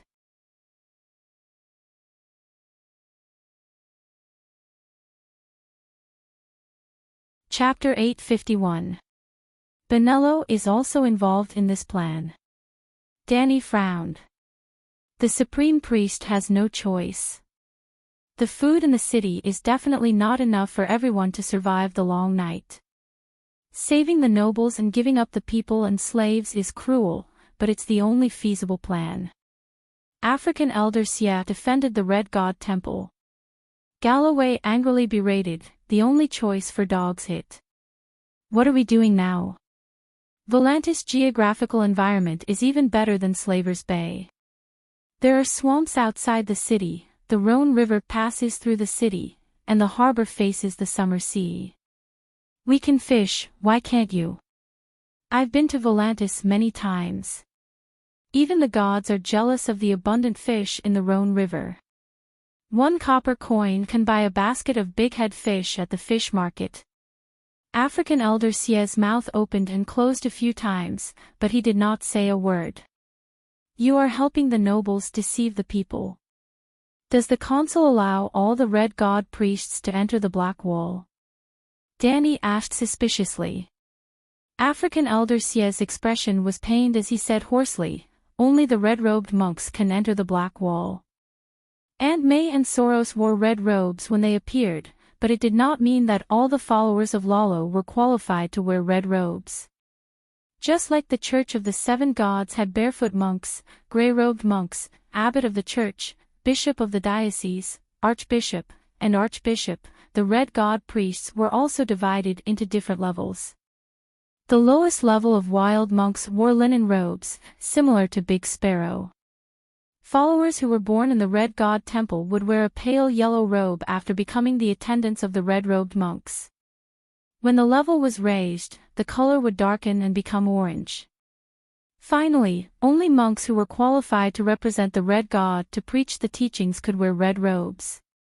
For example, Aunt May was raised as a holy prostitute. For a long time, she was a yellow-robed attendant who served the red-robed monks. Consul Dofus's promise to the red god priests was basically a 90% verdict. The red god priests were also abandoned. You are also a red-robed monk. Why didn't you go to the Black Wall to enjoy your life? Instead, you brought the Tiger Cloak army to Slaver's Bay to die. Danny asked curiously. The White-Black Lion King said bitterly, the Tiger Cloak army are all believers of the Red God, and I am the Red God priest of Volantis, second only to the Supreme Priest. The Tiger Cloak army was not stupid. The moment the sun in the sky was extinguished, they were all ordered to leave Volantis. Without a certain amount of prestige, they won't be convinced. So you are the second in command of the Red God Temple. Danny's face was filled with surprise. The Supreme Priest, Benello, was a milky white man, while the second in command, Machiro, was a black man, as black as charcoal. The combination of the black and white impermanence was truly strange. You tricked the Tiger Cloak army into sending them to their deaths. You failed to live up to their trust. The black-skinned White Lion King got up and prostrated himself at the Dragon Queen's feet.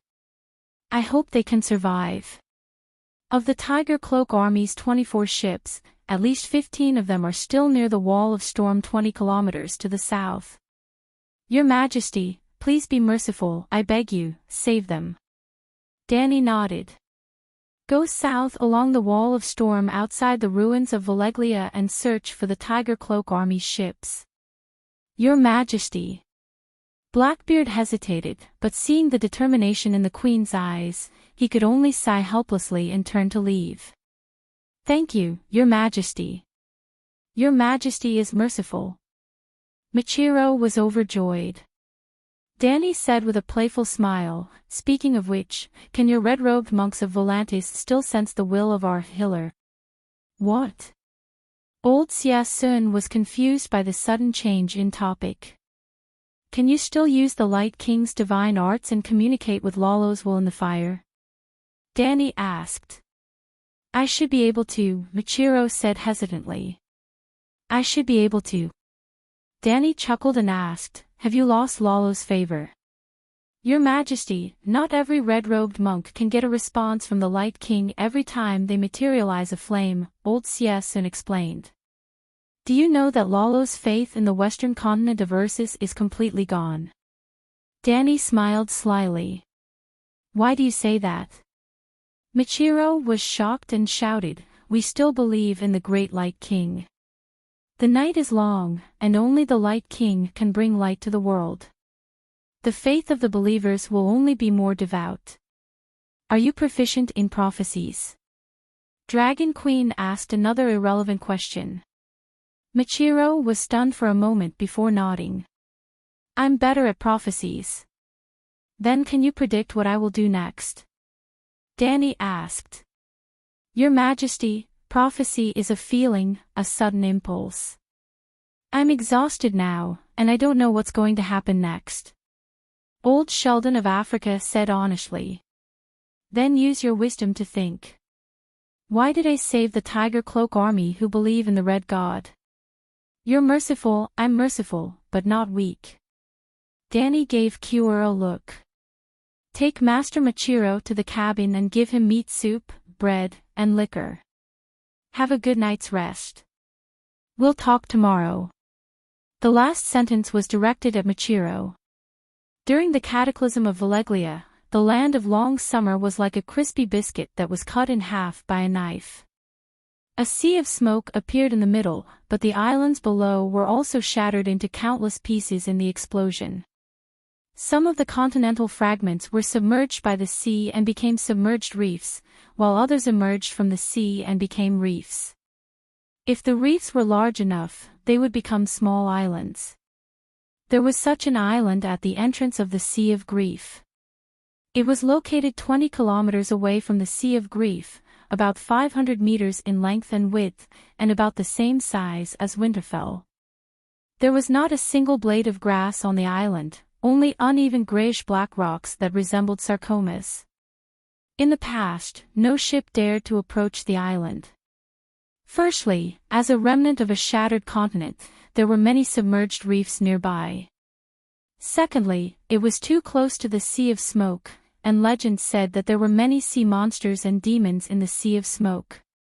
The submerged reefs were real, the sea monsters were real, and the sea creatures that resembled demons were also real.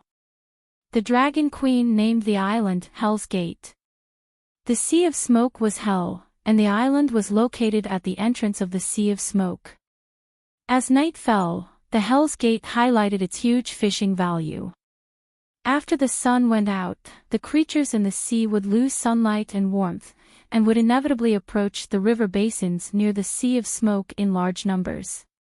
Because of the volcanoes in the Sea of Smoke, the seabed temperature was high.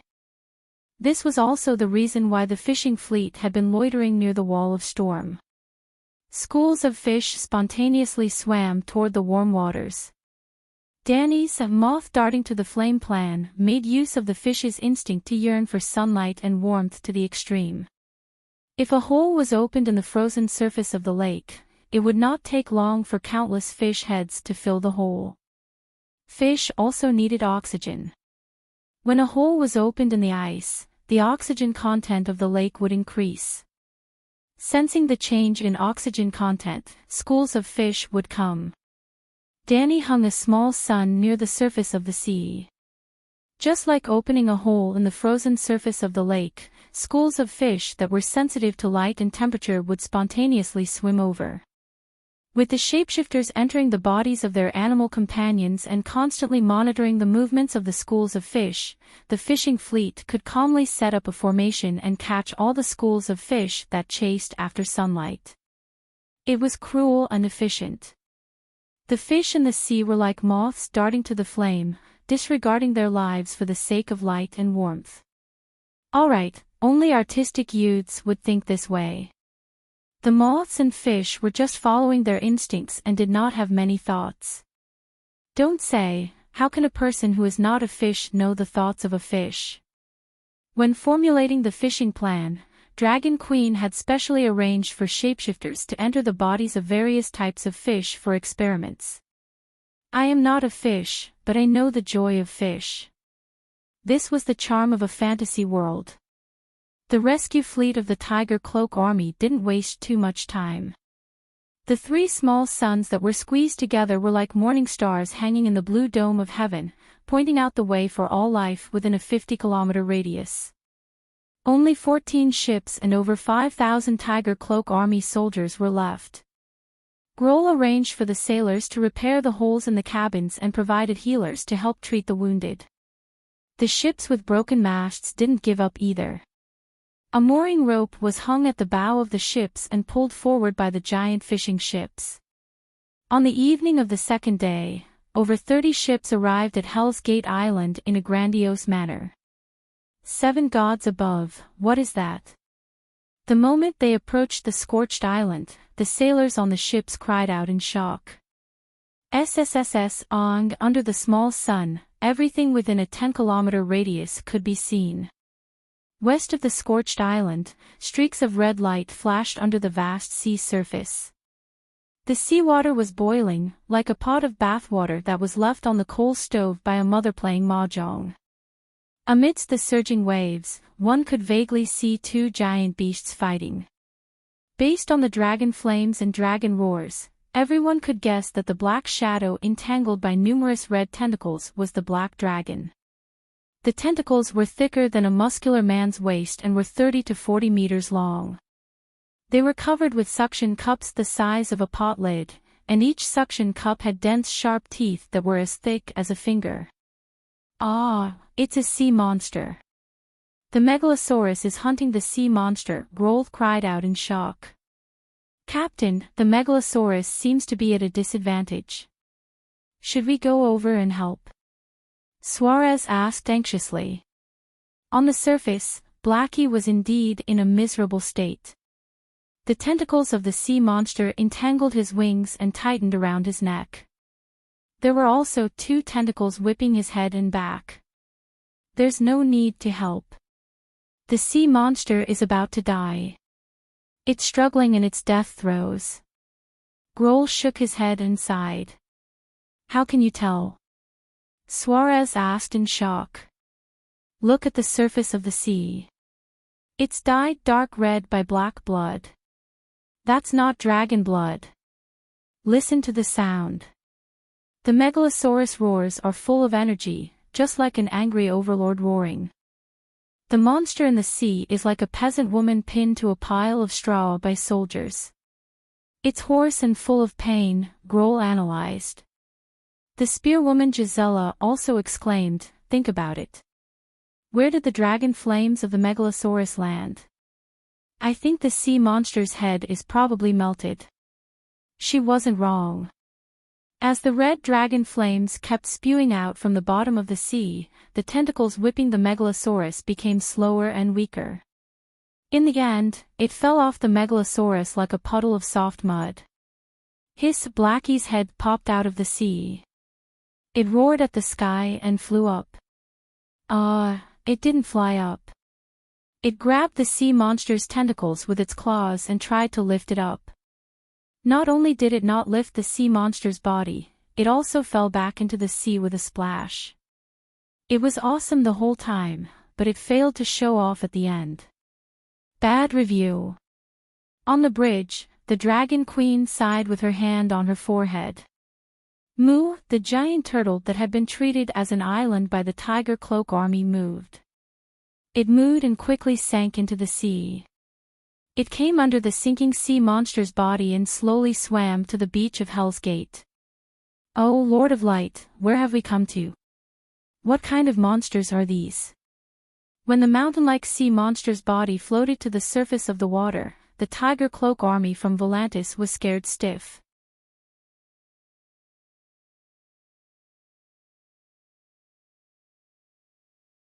Chapter 852. Danny led the fleet to fish in the nearby waters, while Dahe and Prime Minister Turtle were in charge of inspecting the sea conditions around Hell's Gate. They drew a map of the sea and cleaned up sea monsters and aberrated sea creatures. Dragon Queen couldn't follow the fishing fleet all the time, but it was too dangerous to fish in the sea at night. Therefore, Hell's Gate Island was chosen as the fishing base. I have to leave the Sea of Grief immediately. I'll leave this place to you, Danny said to Prime Minister Turtle at her feet. The giant turtle lay in the shallow waters, half of its body exposed to the sea like an island. Beside Old Tortoise, on the beach under the small sun, the fishing team and the Tiger Cloak Army, thousands of people, were busy in full swing. Using axes and machetes, they dismembered the giant sea monsters, rubbed salt on them, and stuffed them into jars. What happened? This is different from the previous plan, Prime Minister Turtle said in confusion. According to the previous plan, Danny would lead the fleet to fish, and the Navy would build a pier and castle on the island. During this period, Prime Minister Turtle and Dahe would patrol this sea area for more than 2 months. Every beast in the forest had its own territory, and the other beasts in the forest would avoid that area, unless it wanted to start a war. Dahe and Prime Minister Turtle's hunting activities were to announce to the sea monsters and demons that came out of the smoke sea, this sea area belongs to me. Know your place and don't come near, or I'll kill you. Once the castle and pier on the island were built, the fishermen would be able to fish safely near the island. They would have a lot of fish, and they wouldn't have to worry about losing their way. Yes, the fishing in the ocean would be limited to the vicinity of the island. The warm sea water would attract schools of fish. It was the fishing version of waiting for prey. My position has been exposed, and I don't have the protection of the Iron and Steel Army. If I continue to stay here, I'll most likely be attacked by the demons.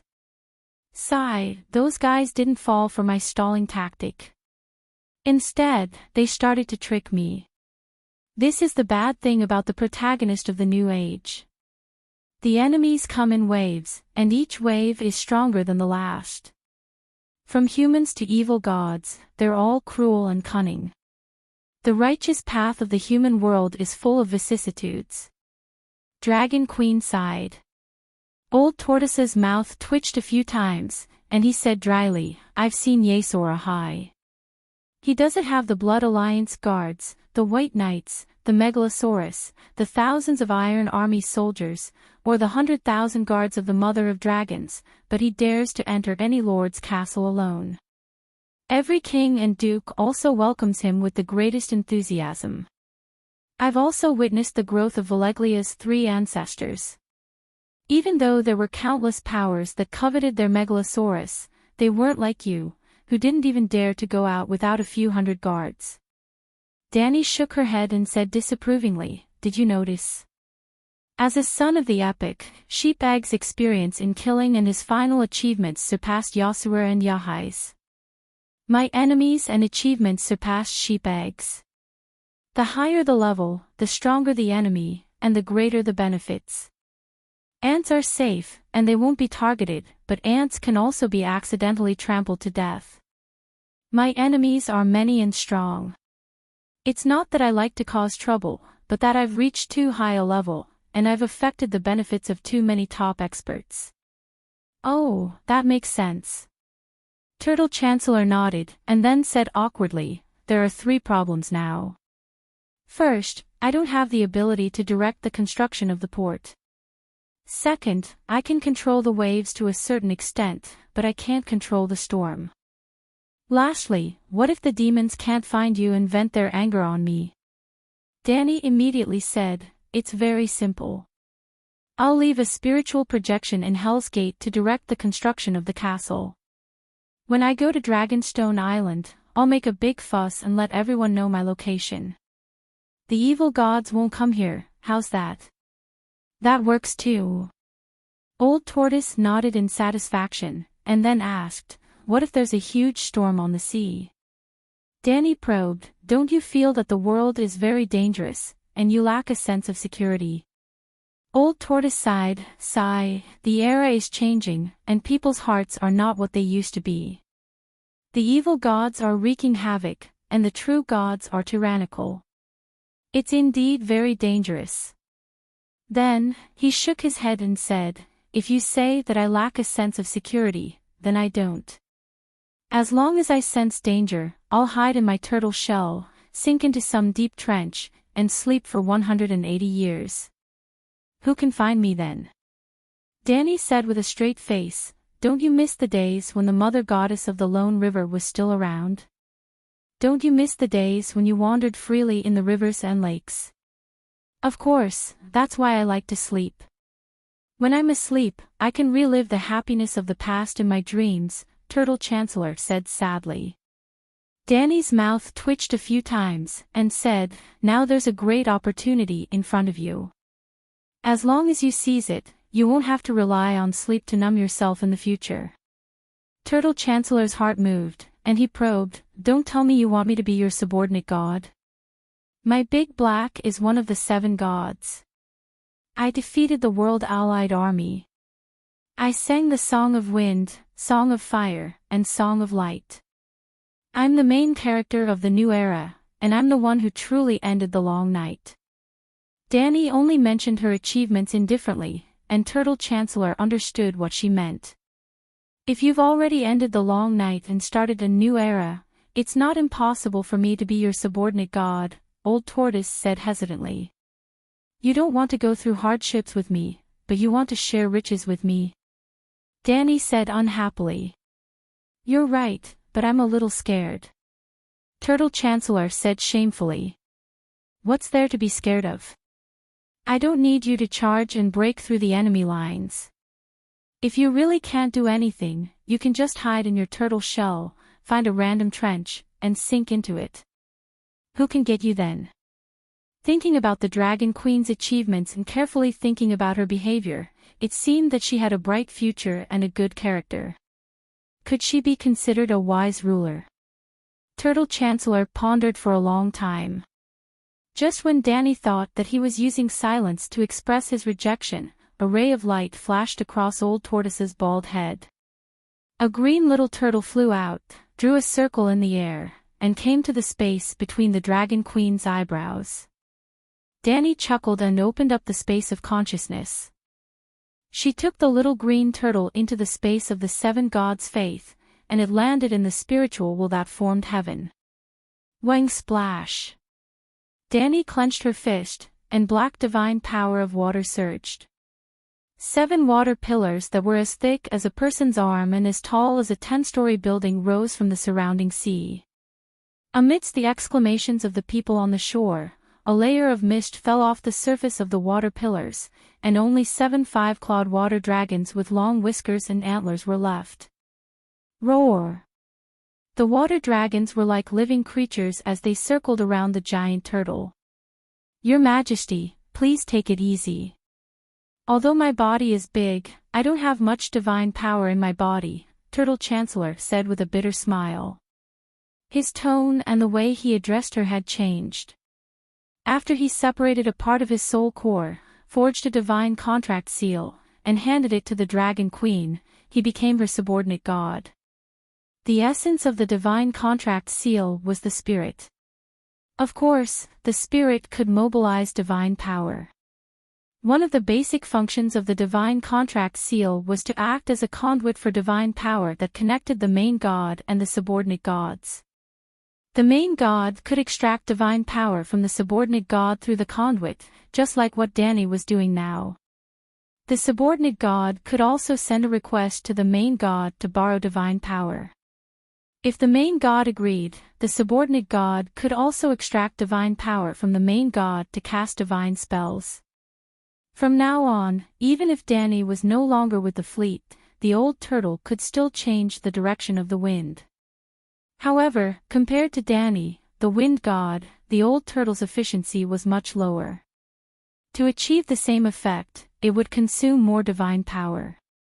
50 kilometers northeast of Myrene. Clang, clang, clang. The muffled sound of an axe chopping down a tree stump echoed in the dusky forest. Seeing that the tree trunk began to shake, and the frosted leaves were whispering in his ears, Grazadon exhaled a mouthful of thick white smoke, retreated to the back of the tree trunk with his axe, and gently kicked the stump with his foot. Crash! The pine tree covered in icicles fell to the ground, splashing a cloud of snow on the ground. Clang, clang, clang. Just as he stepped forward with his axe and was about to remove the branches of the pine tree, a crisp sound of a gong came from outside the forest. Grazdan waved his arm and struck the tree trunk, nailing the axe to it. He then turned around and walked out of the forest. After walking for about 300 meters on the soft and decaying fallen leaves, he met 40 to 50 lumberjacks who were dressed like him. They wore white goatskin hats and linen scarves around their faces. Only their eyes were exposed, and their bodies were wrapped in thick woolen coats. Before this, the worst fur coat that the war god Yuan Kai wore was a gray mink robe. However, he did not complain. He was even grateful. When he was a slave master, he never cared about the temperature of the slaves. The trees were cut down, leaving only bare tree stumps.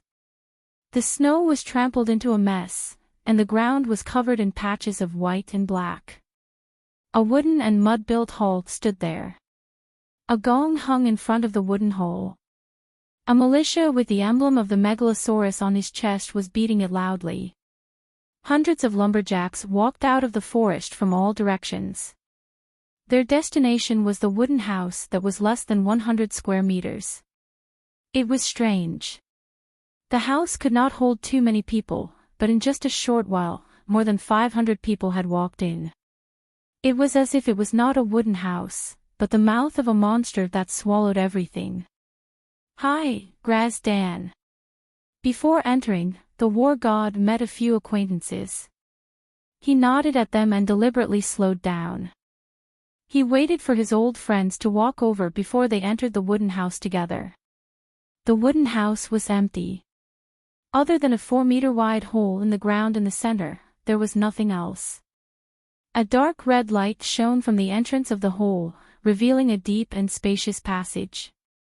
The lumberjacks walked down the stairs with familiarity. Finally, they came to a worm tunnel. At the entrance of the tunnel, there were a few copper buckets that were half the height of a person.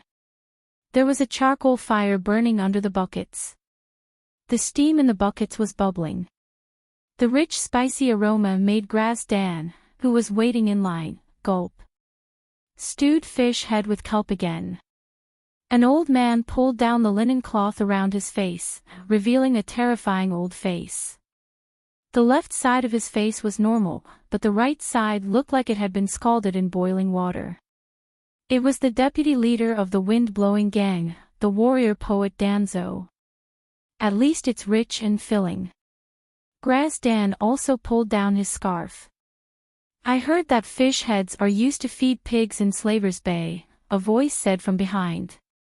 The scarf was pulled down, revealing a familiar face. It was the new leader of the Second Sons, Sidon. The three of them participated in the Battle of Cayuan together and failed together. They went to Volantis together, regrouped together, and participated in the Great Battle of Myrene together. Once again, they failed together. They were definitely old friends and comrades.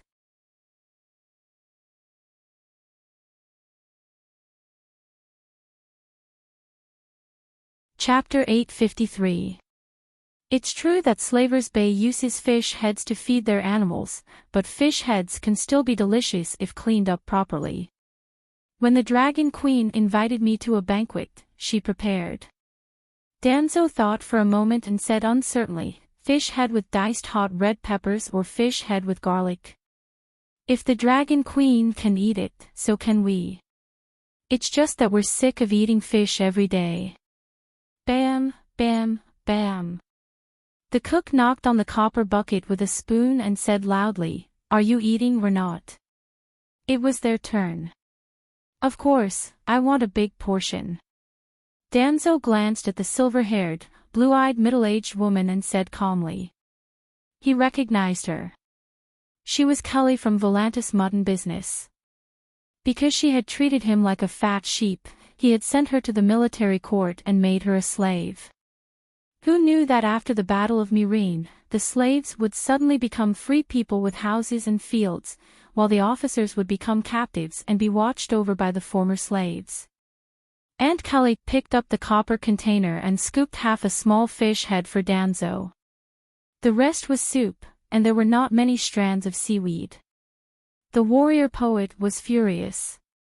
Even though he had been captured, he had been treated personally by the Dragon Queen. Now, even a little cook dared to humiliate him, let alone see the Dragon Queen. After the anger, there was a deep sense of helplessness. He had to accept the result of the choice he made back then. He could not even blame the commander who had died in the Westeros. Who would have thought that the hundreds of thousands of Allied troops would be defeated so easily? The Allied army had gathered the strength of the entire world to fight against the small Slavers Bay, which was not even as big as the Seven Kingdoms River Bend, and then the world lost. Was this reasonable? It was indeed illogical to just look at the result, but after carefully studying the process, he realized that the Allied army's defeat was not unjustified at all. Even the gods had appeared. Sigh, this is fate. With a sigh, Danzo took the container helplessly. It was a container of fish head seaweed oatmeal soup and a loaf of mixed grain bread.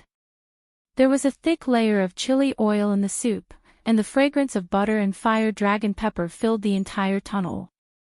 Sidon, and Danzo followed the path and squatted on the ground.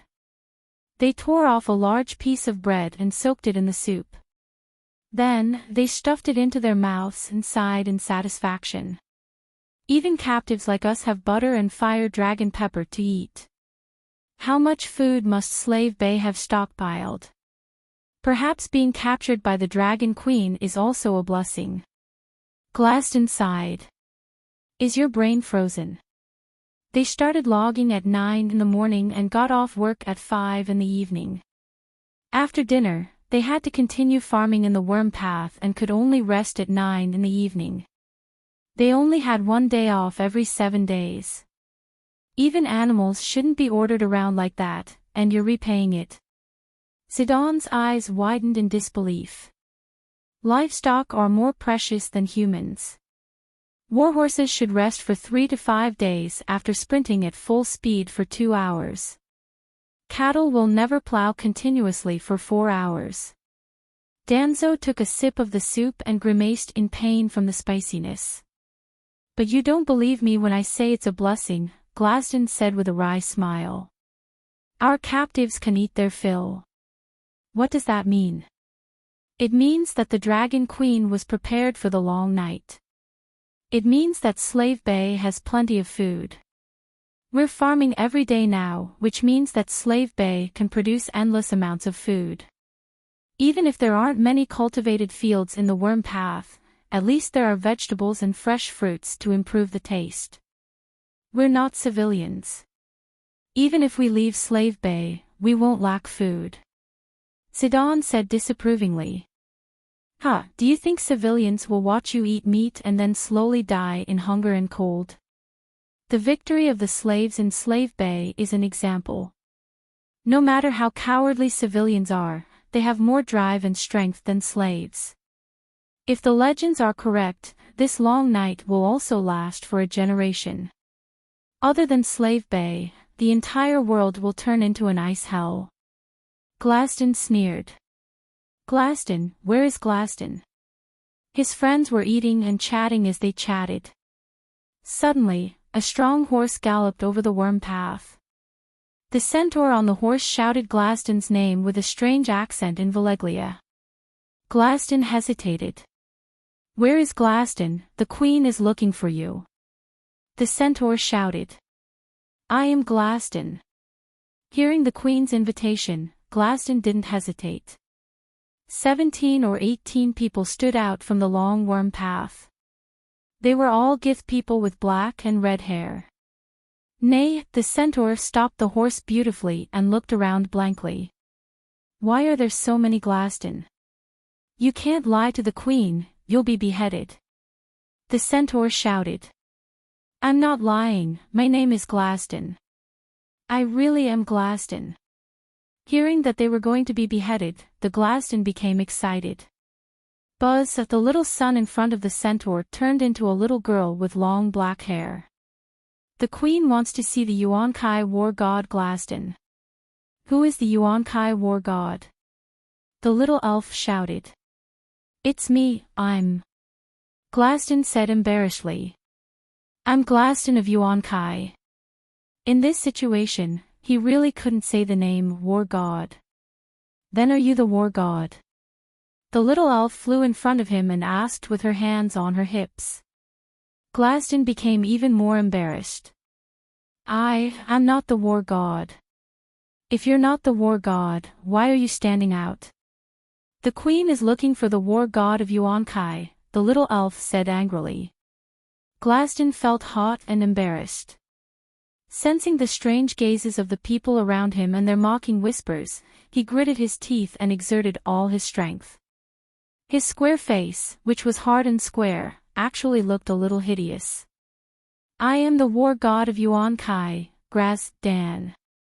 Sir, you have found the right person. The little elf, Hong Ti, was shocked. What are you doing? You said you're not the war god one moment, and now you're saying you're the war god the next. Are you the war god or not? If you dare to fool me, I'll poke your eyes out. As she spoke, Hong Ti turned into a little sun and shone so brightly that tears streamed down Glaston's face. I'm a war god who has lost every battle. I have the title of war god, but I have no achievements. He sighed. Hong Ti was a little confused. She turned back into a little elf and pondered with her fingers. Lord Hong Ti, he's the Glaston the queen is looking for. Fortunately, the centaur messenger was smart enough to help the war god out of this predicament. That night, the war god of Yuan-Kai returned. When he left, he was still wearing a dirty old sheepskin coat. When he returned, he looked brand new. He was wearing a silver leopard skin coat and a bright red leather armor. He even had a bright golden lion skin cape on his back. Sitting on a strong yellow horse, he looked majestic and dignified. Glaston, you surrendered to the Dragon Queen. Sidon was so envious that his eyes turned red. Glaston ignored his friend's words and said loudly to the captives, I need a group of literate servants. It's best if they're Volantis people with families and jobs. After half an hour, Glaston recruited about 200 people. In another wide tunnel, he gathered everyone and said in a deep voice, I'm now the Commander-in-Chief of the Volantis War Zone appointed by the Dragon Queen. What? The Dragon Queen is going to attack Volantis. The night is coming and it's dark and cold. 3,000 kilometers to the west, that's crazy. Danzo said in disbelief. Glaston raised his hand and interrupted the clamor of the servants. He frowned and said, it's not an attack on Volantis. It's to lead the Volantis people back home. The Dragon Queen is willing to let us go. A middle-aged Volantis knight with a flat nose asked excitedly. Glaston explained, the Queen said that we should be rehabilitated for 5 to 8 years, but the night is coming, and it will only get colder in the future. This process may last more than 10 years. Most of the soldiers who came to Slave Bay are the pillars of their families. They have wives, children, and parents to take care of. So, she's willing to accept the mercy of the Virgin Mary and forgive our crimes and let us go home to reunite with our families. My home is in Bravos. Can we go? Sidon quickly asked. Of your own free will.